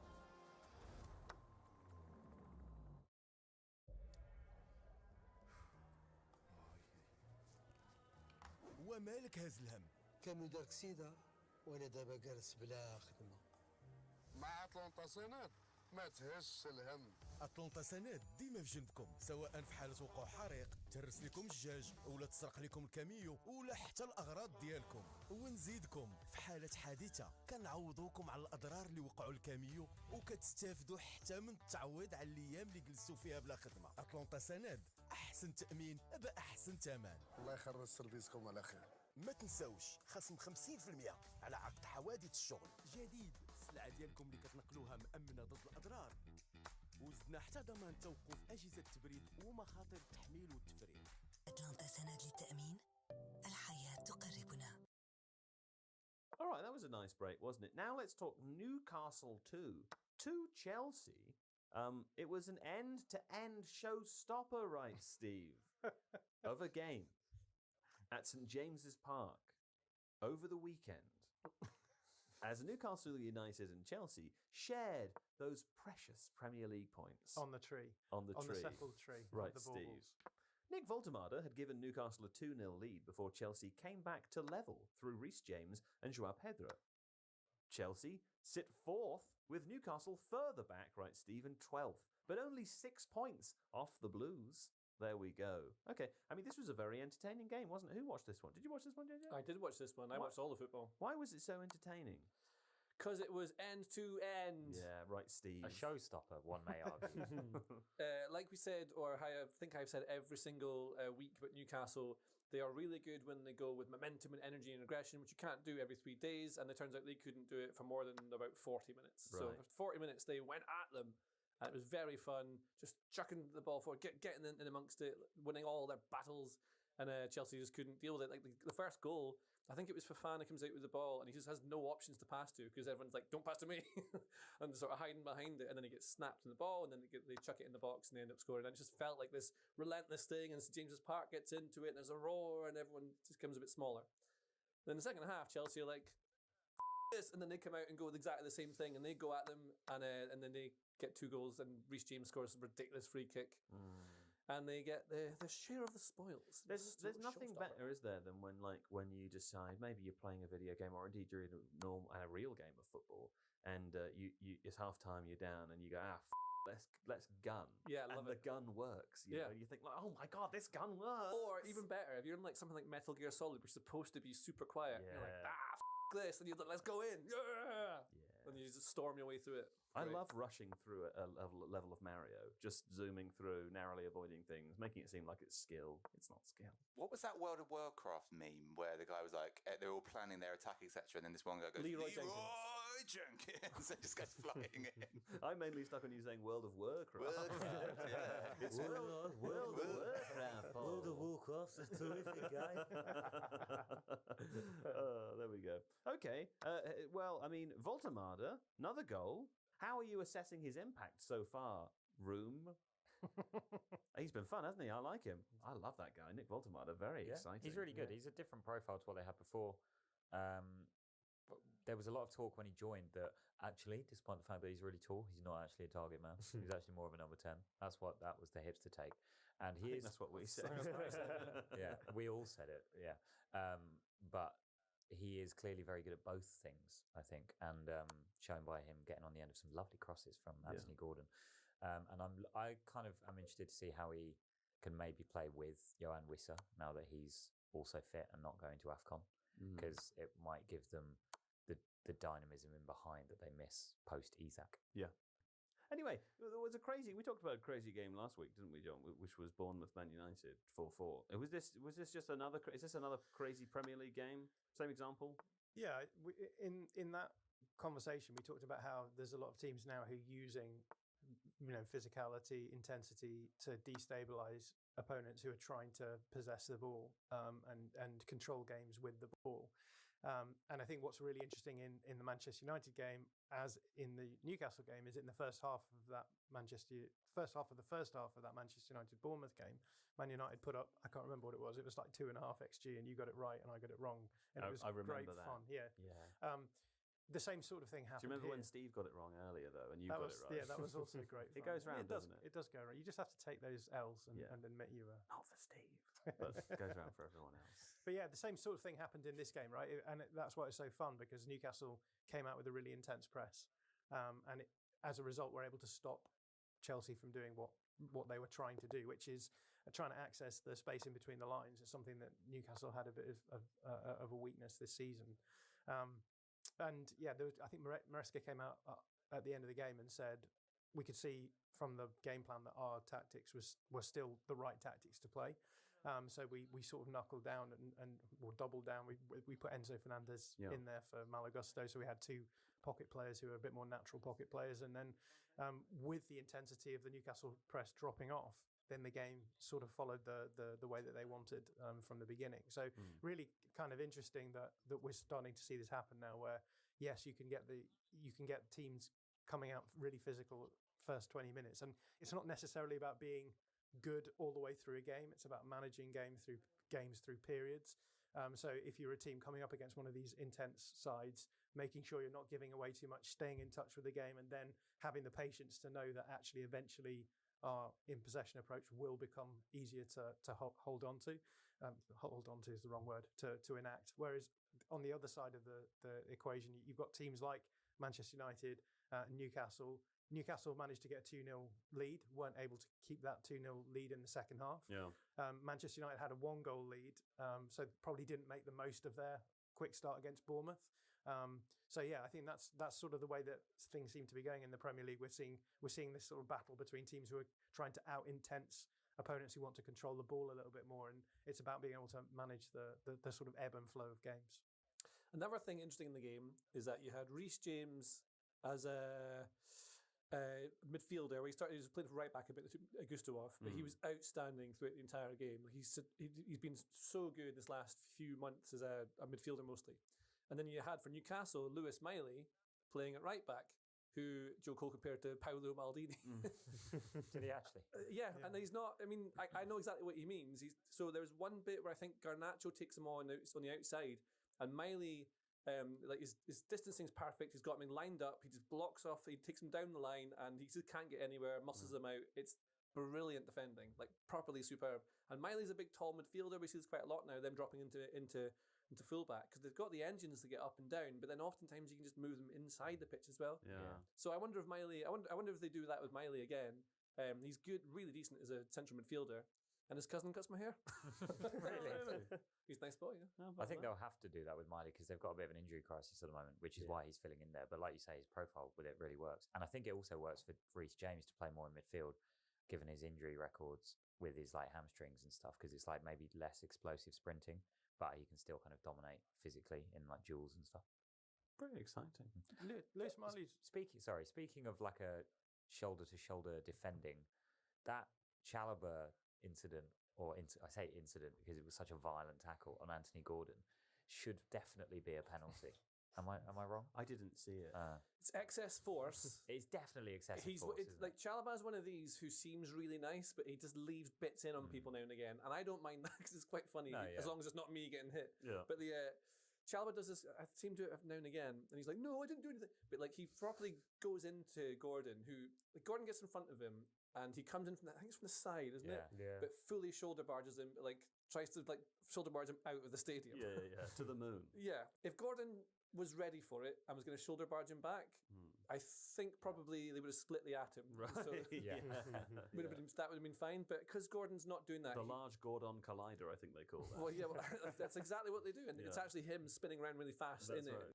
it. When players who are attackers get into situations, you naturally you make yourself weaker so that when you get the contact, you go down and it looks realistic. Yeah. But if you've got like a steam train coming in and you've gone to make yourself a bit floppier, it's not good. So I can see why it's not. I mean, I think it was a penalty personally. I think it's excessive. It's one of those really I can nuanced see why ones it's not. where Gordon's slowed down to play across, so he's lost all of his like rigidity, and then Chalobah's just flown into him, and he does use a bit of his leg, but because it's shoulder to shoulder, the referees have used that as a reason not to give the penalty. Whereas if that's a slide tackle with the same amount of force, it's penalty.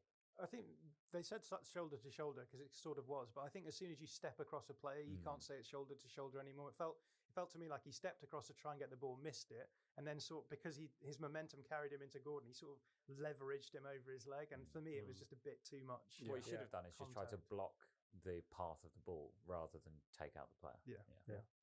Does anyone else think of the David Bowie song "Ashes to Ashes" whenever anyone says "shoulder to shoulder"? No. That's the Irish rugby song, isn't it? You know, they sing shoulder to shoulder. No, I don't know that one. And it was really funny because they used to go. I haven't watched rugby for years, but when I last watched it, and Ireland were playing, they had a number 9 called Peter Stringer, who was tiny, and they always seemed to hit him when they went shoulder to shoulder when they were going down the line at the beginning, because it would be like shoulder to shoulder, and then they'd have to the guy who clearly wasn't shoulder to shoulder with anyone else. They always seemed to hit him at that point, and then went back up the other side. It's called Ireland's Call, that song. For the joys and for the sorrows. Because they play rugby as one for team. the power and the glory. So they use a unified song. Is that the one that goes Ireland together standing? Yeah. Shoulder to shoulder. Yeah. Okay. I like that one. We'll answer Ireland's call. Better than North London forever, innit? Come the day and come the hour. Come the day and just come you wait for the next rendition. Come the power and the glory. We have to answer our country's call. How does Sounds that like make we're going to war. How does that make you feel? It makes me feel I think that's the scared point. that I'm Kind going of to be what a lot of national anthems are, or not national anthem obviously, but like things like that. A little bit of stuff like that, isn't it? Do you know what's the Scottish national anthem? How does that one go? Flower of Scotland. Oh yeah. How does it sound? What's the first line? Oh, flower of Scotland, when will we see your legs again? When we see the flower's legs. Yes. Yeah. That makes a lot of sense. For sending King Edward homewards, A wee bit hill and glen. Right. And stood against them. I think my personal opinion is that it's not a controversial one at all, I would say, because I think many people don't like. He's really nervous. Many people don't like "God Save the Queen" or "God Save the King," but I think particularly now was the moment to strike when the Queen died and there was then a king.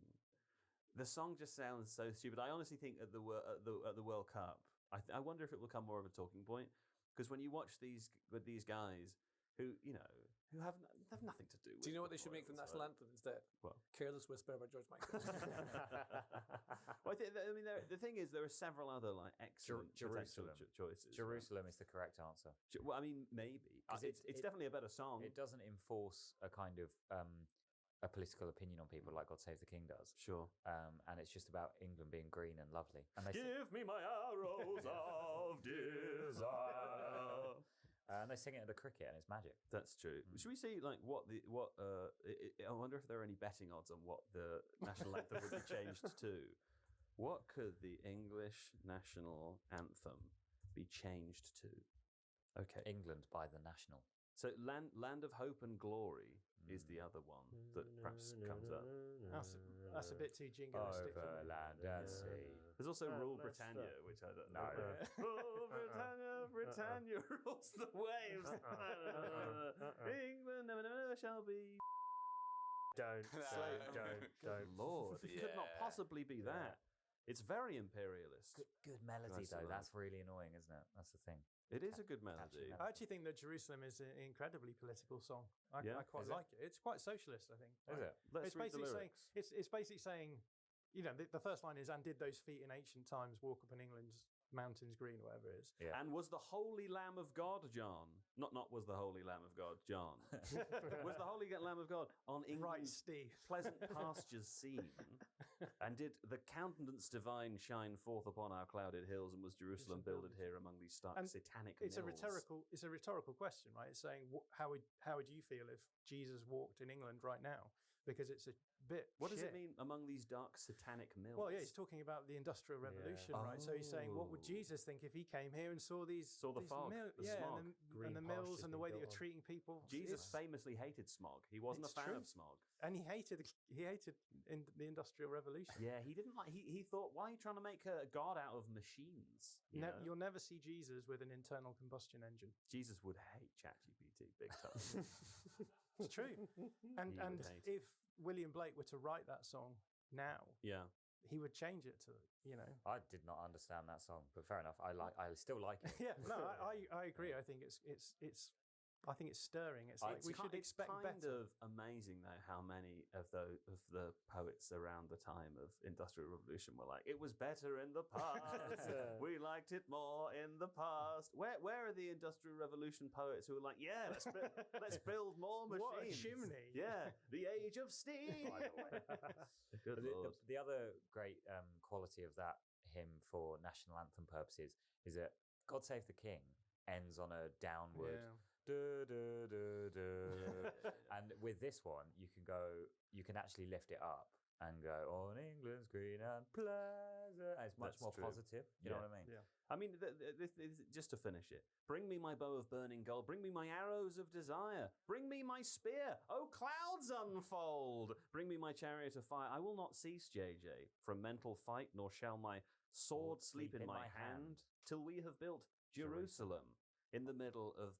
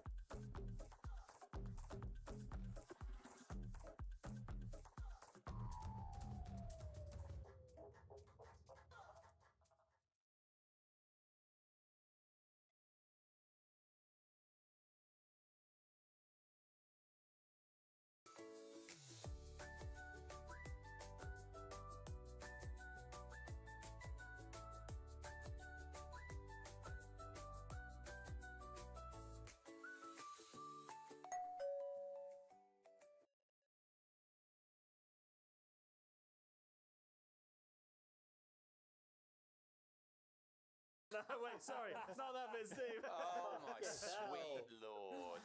Something got cut. Jeez. That might be the worst of the year. A Christmas cut. Oh, no. That was a real turkey, Steve. A real turkey. Anyway, what are do you we not find doing it now? inspiring though? It's inspiring. I'm inspired. It's saying, you know, we should fight for that better. version. Listen, man, I would love a spear. I'd love to have a spear And and a some chariot of fire. arrows of desire. I'd love to ride around in a chariot of fire. You know, I'd take an Uber, but chariot of fire. That'd be fantastic. Should we do some more quizzing, Steve? Oh, please, yes. Great. Fantastic. We're back in the Christmas quiz zone. Remember your buzzers. If you would like to buzz in, buzz. Now, here's the first question. In 2011-12, David De Gea was the Premier League's most expensive goalkeeper by transfer fee, costing Man United €25 million. Today, how many Premier League goalkeepers since have been more expensive than that as transfer? And I ask this because I thought, in my head, I was like, who's the most expensive goalkeeper by transfer? And I thought, I wonder if it's still David De Gea. It's not. In the Premier League. In the Premier League since. Since then? Yeah, since then, Is transfers. it a bonus point if we can name the most expensive goalkeeper? I'll decide what the bonus points are when you start singing the song. Okay. North London forever. Okay, how many do you think? 6. No. Cool. It's more than that. It's one of those figures that is really bog standard, like anyone could cost more than that. You know what I mean? Like a very below average goalkeeper could cost more than 25 million. Absolutely. It was pretty expensive at the time. I remember people thinking like, wow, 25 million euros for a goalkeeper? Ferguson's crazy. Well. Surely Aaron Ramsdale costs more than that. Oh yeah, I forgot about him. 30. It's not 30. It's 13.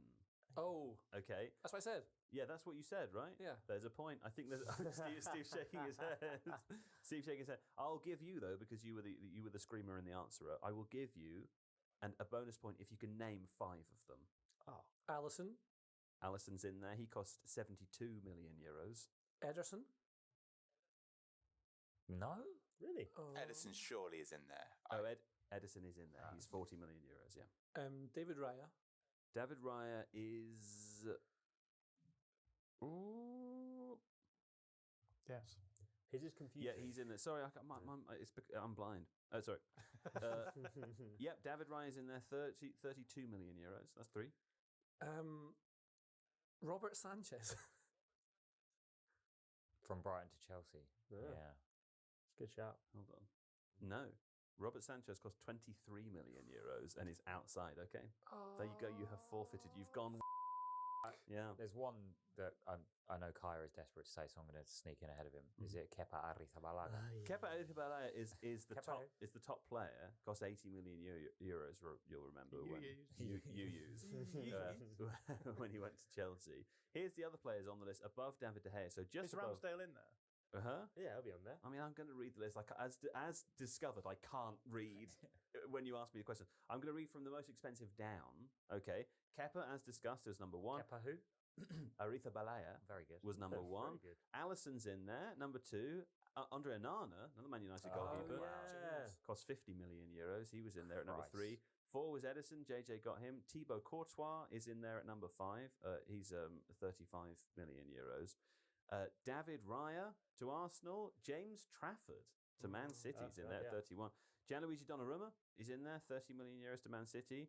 Giorgio Marmadashvili is there at Liverpool, 30 million euros. And then we have Georgiev Petrovic at Bournemouth, cost more. Wow. Jordan Pickford cost more. Aaron Ramsdale cost more. And to Arsenal, Bernd Leno cost more. 25 million euros, so technically not like Arsenal to spend loads of money and still not have anything to show for it, is it? That's true. 3 Arsenal goalkeepers there in the top. Tis the season of giving.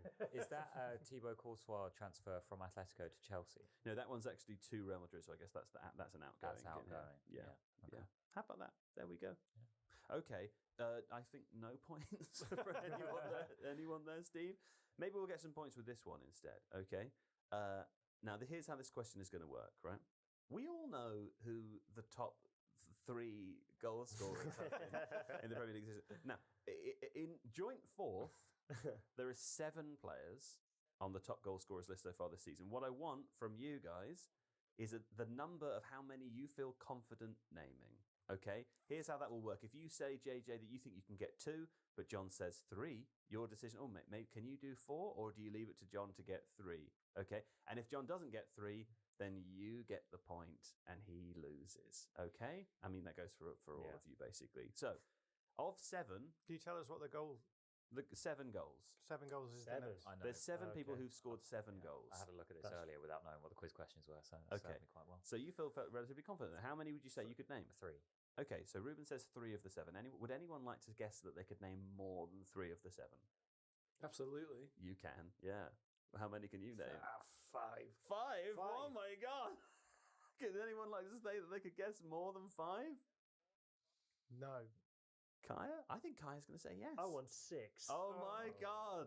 Kaya says 6. Okay, no one's going to say 7. Is it like right? if I get one wrong, I buzz out like JJ with the goalkeepers? Yeah, I mean, you can't name as many wrong ones. No, you can't list every player. Okay. If you get one wrong, wrong, you're out. Okay. That could be the end of it. Here we go. You said you can get 6 of the 7. I've said I want to get more than JJ. If you get 6, you'll get 6 points. Oh, okay. If you don't, you'll get minus the number that you can get wrong.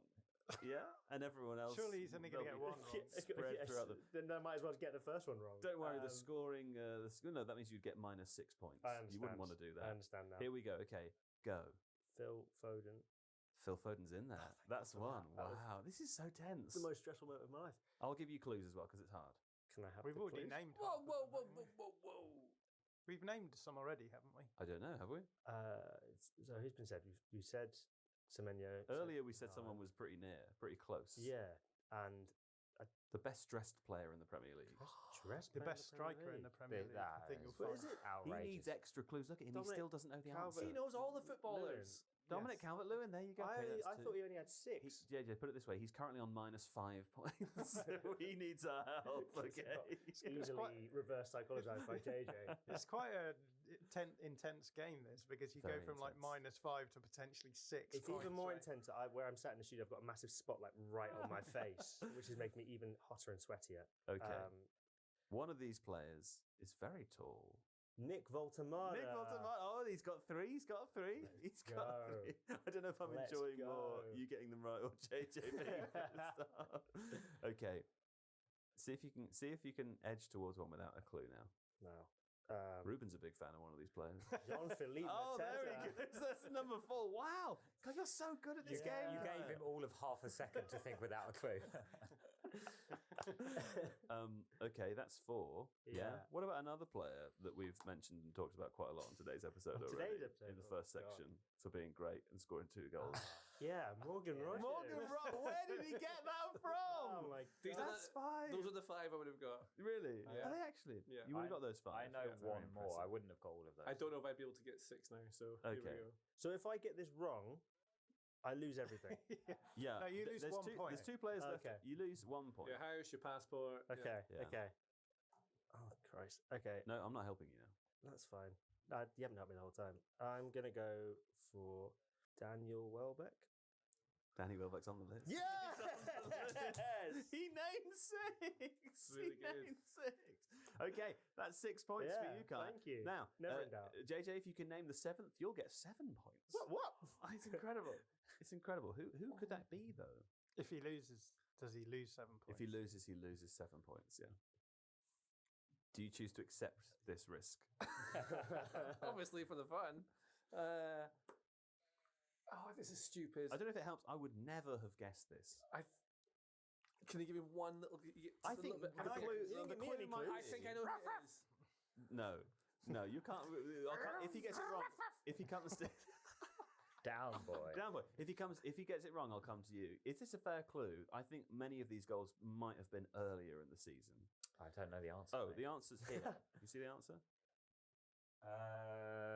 That's not the clue that I would give. No, but I'm just saying, do you think that's true? I don't know if that's true, so I have no idea. What's the clue that you would give?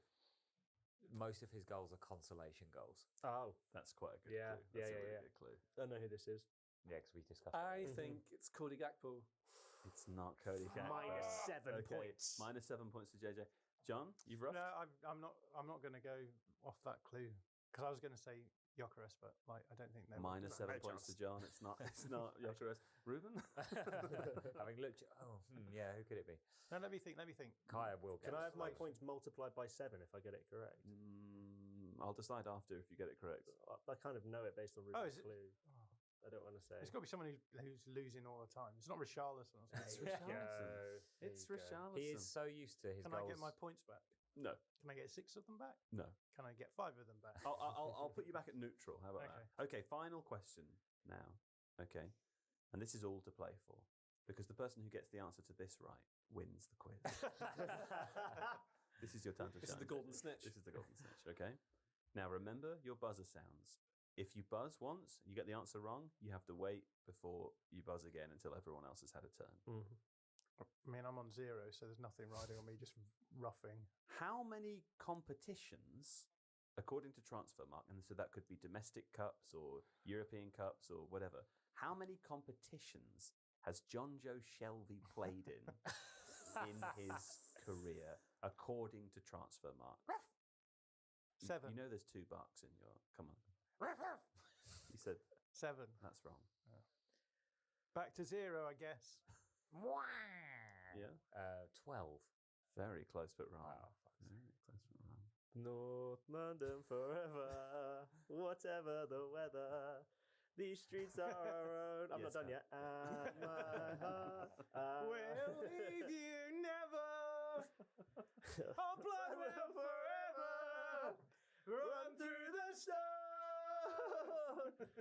The peaking. It's never been so loud in the I can Emirates. put the has it, limiter. Steve? I'll turn the speakers up for you. Yeah, yeah. Perfect. Talk of new national anthems. You pitched that a bit high, to be honest. That was painful. It came in on the wrong note as well. It was all over the place. Wasn't my best The work. second and third line's really, really good. Thank you. First line, less so. I think I got a bit too excited. Answer the question. Sorry, 11. It's not. You picked the wrong direction. Would you like to scream?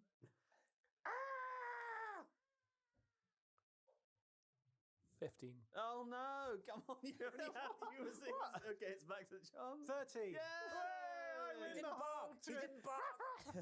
I thought he said it North London forever. wasn't the last guess 13.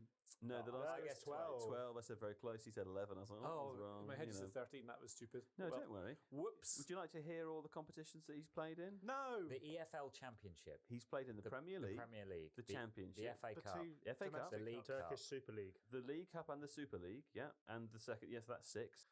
He was in the Europa League. He played in the Premier League Reserve League. I've included that one because TransferMarkt PLT. included it. The Europa League qualifying technically counts as a separate competition, apparently. Premier League 2 again, so not the Reserve League. wow. Those are two different things. The EFL Trophy, Really the scraping the barrel. Turkiye Kupası. I don't know. How do you say that? Türkiye Kupası. Kupası. Kupası. The Turkiye Kupası. The Under-21 PL Elite Group, which again is that's a different one right there. And I think that's it. You know, well done to John Joe Shelby And me. And John you. Joe me. John Joe me. John Joe McKenzie. I think who won? Me. Was it you? I Did got you the win? last question right through brain power alone. So despite him getting 6 points on the you it still counted won. for nothing. Incredible. I Incredible. think Kaya and I have a moral victory in that. Much like Okay. England in cricket. I don't think anyone has a moral victory. in the Should we end of throw in a bonus Steve question? Yes, Just so that he doesn't Yeah. feel sad that his questions don't count. it. Is it Okay. about a castle? What is the name of the Philip K. Dick novel which imagines Oh, a yeah. world in which the Axis The Man in the High is Castle. the man in the high castle? Castle, sorry. Castle, thank you. Yeah. What's the name of the famous castle in the He-Man cartoons? Oh, I don't know. that. Castle Grayskull. It's Castle Oh, yeah. Grayskull. Which castle was built in 1068, 2 years Warwick after the Castle. It was. Which castle is home to the world's tallest trebuchet, according to their website? Is it Warwick Castle? Which castle is home to the largest birds of prey show in the UK? Again, according to their own website. Warwick Castle? It's Warwick Castle, Yeah. yeah. Which castle is the best castle?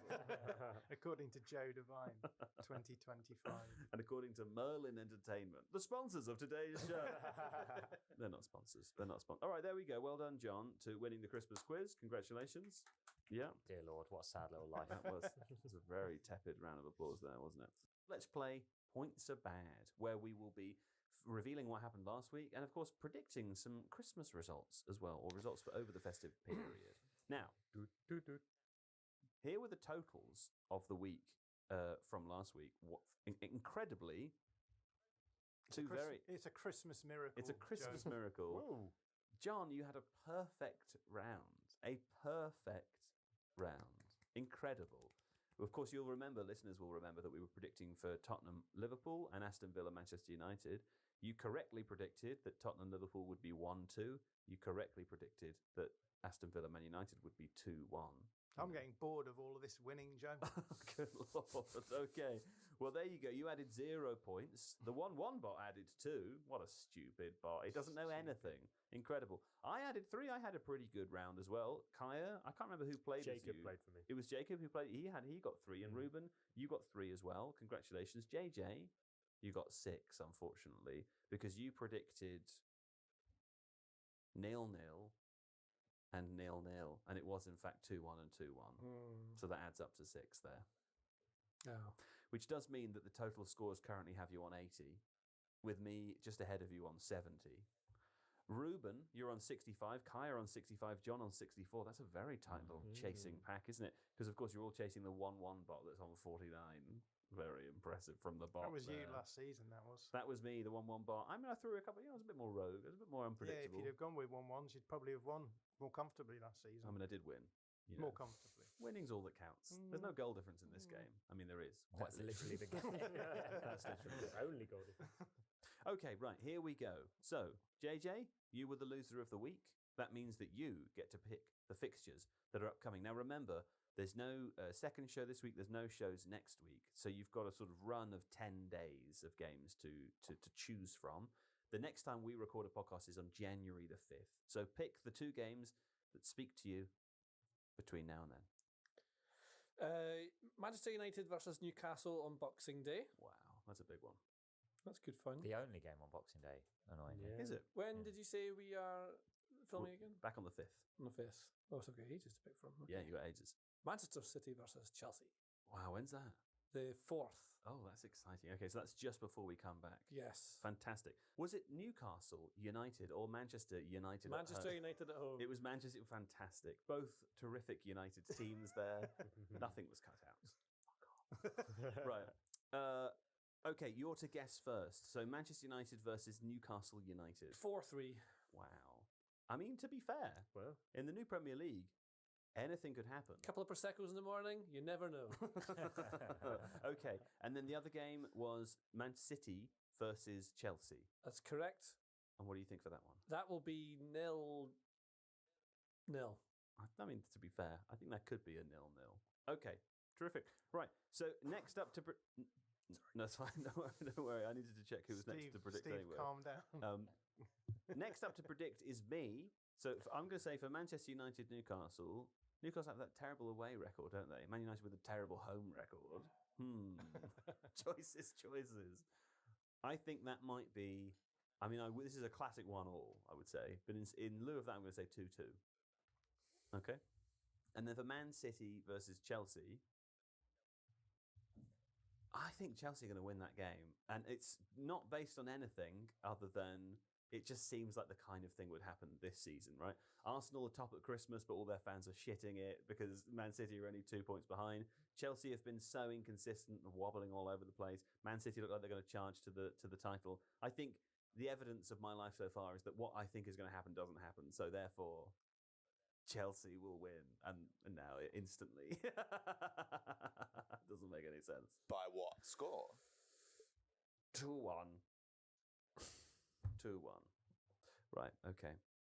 Well, because you both got the same number of points last week, and because you both have the same number of points overall, we're going to go with Kaya first, because he's... Ruben's been barkered a few times, and No, Kaya but hasn't. Kaya's the more recent member of the podcast, and his name begins with K, which is earlier, and he's taller and I'm tall, and we're in a union together. Yeah. And You make a Kaya, what would you like to pick? Man United, Newcastle United. I will go for Manchester United 2, Newcastle United 3. Oh, wow. I mean, I love that Good. we're all Didn't want that predicting. score anyway. This is going to be an exciting game. Okay, fine. And then the other one would be Man City versus Chelsea. Yeah. Chelsea are away in this game. Yes, they are. So I will, given that you kind of put all your jinx sauce on Arsenal there, I'm going to go for... on Chelsea? Yeah. On Man City? More like, I've complicated into my own head basically by you saying that Arsenal are shitting it. Because I love top that of the league. Arsenal fans will find any way where anything is a negative thing There's about still 20 Arsenal. teams who can win the league, so it's not. I don't really think Wolves are going to win the league. Just need what is it, 17 wins in a row or more than that? Anyway, I will go for Manchester City 1, Chelsea 0. Man City 1, Chelsea 0. All right, fine. Ruben, right, you were tapping your wrist there because you want this to go quicker. What I think. have I got left? What is it? Man United versus Newcastle. 2-2 has gone. 4-3 to Man United has gone, and 3-2 to Newcastle has gone, and of course 1-1 already gone. Both for 2-1 that games. still available. Yeah, Manchester United 1, Newcastle United 2. Okay, Man City, Chelsea. Man City. Hey, Steve, I'm still in the room. Man City, Chelsea. Manchester City 2, Chelsea 1. Yeah, is that available?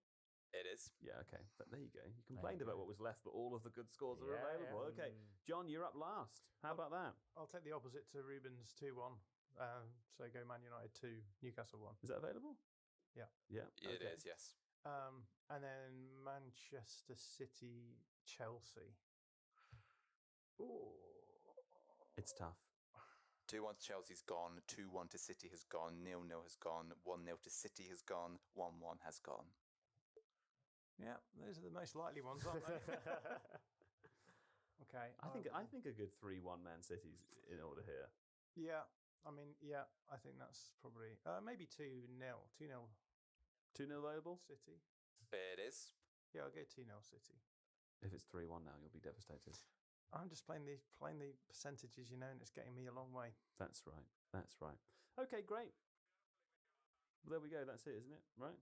That's it for the show and for the year. Yeah. Well, Happy New Year to those of you whose new year begins between the end of this show and the start of the new one. And to the rest of you, happy continued year.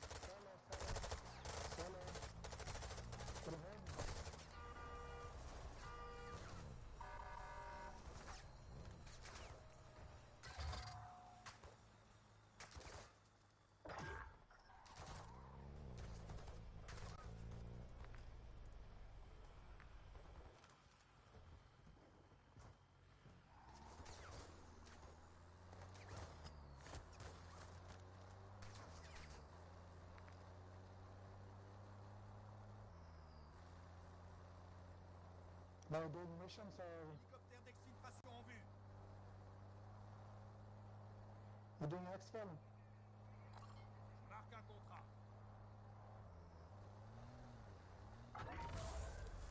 Ultra 1, l'hélicoptère d'attaque ennemi avance dans votre direction.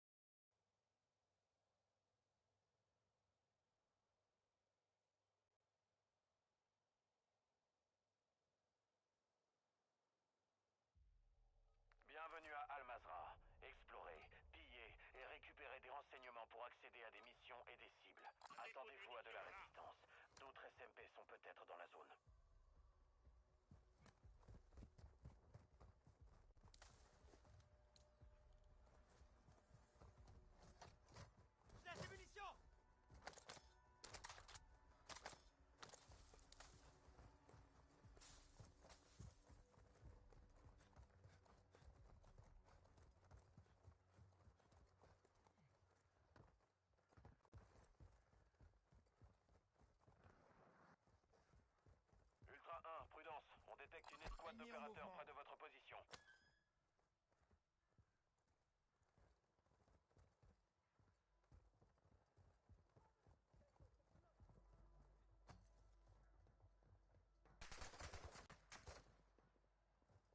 Grenade paralysante lancée! Ultra 1, vous êtes dans une zone défendue, soyez sur vos gardes.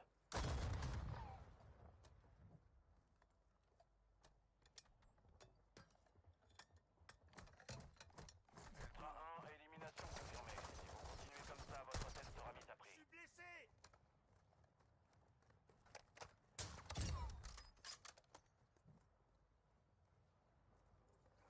Ultra 1, l'activité augmente dans la zone. Ouvrez l'œil. Grenade paralysante lancée!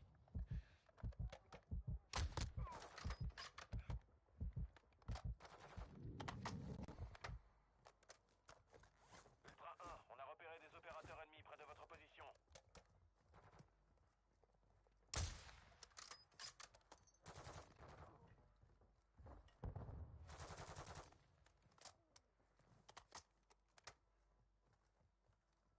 Attention!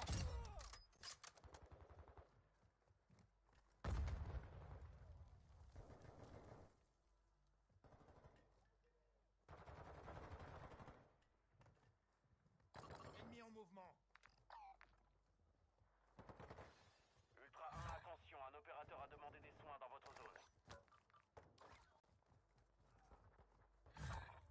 Ultra 1, attention, opérateur ennemi identifié près de votre position.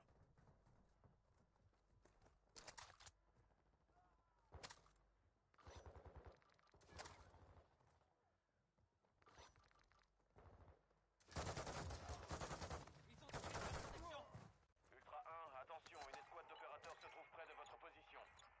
Ennemi en mouvement.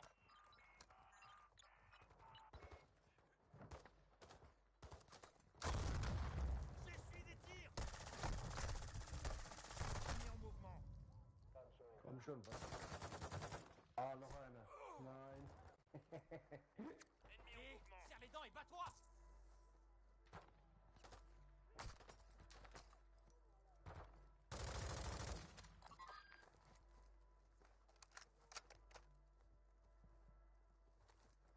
Vous êtes de retour. Faites en attaque. Ultra 1, prudence. On détecte une It's escouade my bag, d'opérateurs thanks. près de votre position. Ooh. Fucking random.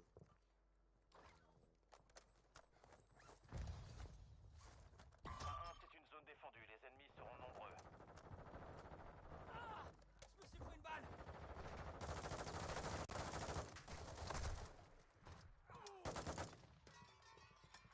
Mech request. Central mech request.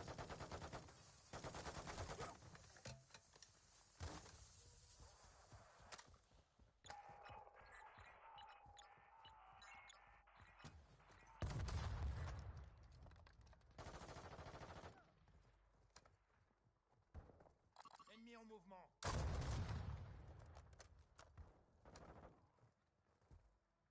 Ultra 1, on a repéré des opérateurs ennemis près de votre position.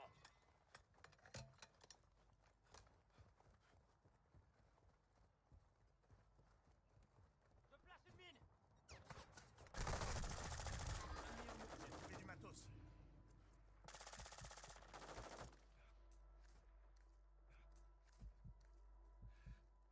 Je suis là.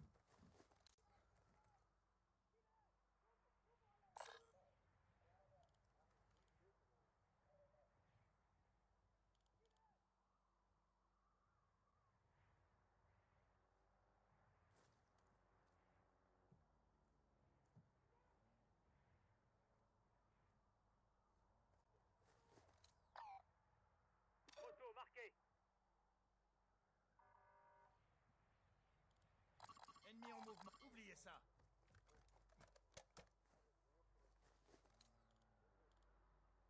Ennemi en mouvement.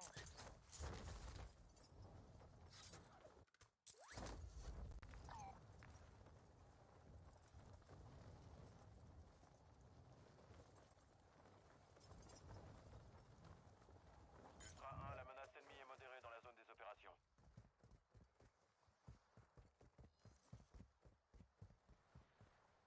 Ultra 1, attention, opérateur ennemi identifié près de votre position.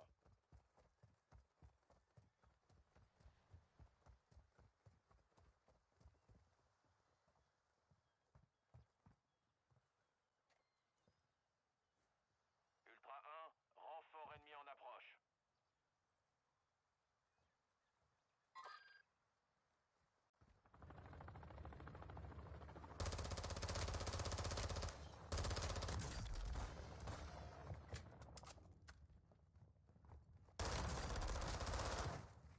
À tous les ultras, l'élimination d'opérateurs risque de révéler votre position.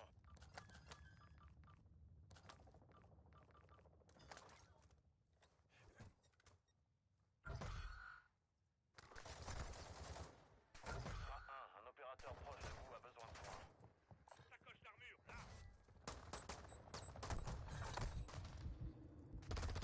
Ultra 1, attention, une escouade d'opérateurs se trouve près de votre position.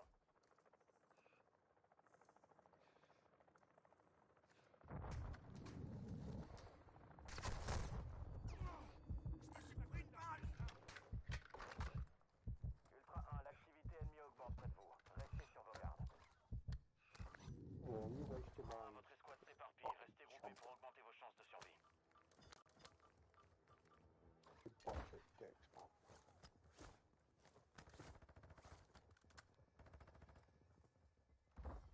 Fucking gays.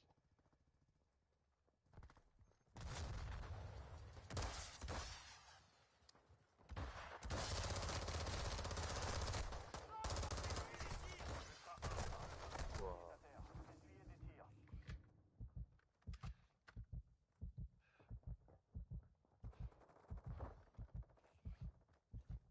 Fucking bombers. Ultra 1, attention, opérateur ennemi identifié près de votre position. Je suis là. Ici Price, je retourne au combat. Fucking bombers.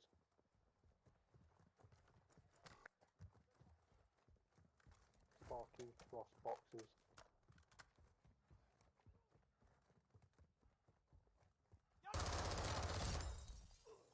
Bagheaders.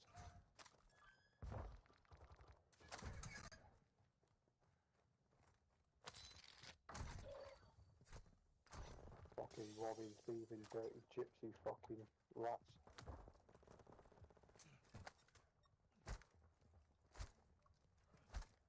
Dirty stinking rats.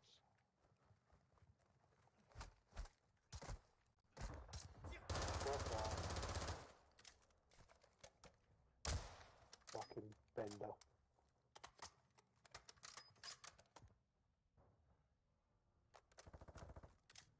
Dirty stinky fucking rats.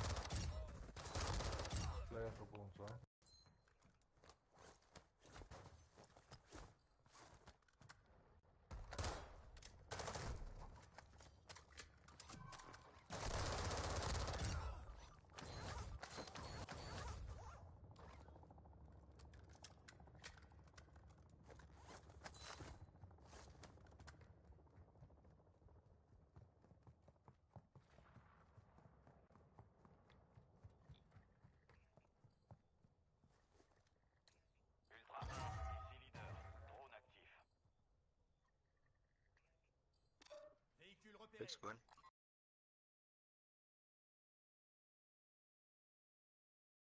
Ennemi en mouvement. Daar is het.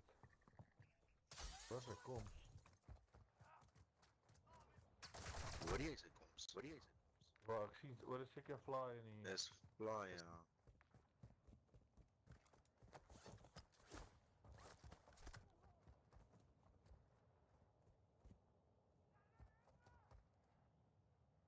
Zo 150 meter van die X-Fly fly.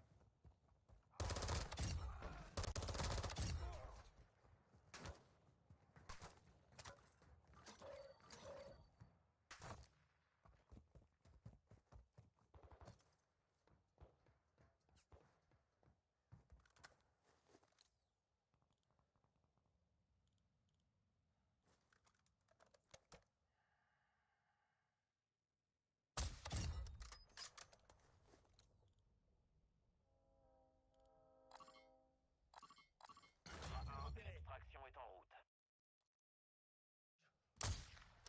Ultra 1, Dino 4 est en route pour l'extraction. On sera bientôt là. Repéré.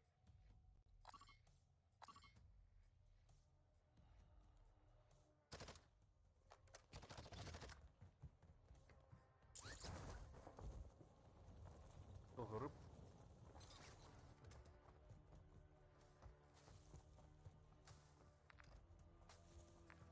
Ici Dino 4, on approche du point d'extraction. Défendez-le pour qu'on... Ultra 1, prudence. On détecte une escouade d'opérateurs près de votre position. Je me dirige par là.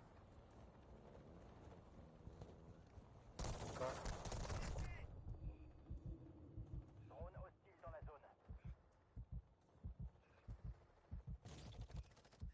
Dino 4 attend au point d'extraction. Fire it, fire.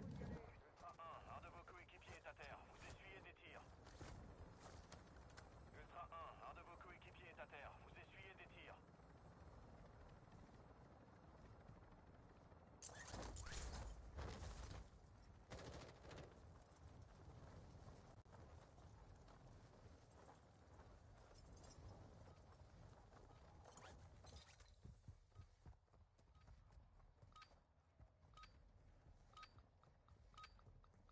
Ja, het is echt trek man.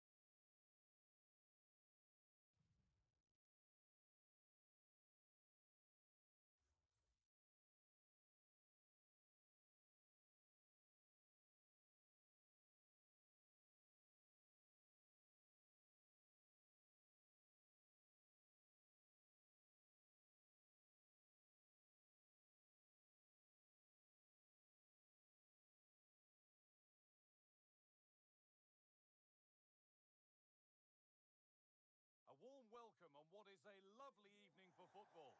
I'm Guy Mowbray, and it's a pleasure to be joined by Stuart Robson in the commentary box. And we've got a division rivals game on the way for you. What are we going to get from this one? Well, the atmosphere is building nicely here, and we've got two teams who like to play good football. Let's hope...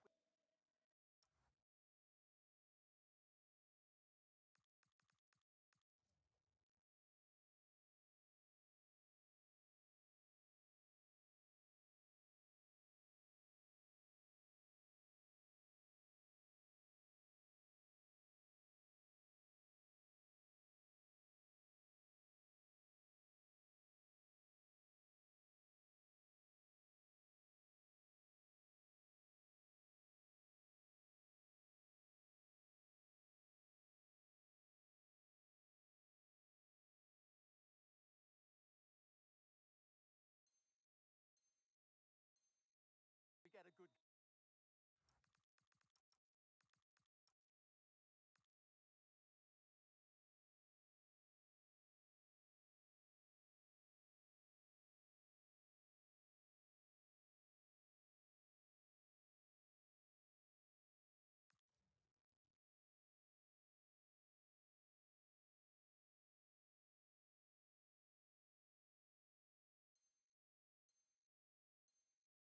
game here. It should be. And we're off. The first half starts with anticipation in the air. A lot of room for them here. And the keeper able to get there first. This is how the hosts line up. Thibaut Courtois is in goal. Virgil van Dijk plays alongside William Saliba in the heart of defence. Jude Bellingham plays alongside Rodri in the middle of the park. And the main striker is Harry Kane. A big area to progress into here. And it's offside. Didn't get back in time. Well, he just needed to go elsewhere with his pass. He showed a complete lack of awareness there. This is how the visitors start the game. Thibaut Courtois is in goal. Jules Koundé starts with Gaia as the fullbacks, and they're playing with two strikers in attack.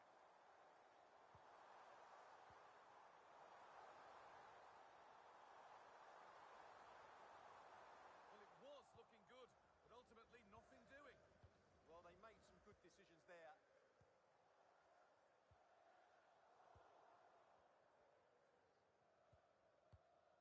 Martinez.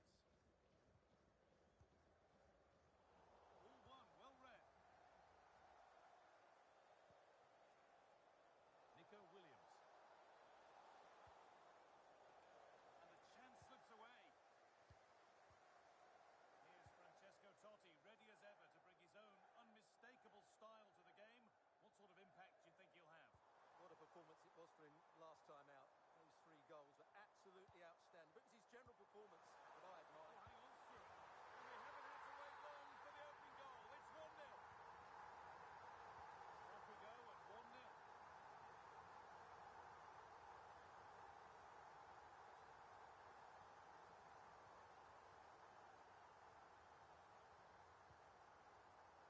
Baena. Oh, what a good ball. They could be in. And the flag has gone up. Well, he just needs to play that a bit sooner. The pass was definitely on.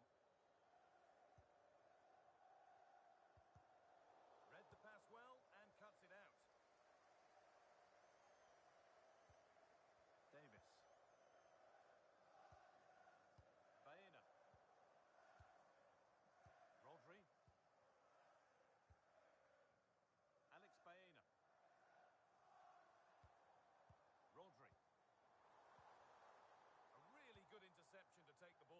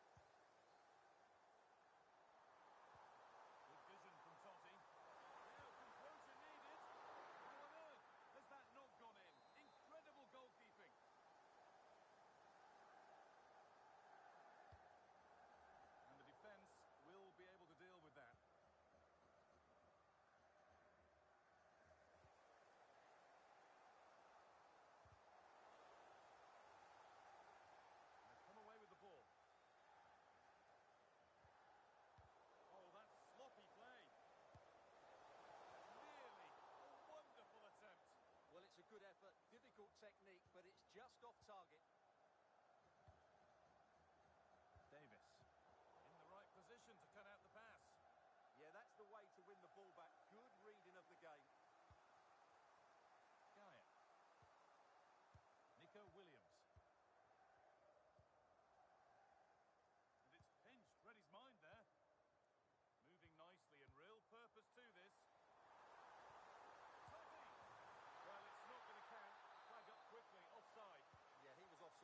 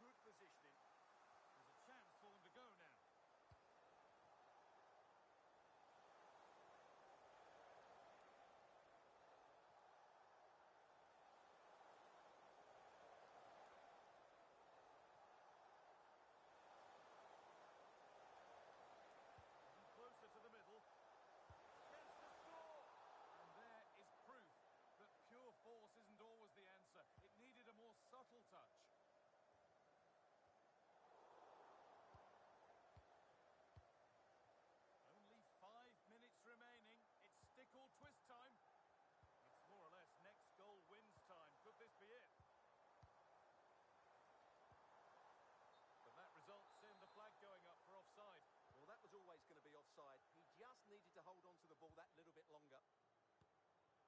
Musa Diaby. Plenty of open space here. This is an excellent run.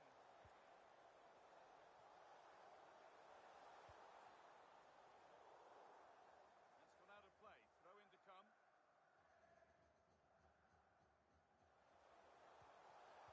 A promising move stalls.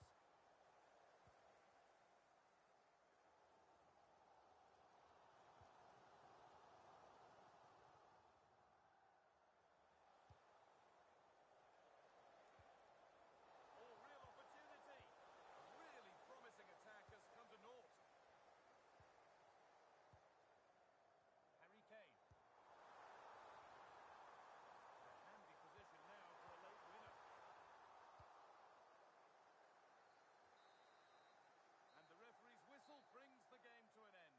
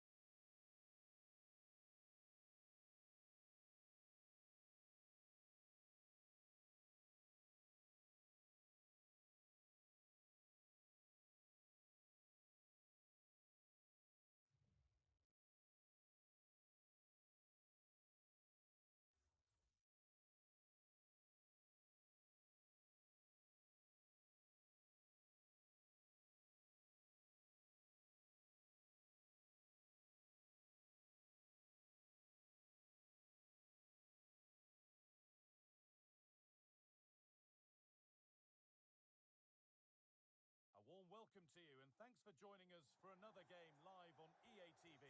I'm Guy Mowbray with the former Arsenal and West Ham midfielder Stuart Robson alongside me. And the focus here is on division rivals action. What can we expect from the game then? Well, as is always the case, both teams will look to control the centre of the pitch. Whichever can do that will dominate possession and probably the game. This is going to be key, I think, today. This is the home side's team today. Thibaut Courtois is in goal. Virgil van Dijk plays alongside William Saliba in the heart of defence. Jude Bellingham plays alongside Rod Pedri. Oh, that's fantastic! That's next level keeping. Over it comes. And you can see and sense the frustration after that. It needed a more subtle, certain finish.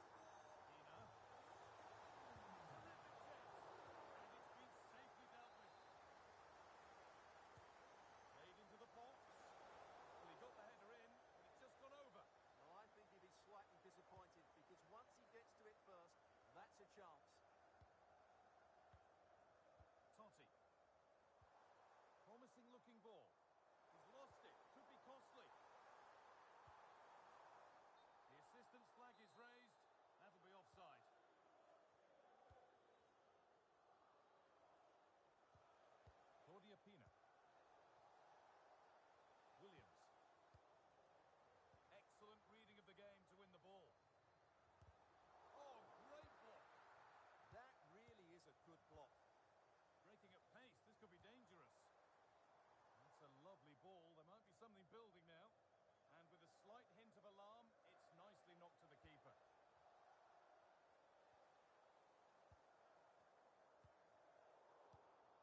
Read the pass well and cuts it out. And there won't be any rebounds there. Bellingham.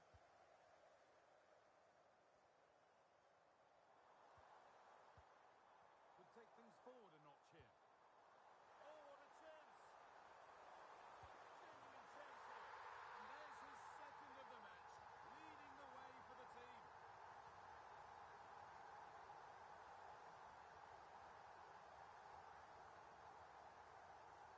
Anthony.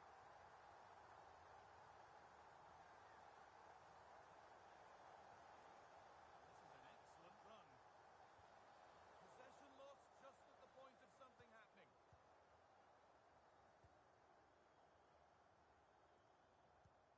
Davis.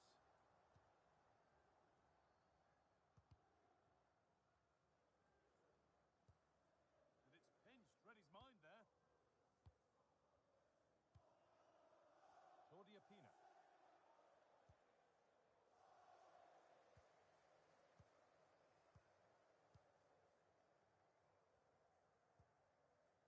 Baena. Well, they could get caught out on the break here.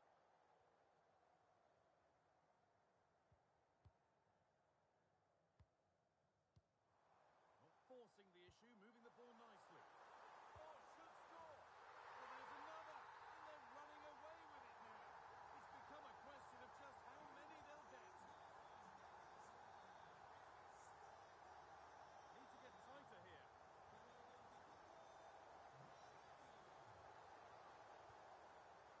Eduardo Camavinga. Real chance. They've got another, and she's got another. Two for the game. 4-2 the score then as we kick off once more. And the ref blows for a foul. Free kick awarded.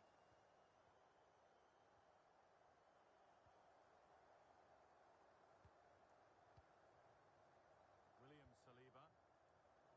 On to Davis. Totti. Pass was read and the ball has changed hands. Space out wide here for Borough. Pina could get back in it. Oh, an incredible tackle. Yeah, that's a great intervention there. That's not a bad looking ball. What a chance.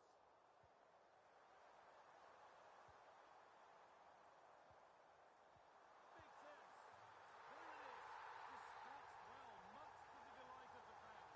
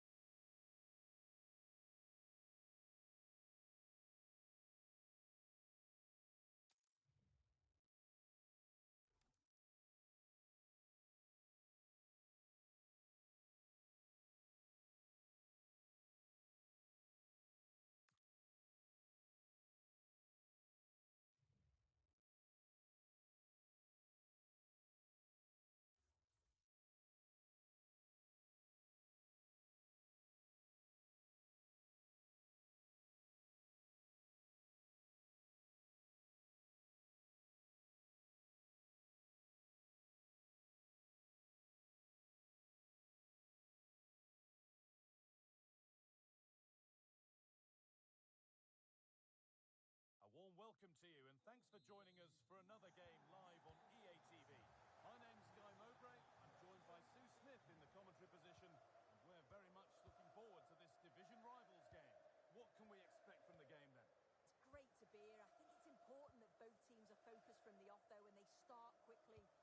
love to see some goals. Hopefully I've not just cursed it. Gets past really nicely. But that's good defending. Well won. Bellingham. Players waiting in the centre.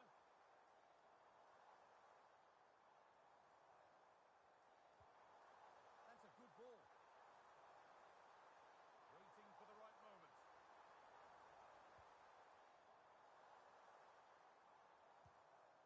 Kane. And it's on now. I don't know how he didn't score. Great defending.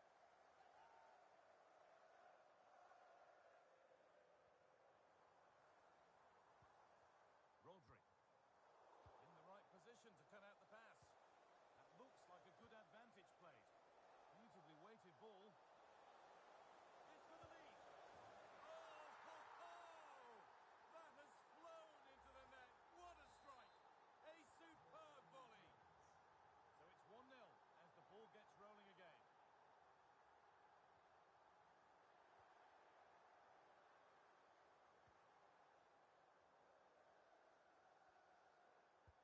And that will keep the attack moving nicely.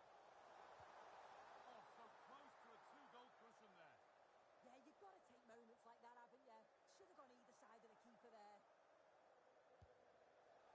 And just off target. Well, it's a respectable effort though, but still looking for that cushion here. And they've got it back now.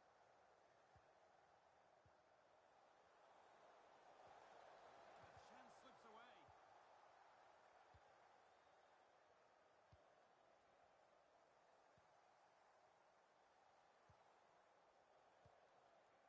Dennis Undav.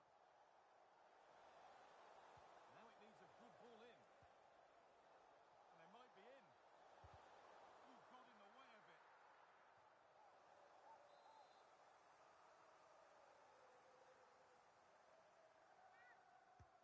Corner kick played in.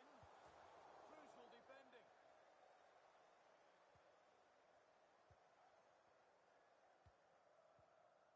Now hands up if you remember his first game for the club. It feels like a long time ago as he now marks 400 appearances.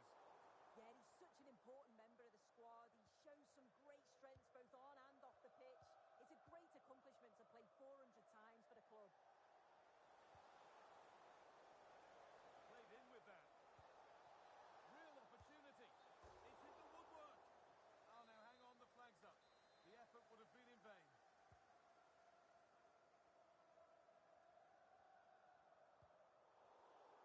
Oh, that's really well cut out. Dennis Undav. Terriers moving the ball forward. What can they do from here? Oh, they were getting interested there, but not anymore. A big area to progress into here.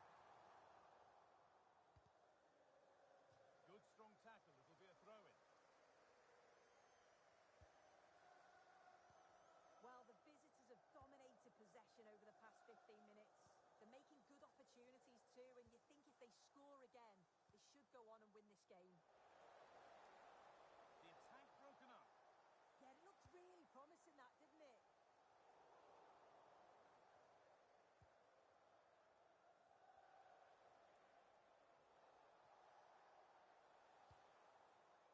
Chan. Brilliant tackle. The chance is gone.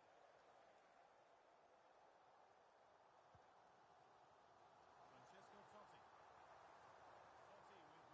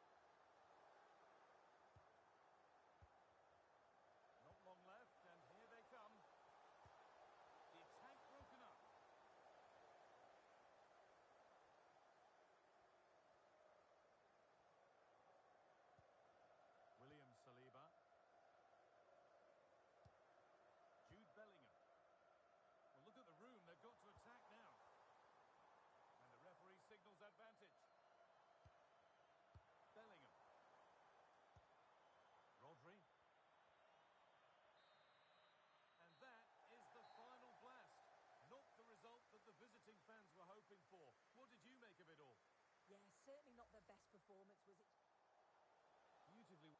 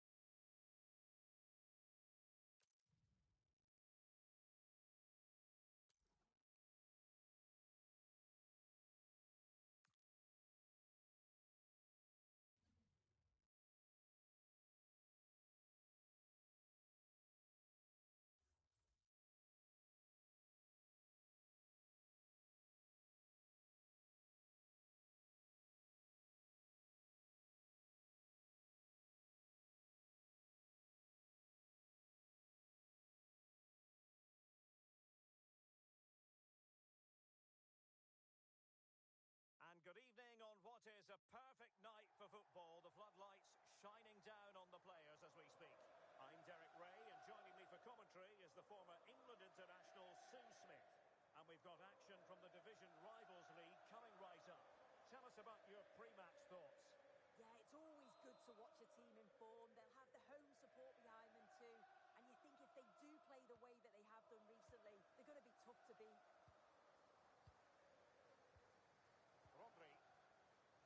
And here's the starting lineup for the young boys. Iker Casillas begins in goal. Gabriel plays alongside Jonathan Tah in central defence. Score here. Well, that is top-class goalkeeping for you. Yeah, he barely had a moment to move, and those reflexes were absolutely top class.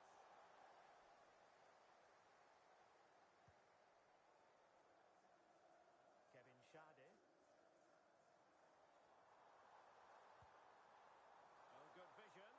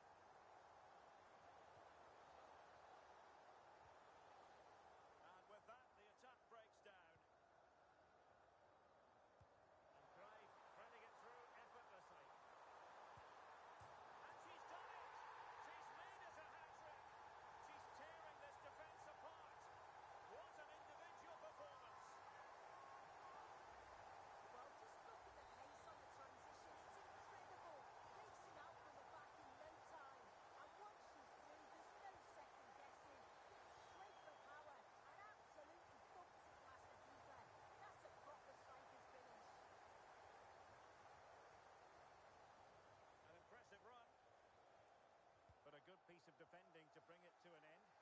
Good conditions for the counter. That is a magnificent run. Now, can they take advantage? And gobbled up with ease by the keeper. Not a huge chunk of added time, 1 minute. And the whistle is sounded for half-time in this game.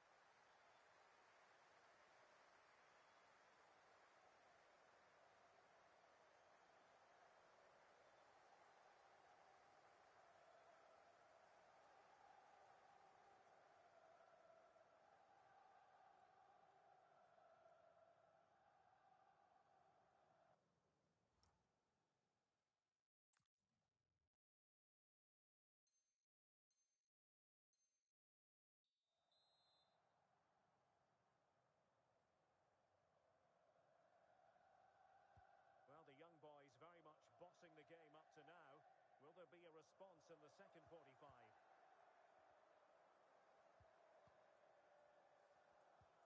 Harry Kane. Will it be Harry Kane? Splendid challenge that. Oh, it's a cracking bit of defending that, wasn't it? Gabriel. And on to Lizarazu. Showing fine vision.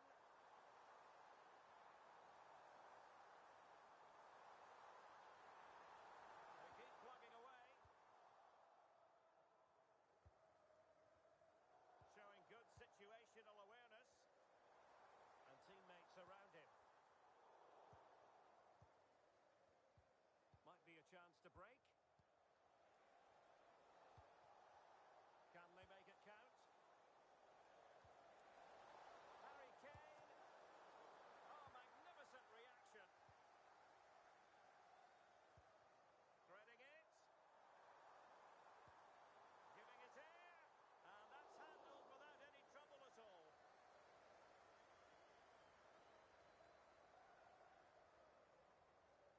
Totti.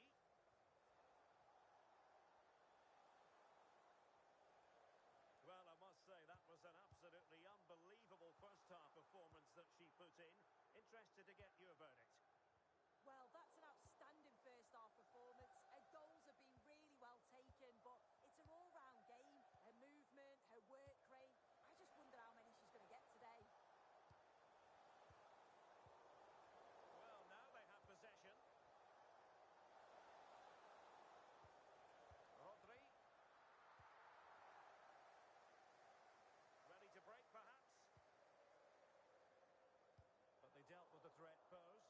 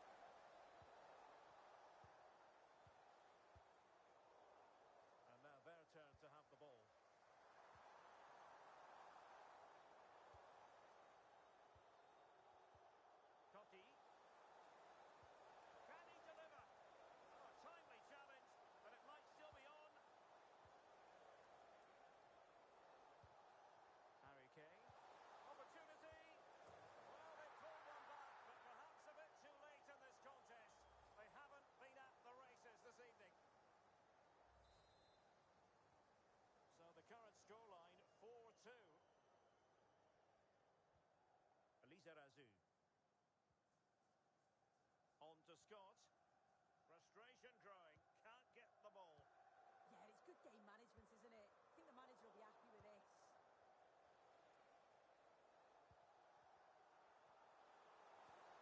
Can he get one back? Well, how has he kept that out?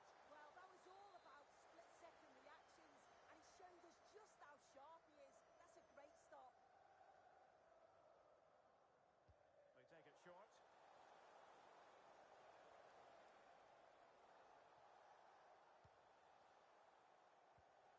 Virgil van Dijk. Well, they might be able to launch a counter-attack.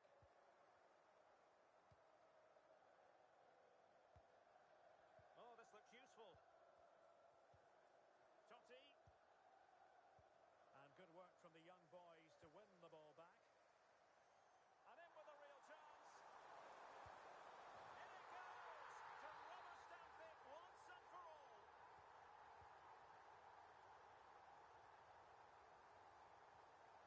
Harry Kane. Kane. Oh, I thought they were onto something there. Chance to finish.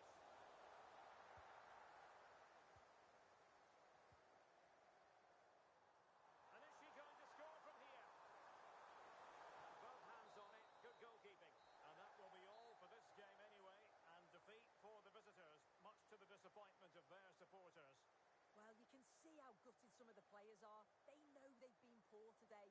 Not just one or two, it was collectively all over the pitch. Much improvement needed for the next game.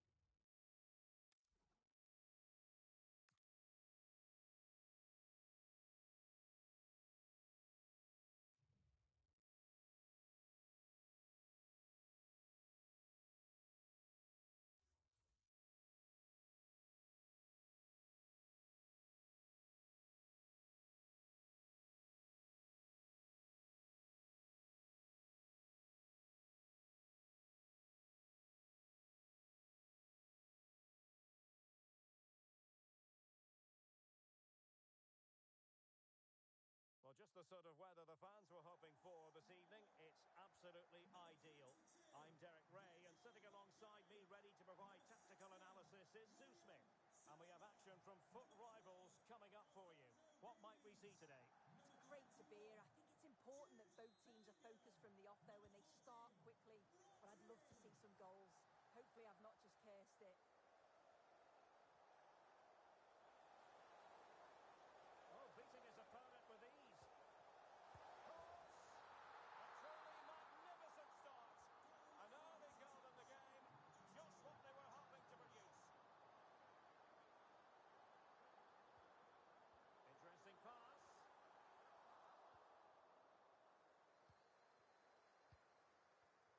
Toni Kroos.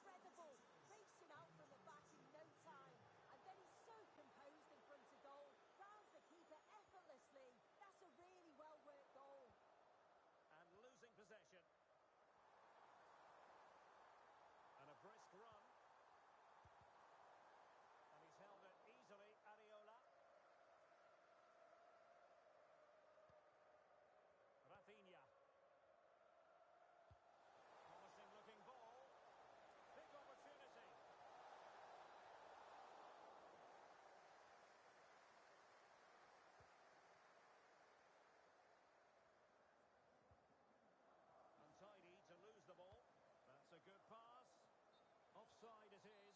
Such a pity for him. Well, he holds his run well, and I thought he was in. Nicely weighted pass too, but he's offside by the narrowest of margins. Wants to attack from the wide areas. Kane.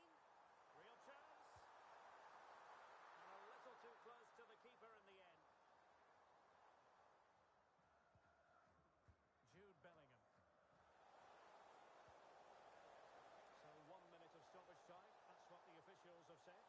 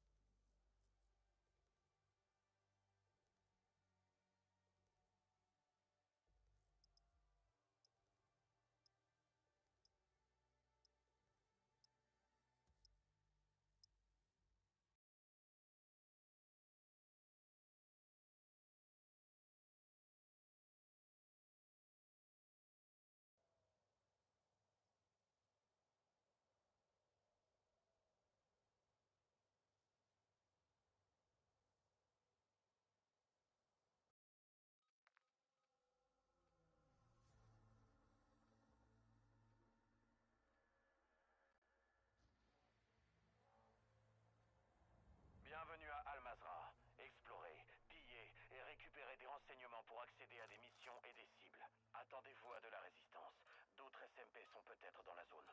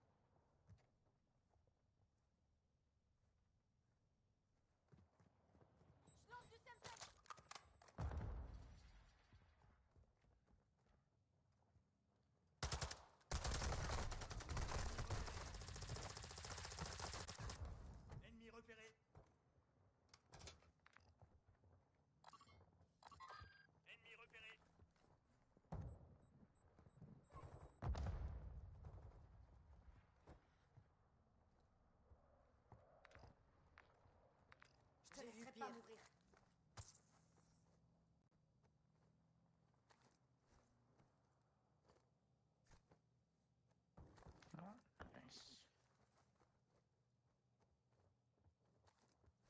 Vous êtes de retour.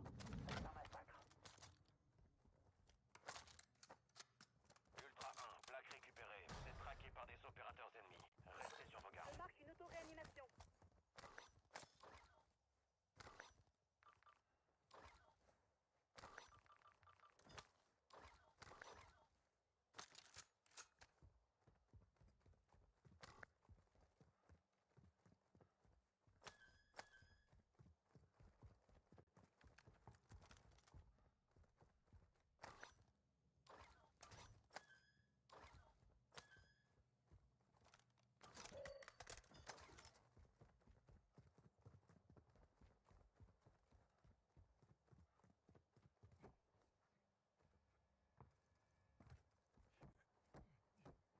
Attention, danger dans la zone.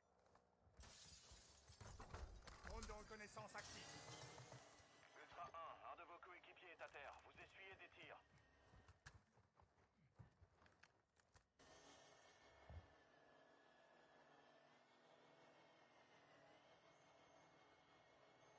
Ennemi en mouvement.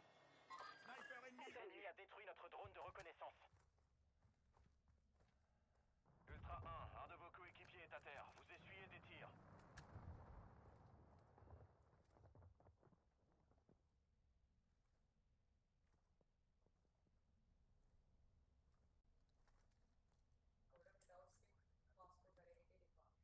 Des opérateurs à proximité cherchent de nouveaux coéquipiers.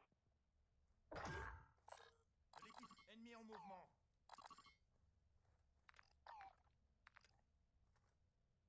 Ennemi en mouvement.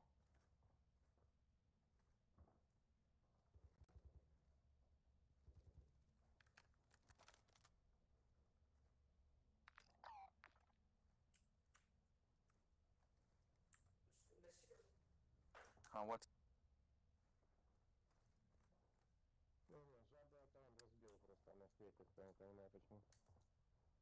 One is on me here. One more. Exactly on me.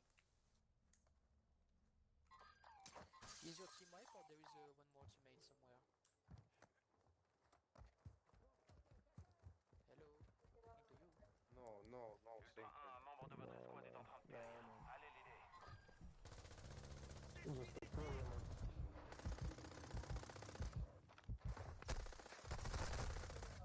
Nice, nice. Сука, внутри бегает заяц.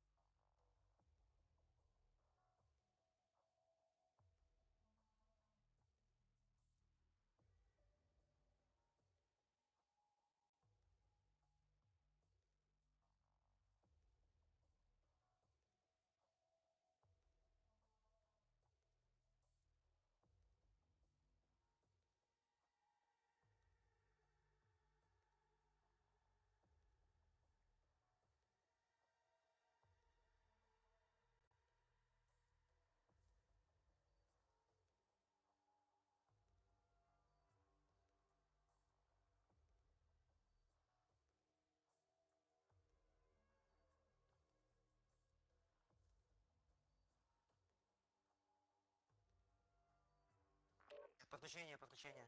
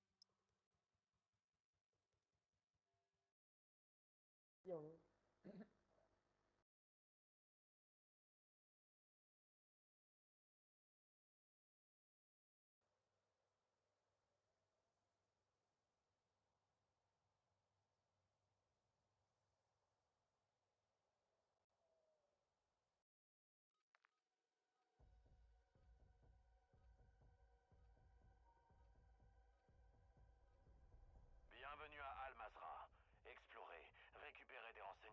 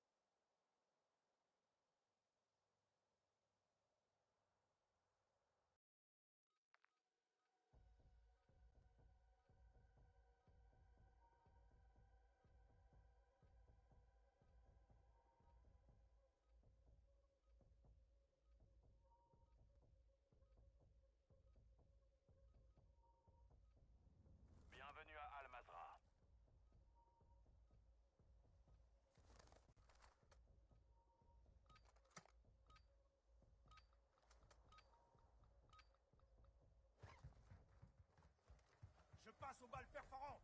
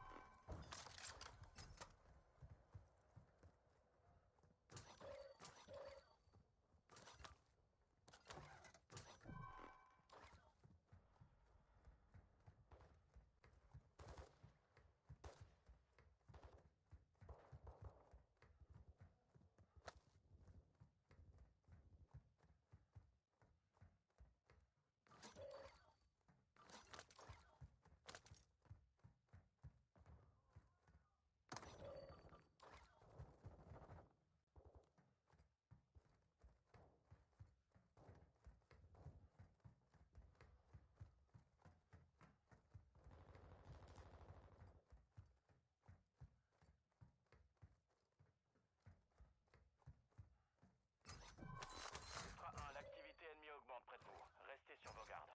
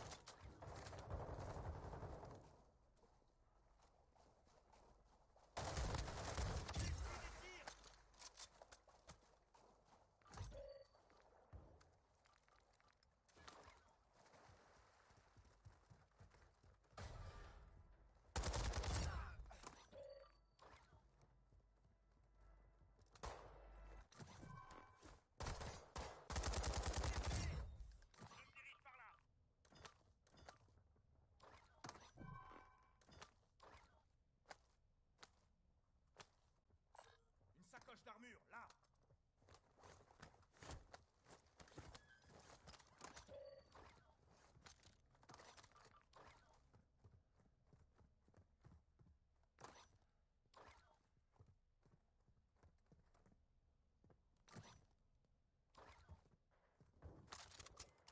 Je marque une auto-réanimation.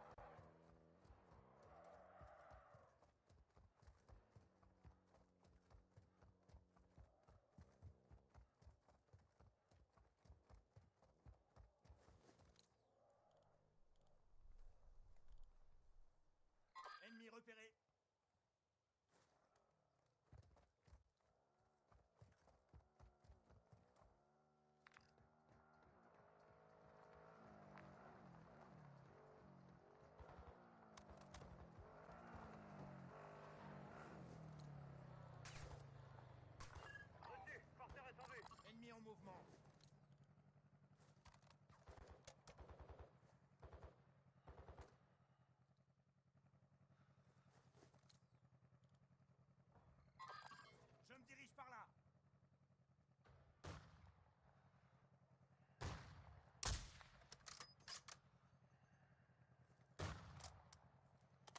Ultra 1, renfort ennemi en approche. Ennemi en vue.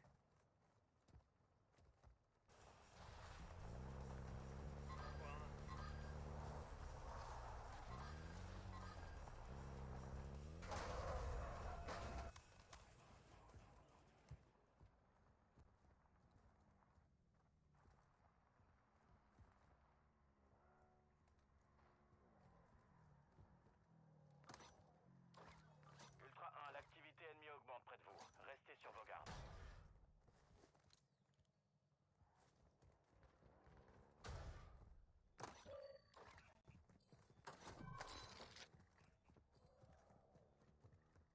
Ultra 1, la menace ennemie semble faible dans cette zone.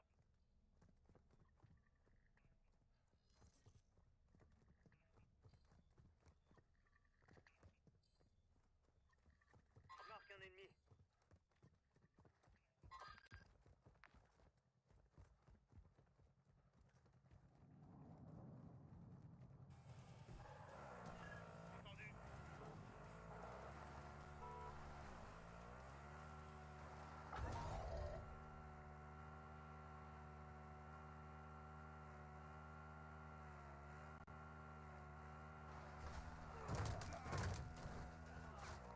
Ultra 1, renfort ennemi en approche.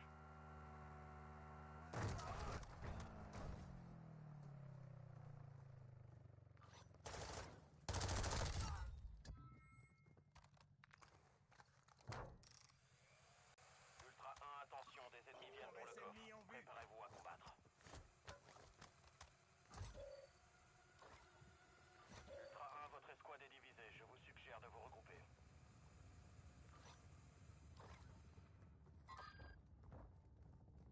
Ultra 1, attention, un opérateur a demandé des soins dans votre zone.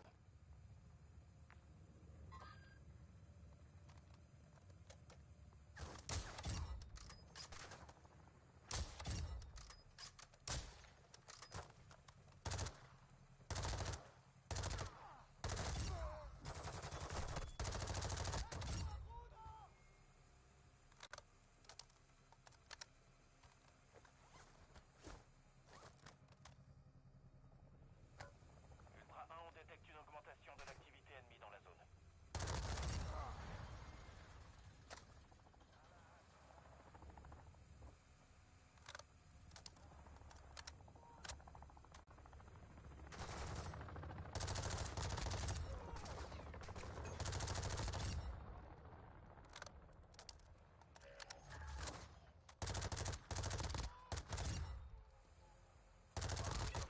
Récupérez le contenu.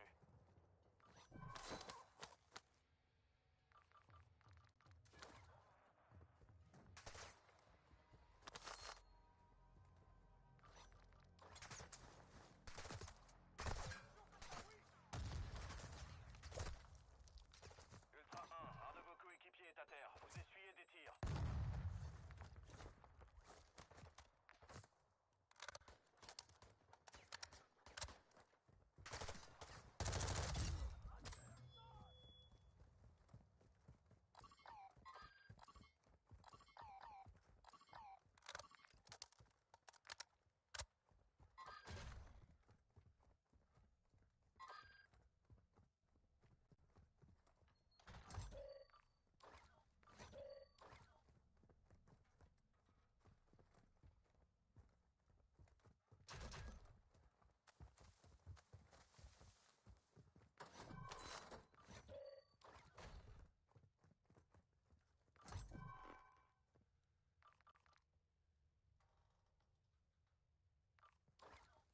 So, can you pick up?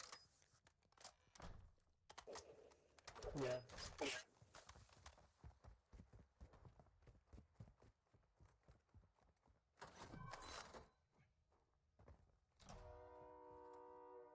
Ultra 1, déposez de l'argent dans une boîte morte pour réduire le délai de récupération des armes.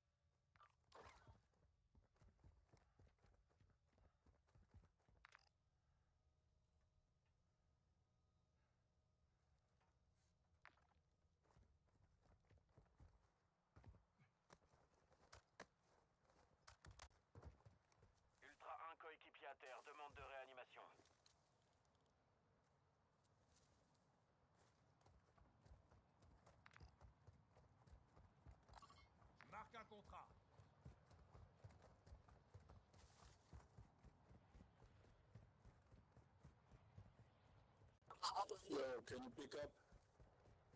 Pick up, raise. Revive, revive.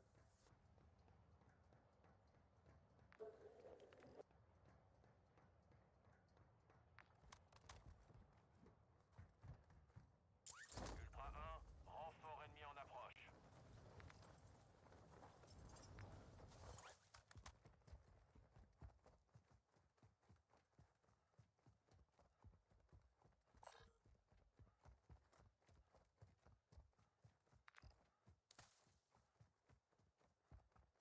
Ultra 1, votre escouade s'éparpille. Restez groupés pour augmenter vos chances de survie. Still, pick up, pick up. We are talking about.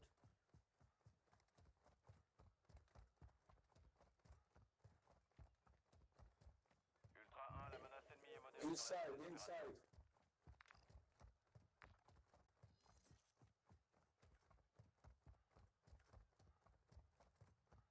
Inside, come inside.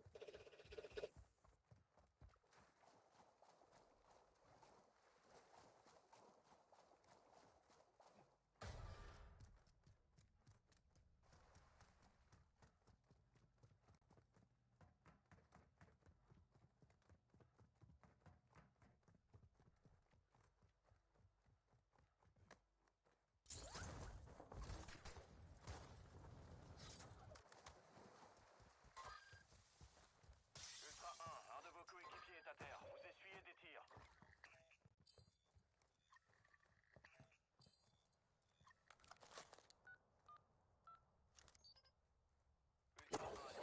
How can you be 5 players?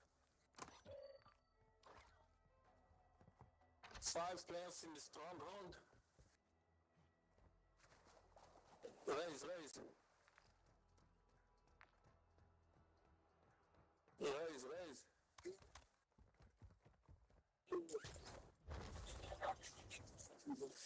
What? Say again. I don't understand because I'm busy fucking your mother.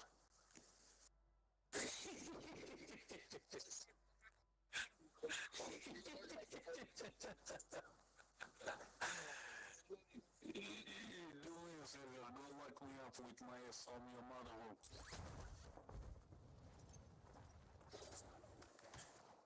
It's not nice to talk like this to your dad.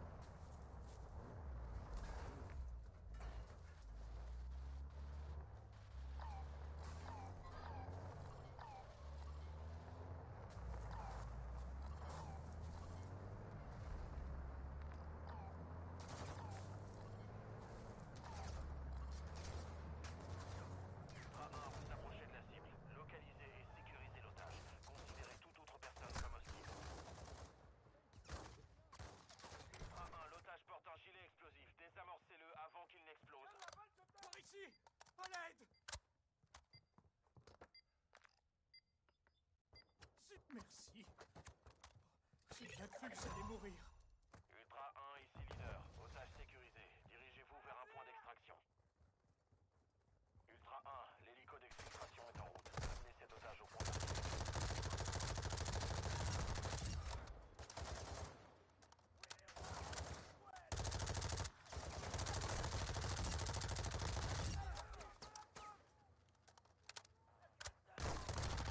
J'ai besoin de munitions de pistolet.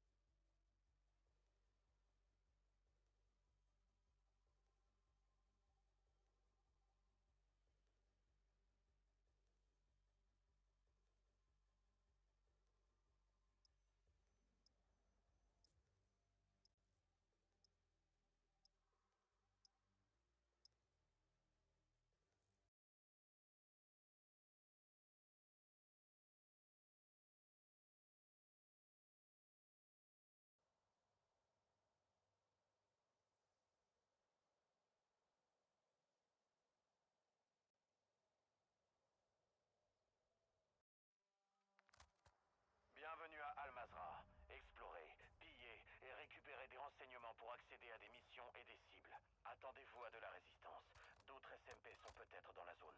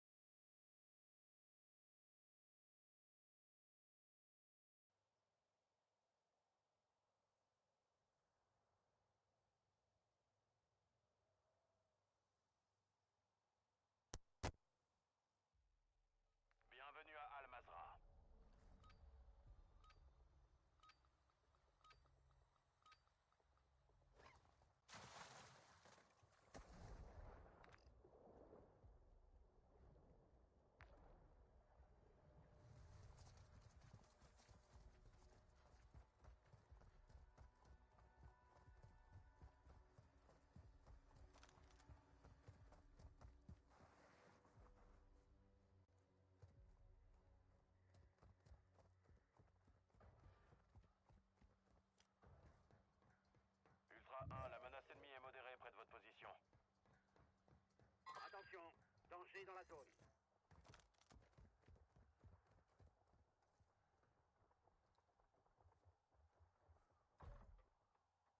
Из игровой консоли найдется вообще это.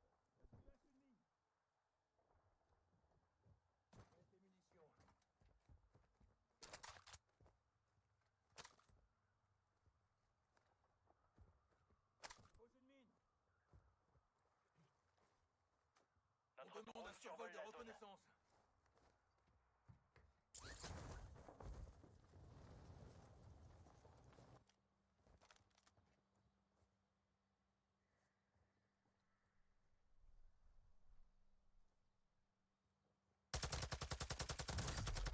Тут кто-то есть.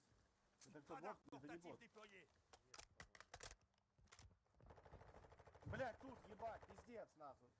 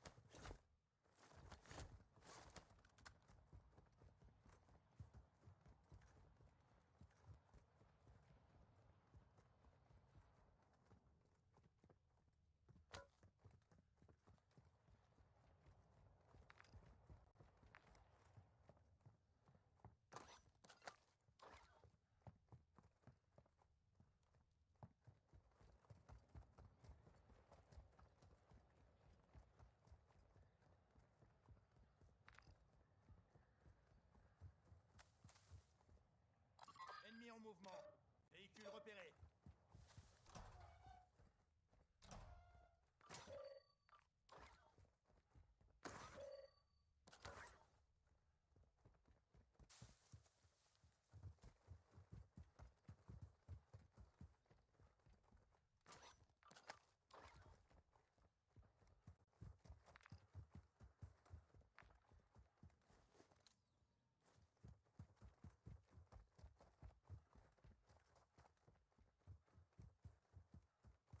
J'ai marqué un masque à gaz.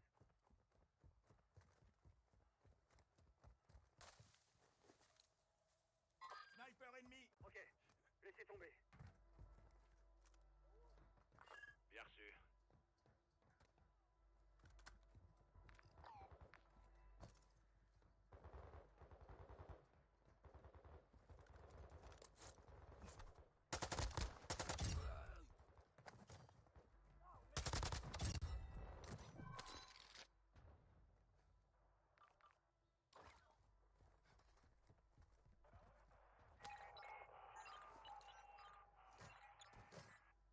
Ennemi en mouvement.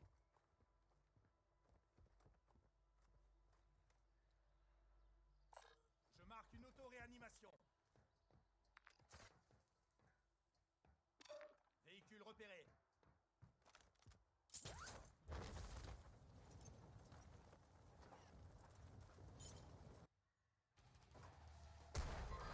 L'activité ennemie augmente. Restez sur vos gardes.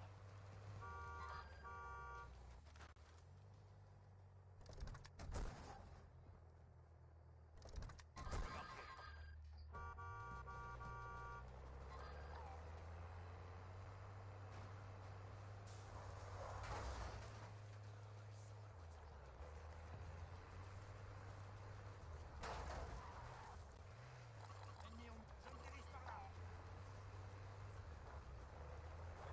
On a repéré des opérateurs ennemis près de votre position. Ennemi en mouvement. Je me dirige par là.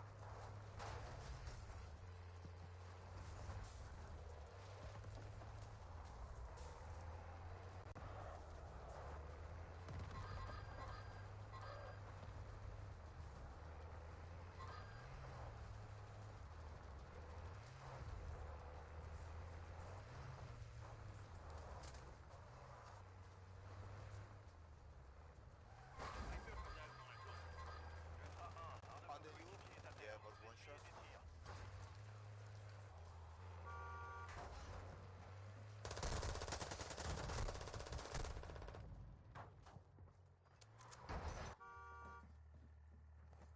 Wasted. You said tower. Which tower, bro?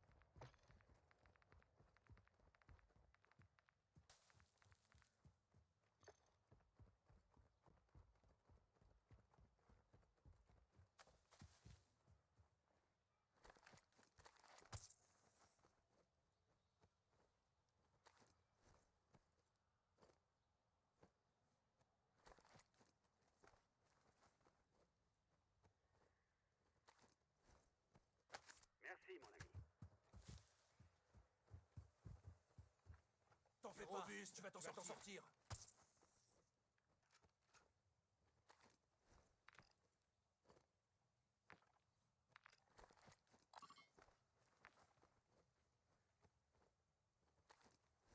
Retournez au combat, soldats.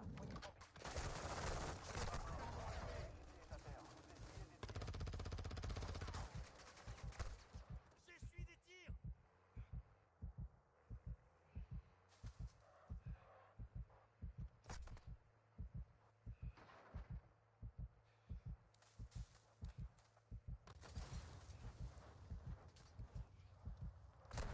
Un de vos coéquipiers est à terre. Vous essuyez des tirs.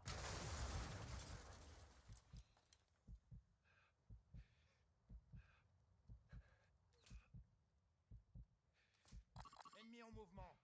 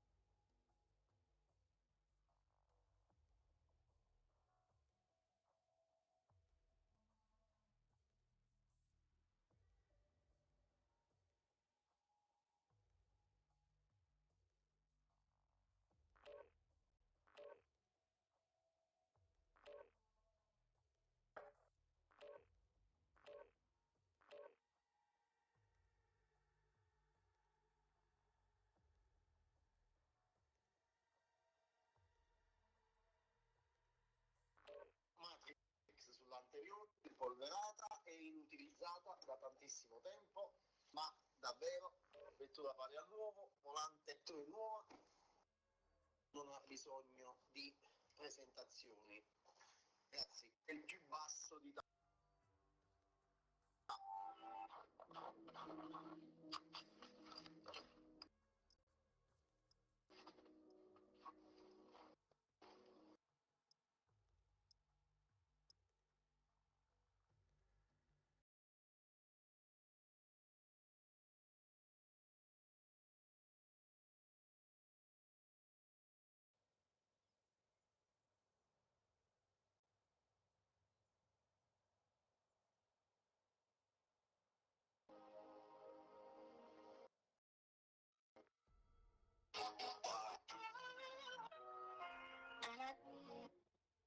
Acquista prodotti di Bienvenue à Albatros.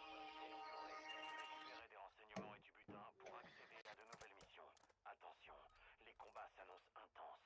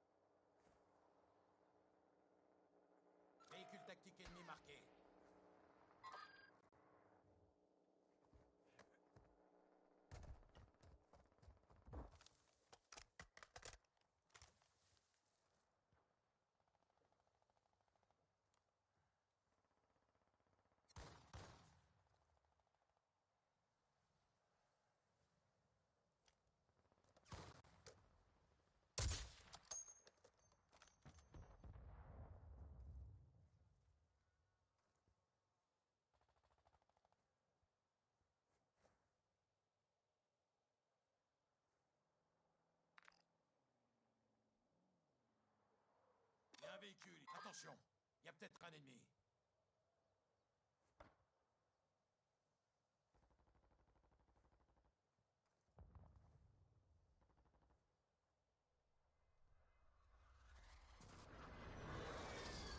Du mouvement.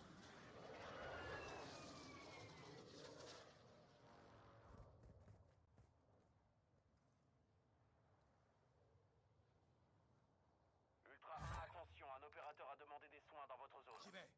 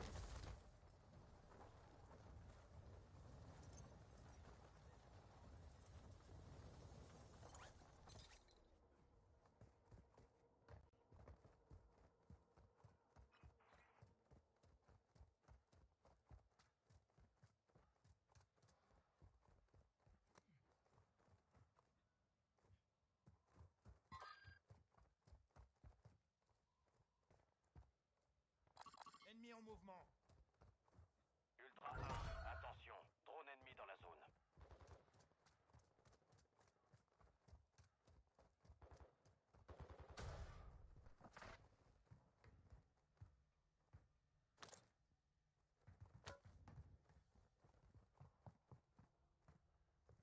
Radar portatif Un de déployé. vos coéquipiers est à terre, vous essuyez des tirs.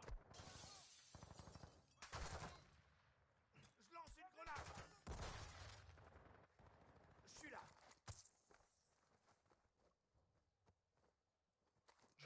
Ultra 1, on détecte une augmentation de l'activité ennemie dans la zone.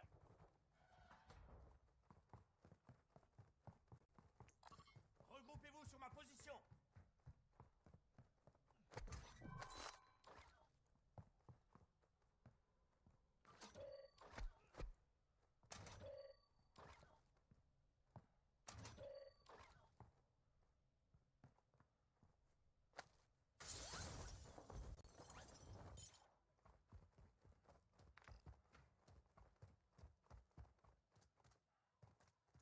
Ennemi en mouvement.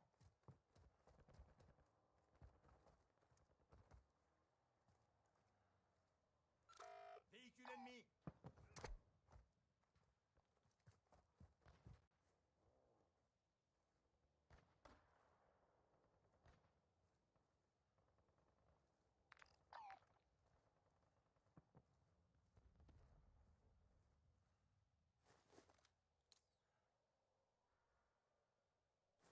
Drone ennemi au-dessus.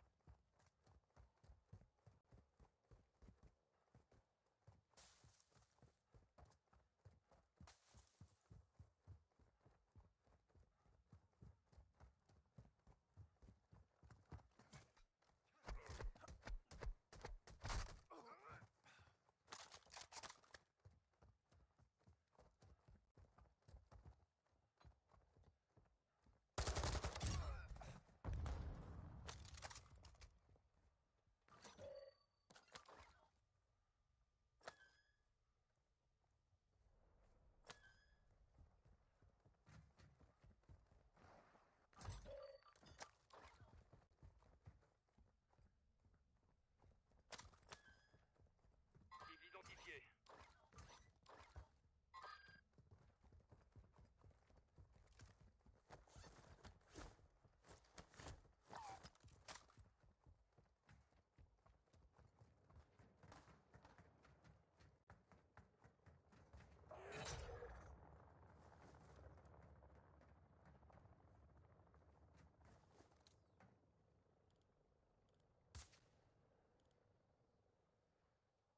Squad marqué. Sniper ennemi.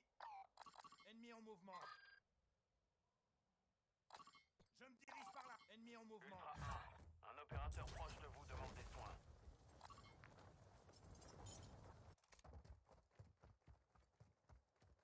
Squad ennemi là.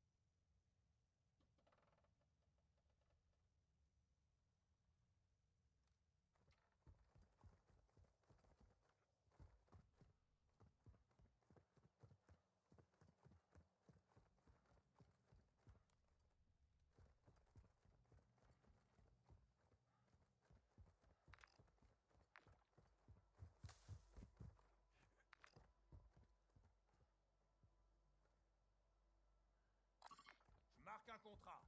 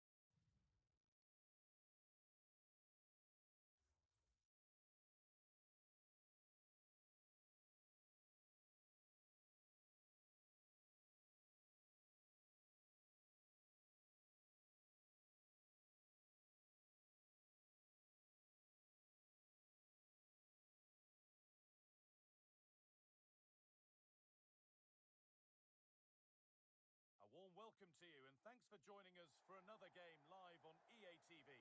My name's Guy Mowbray. I'm joined by Sue Smith in the commentary position, and we've got action from division rivals coming right up.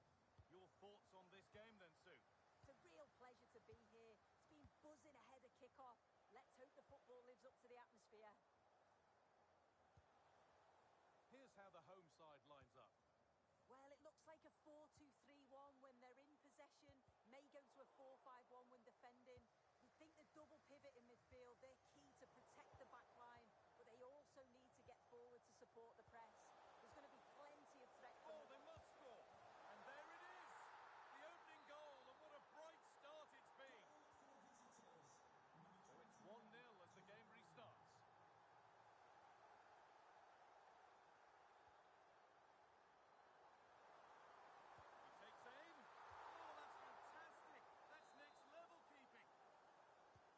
Short corner taken here.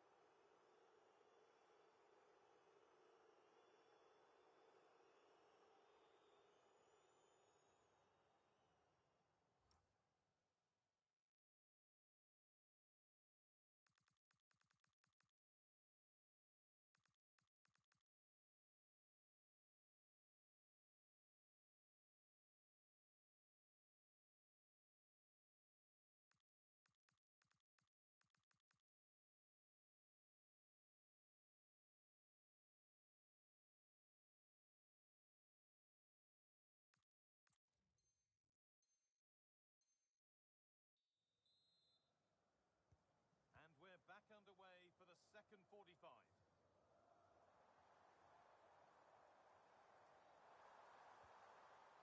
And the defence regains control.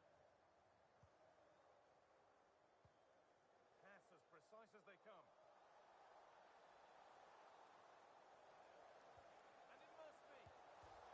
Hits the upright. That was well spotted. The attack is over. Oh, he was so alert there. Read the situation well. Yamal. And this could be the moment for a counter. And somehow he saved it. A full stretch. And they go short with the corner. Oh, could be a chance here. Taking this on. And the keeper makes the save. And really, we shouldn't have expected anything else. And they take a short corner.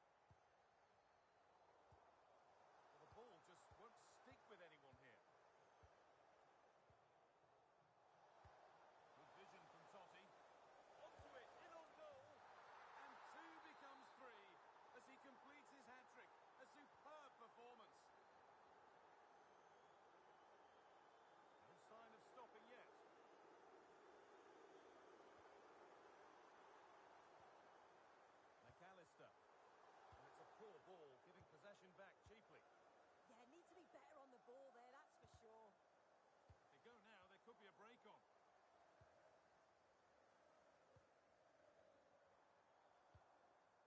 Johan Cruyff. And that's nicely won to see off the threat.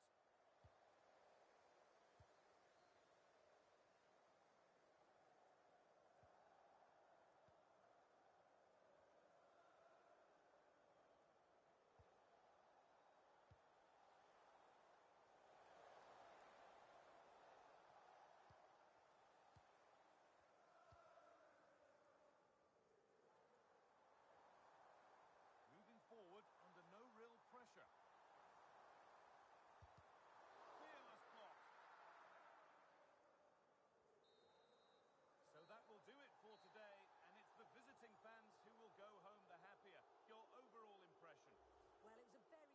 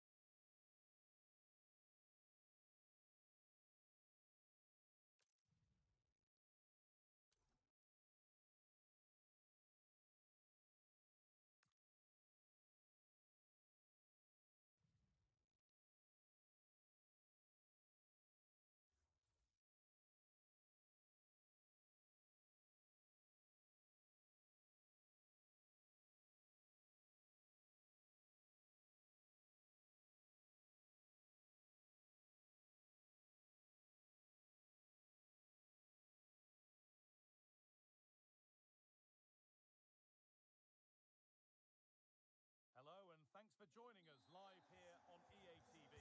Guy Mowbray with you for commentary alongside Sue Smith. And we've got a division rivals game on the way for you. How do you see this one going, Sue? Well, both managers will be reminding the players that it's important to get off to a quick start, really attack the opposition and put them on the back foot from the off. Hopefully we'll get a good game. This is the home side's team today. Thibaut Courtois is in goal. William Saliba plays alongside Virgil van Dijk in central defence. Rodri plays with Jude Bellingham in central midfield. And the main striker is Harry Kane. Can he finish? And they've got to find reverse gear now. It's always nice to mark a milestone, and he's doing that today with his 50th appearance for the club. Well, sometimes it can be tricky when you first join a new club, getting used to the way they play, the different formations, but he looks like he's been here for ages. It's a good bit of business, I think.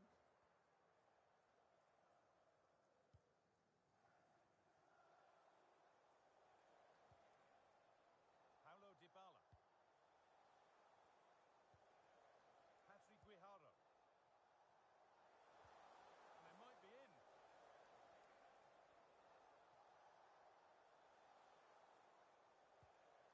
A good spell of patient possession. Yeah, they do keep it really well, don't they? And a change in possession.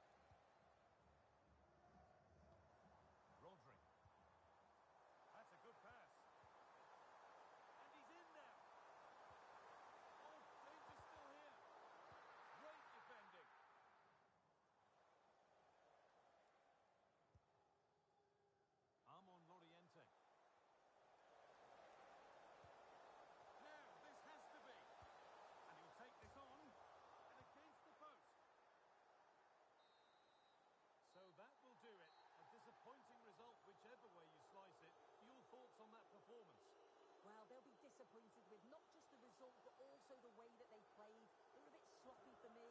The midfield never really dictated the game, and it's just how they react from this now.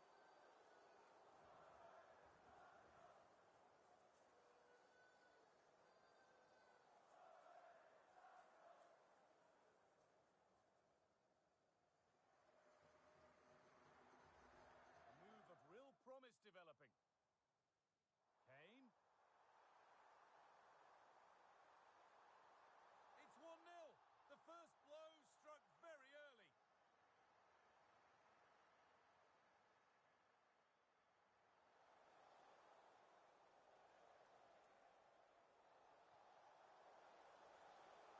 And they've scored. Second best no longer.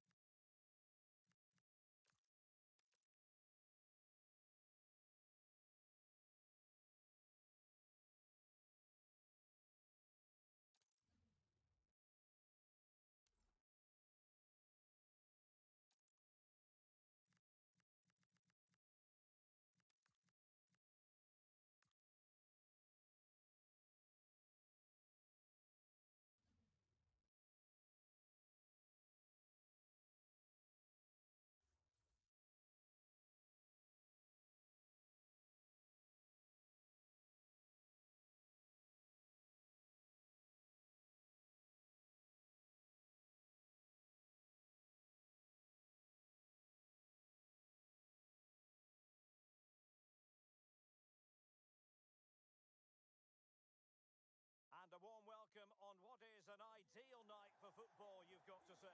My name is Derek Ray, and sitting next to me, ready to provide all the tactical and technical analysis, is the former England attacker, Sue Smith. And we're getting ready to bring you foot rivals action. What might we see today? Well, both managers will be reminding the players that it's important to get off to a quick start, really attack the opposition and put them on the back foot from the off. Hopefully we'll get a good game. And this is how the hosts will begin the game today. Thibaut Courtois is in goal. Virgil van Dijk plays alongside William Saliba in central defence. Jude Bellingham starts with Rodri in central midfield. And the main striker today is Harry Kane.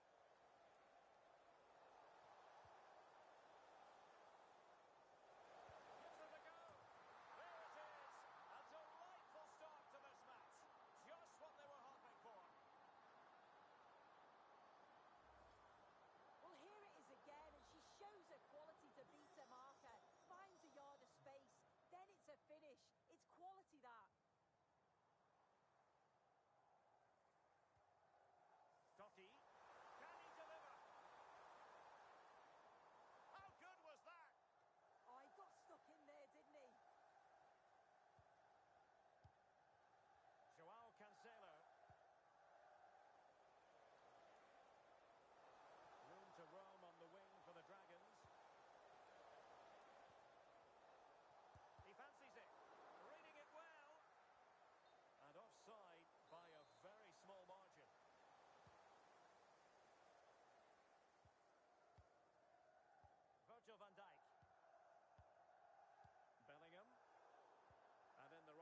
position to read it.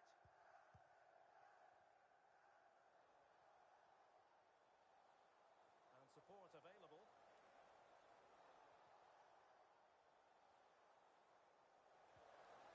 Zé Roberto. Oh, two! And so soon at the start of this game.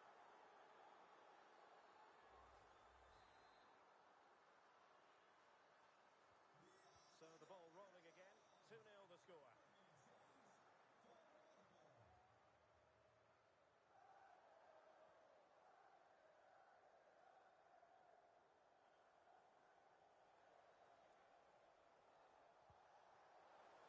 Likely to a chance. Oh, big moment. And a goal to increase their advantage to 3. Can they be stopped? So the action continues, and the Dragons, quite frankly, very much in control. Martinez. Van Dijk with it. Bellingham.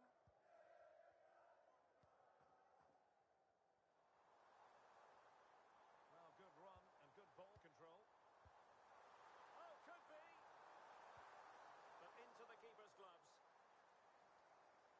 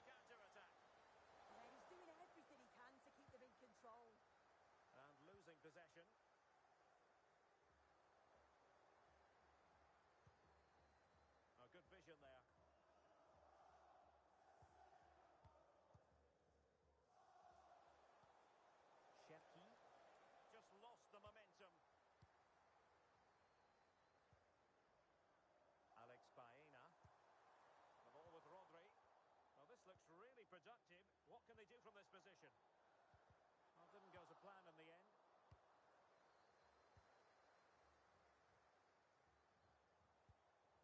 Pina.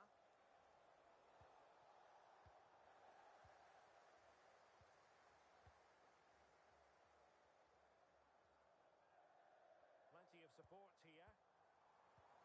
Oh, nice ball. Genuine chance.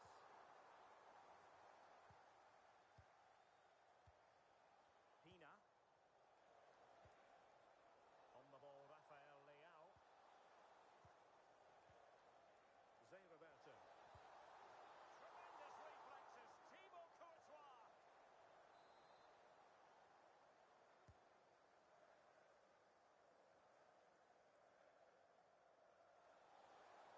A chance perhaps. Well, decent effort, but not troubling the keeper too much.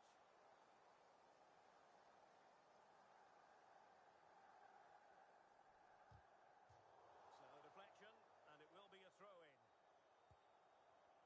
Just 15 minutes remaining.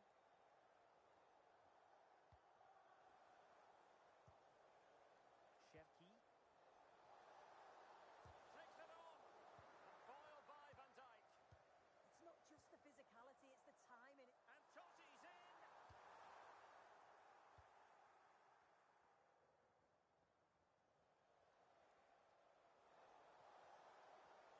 Teammates available. Now, does she mean business? And there it is! Still life left in this game, and they have the momentum now.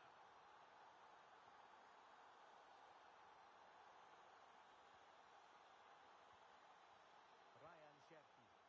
Into an attacking position, it's not too late for them. And credit is due for that good piece of defending.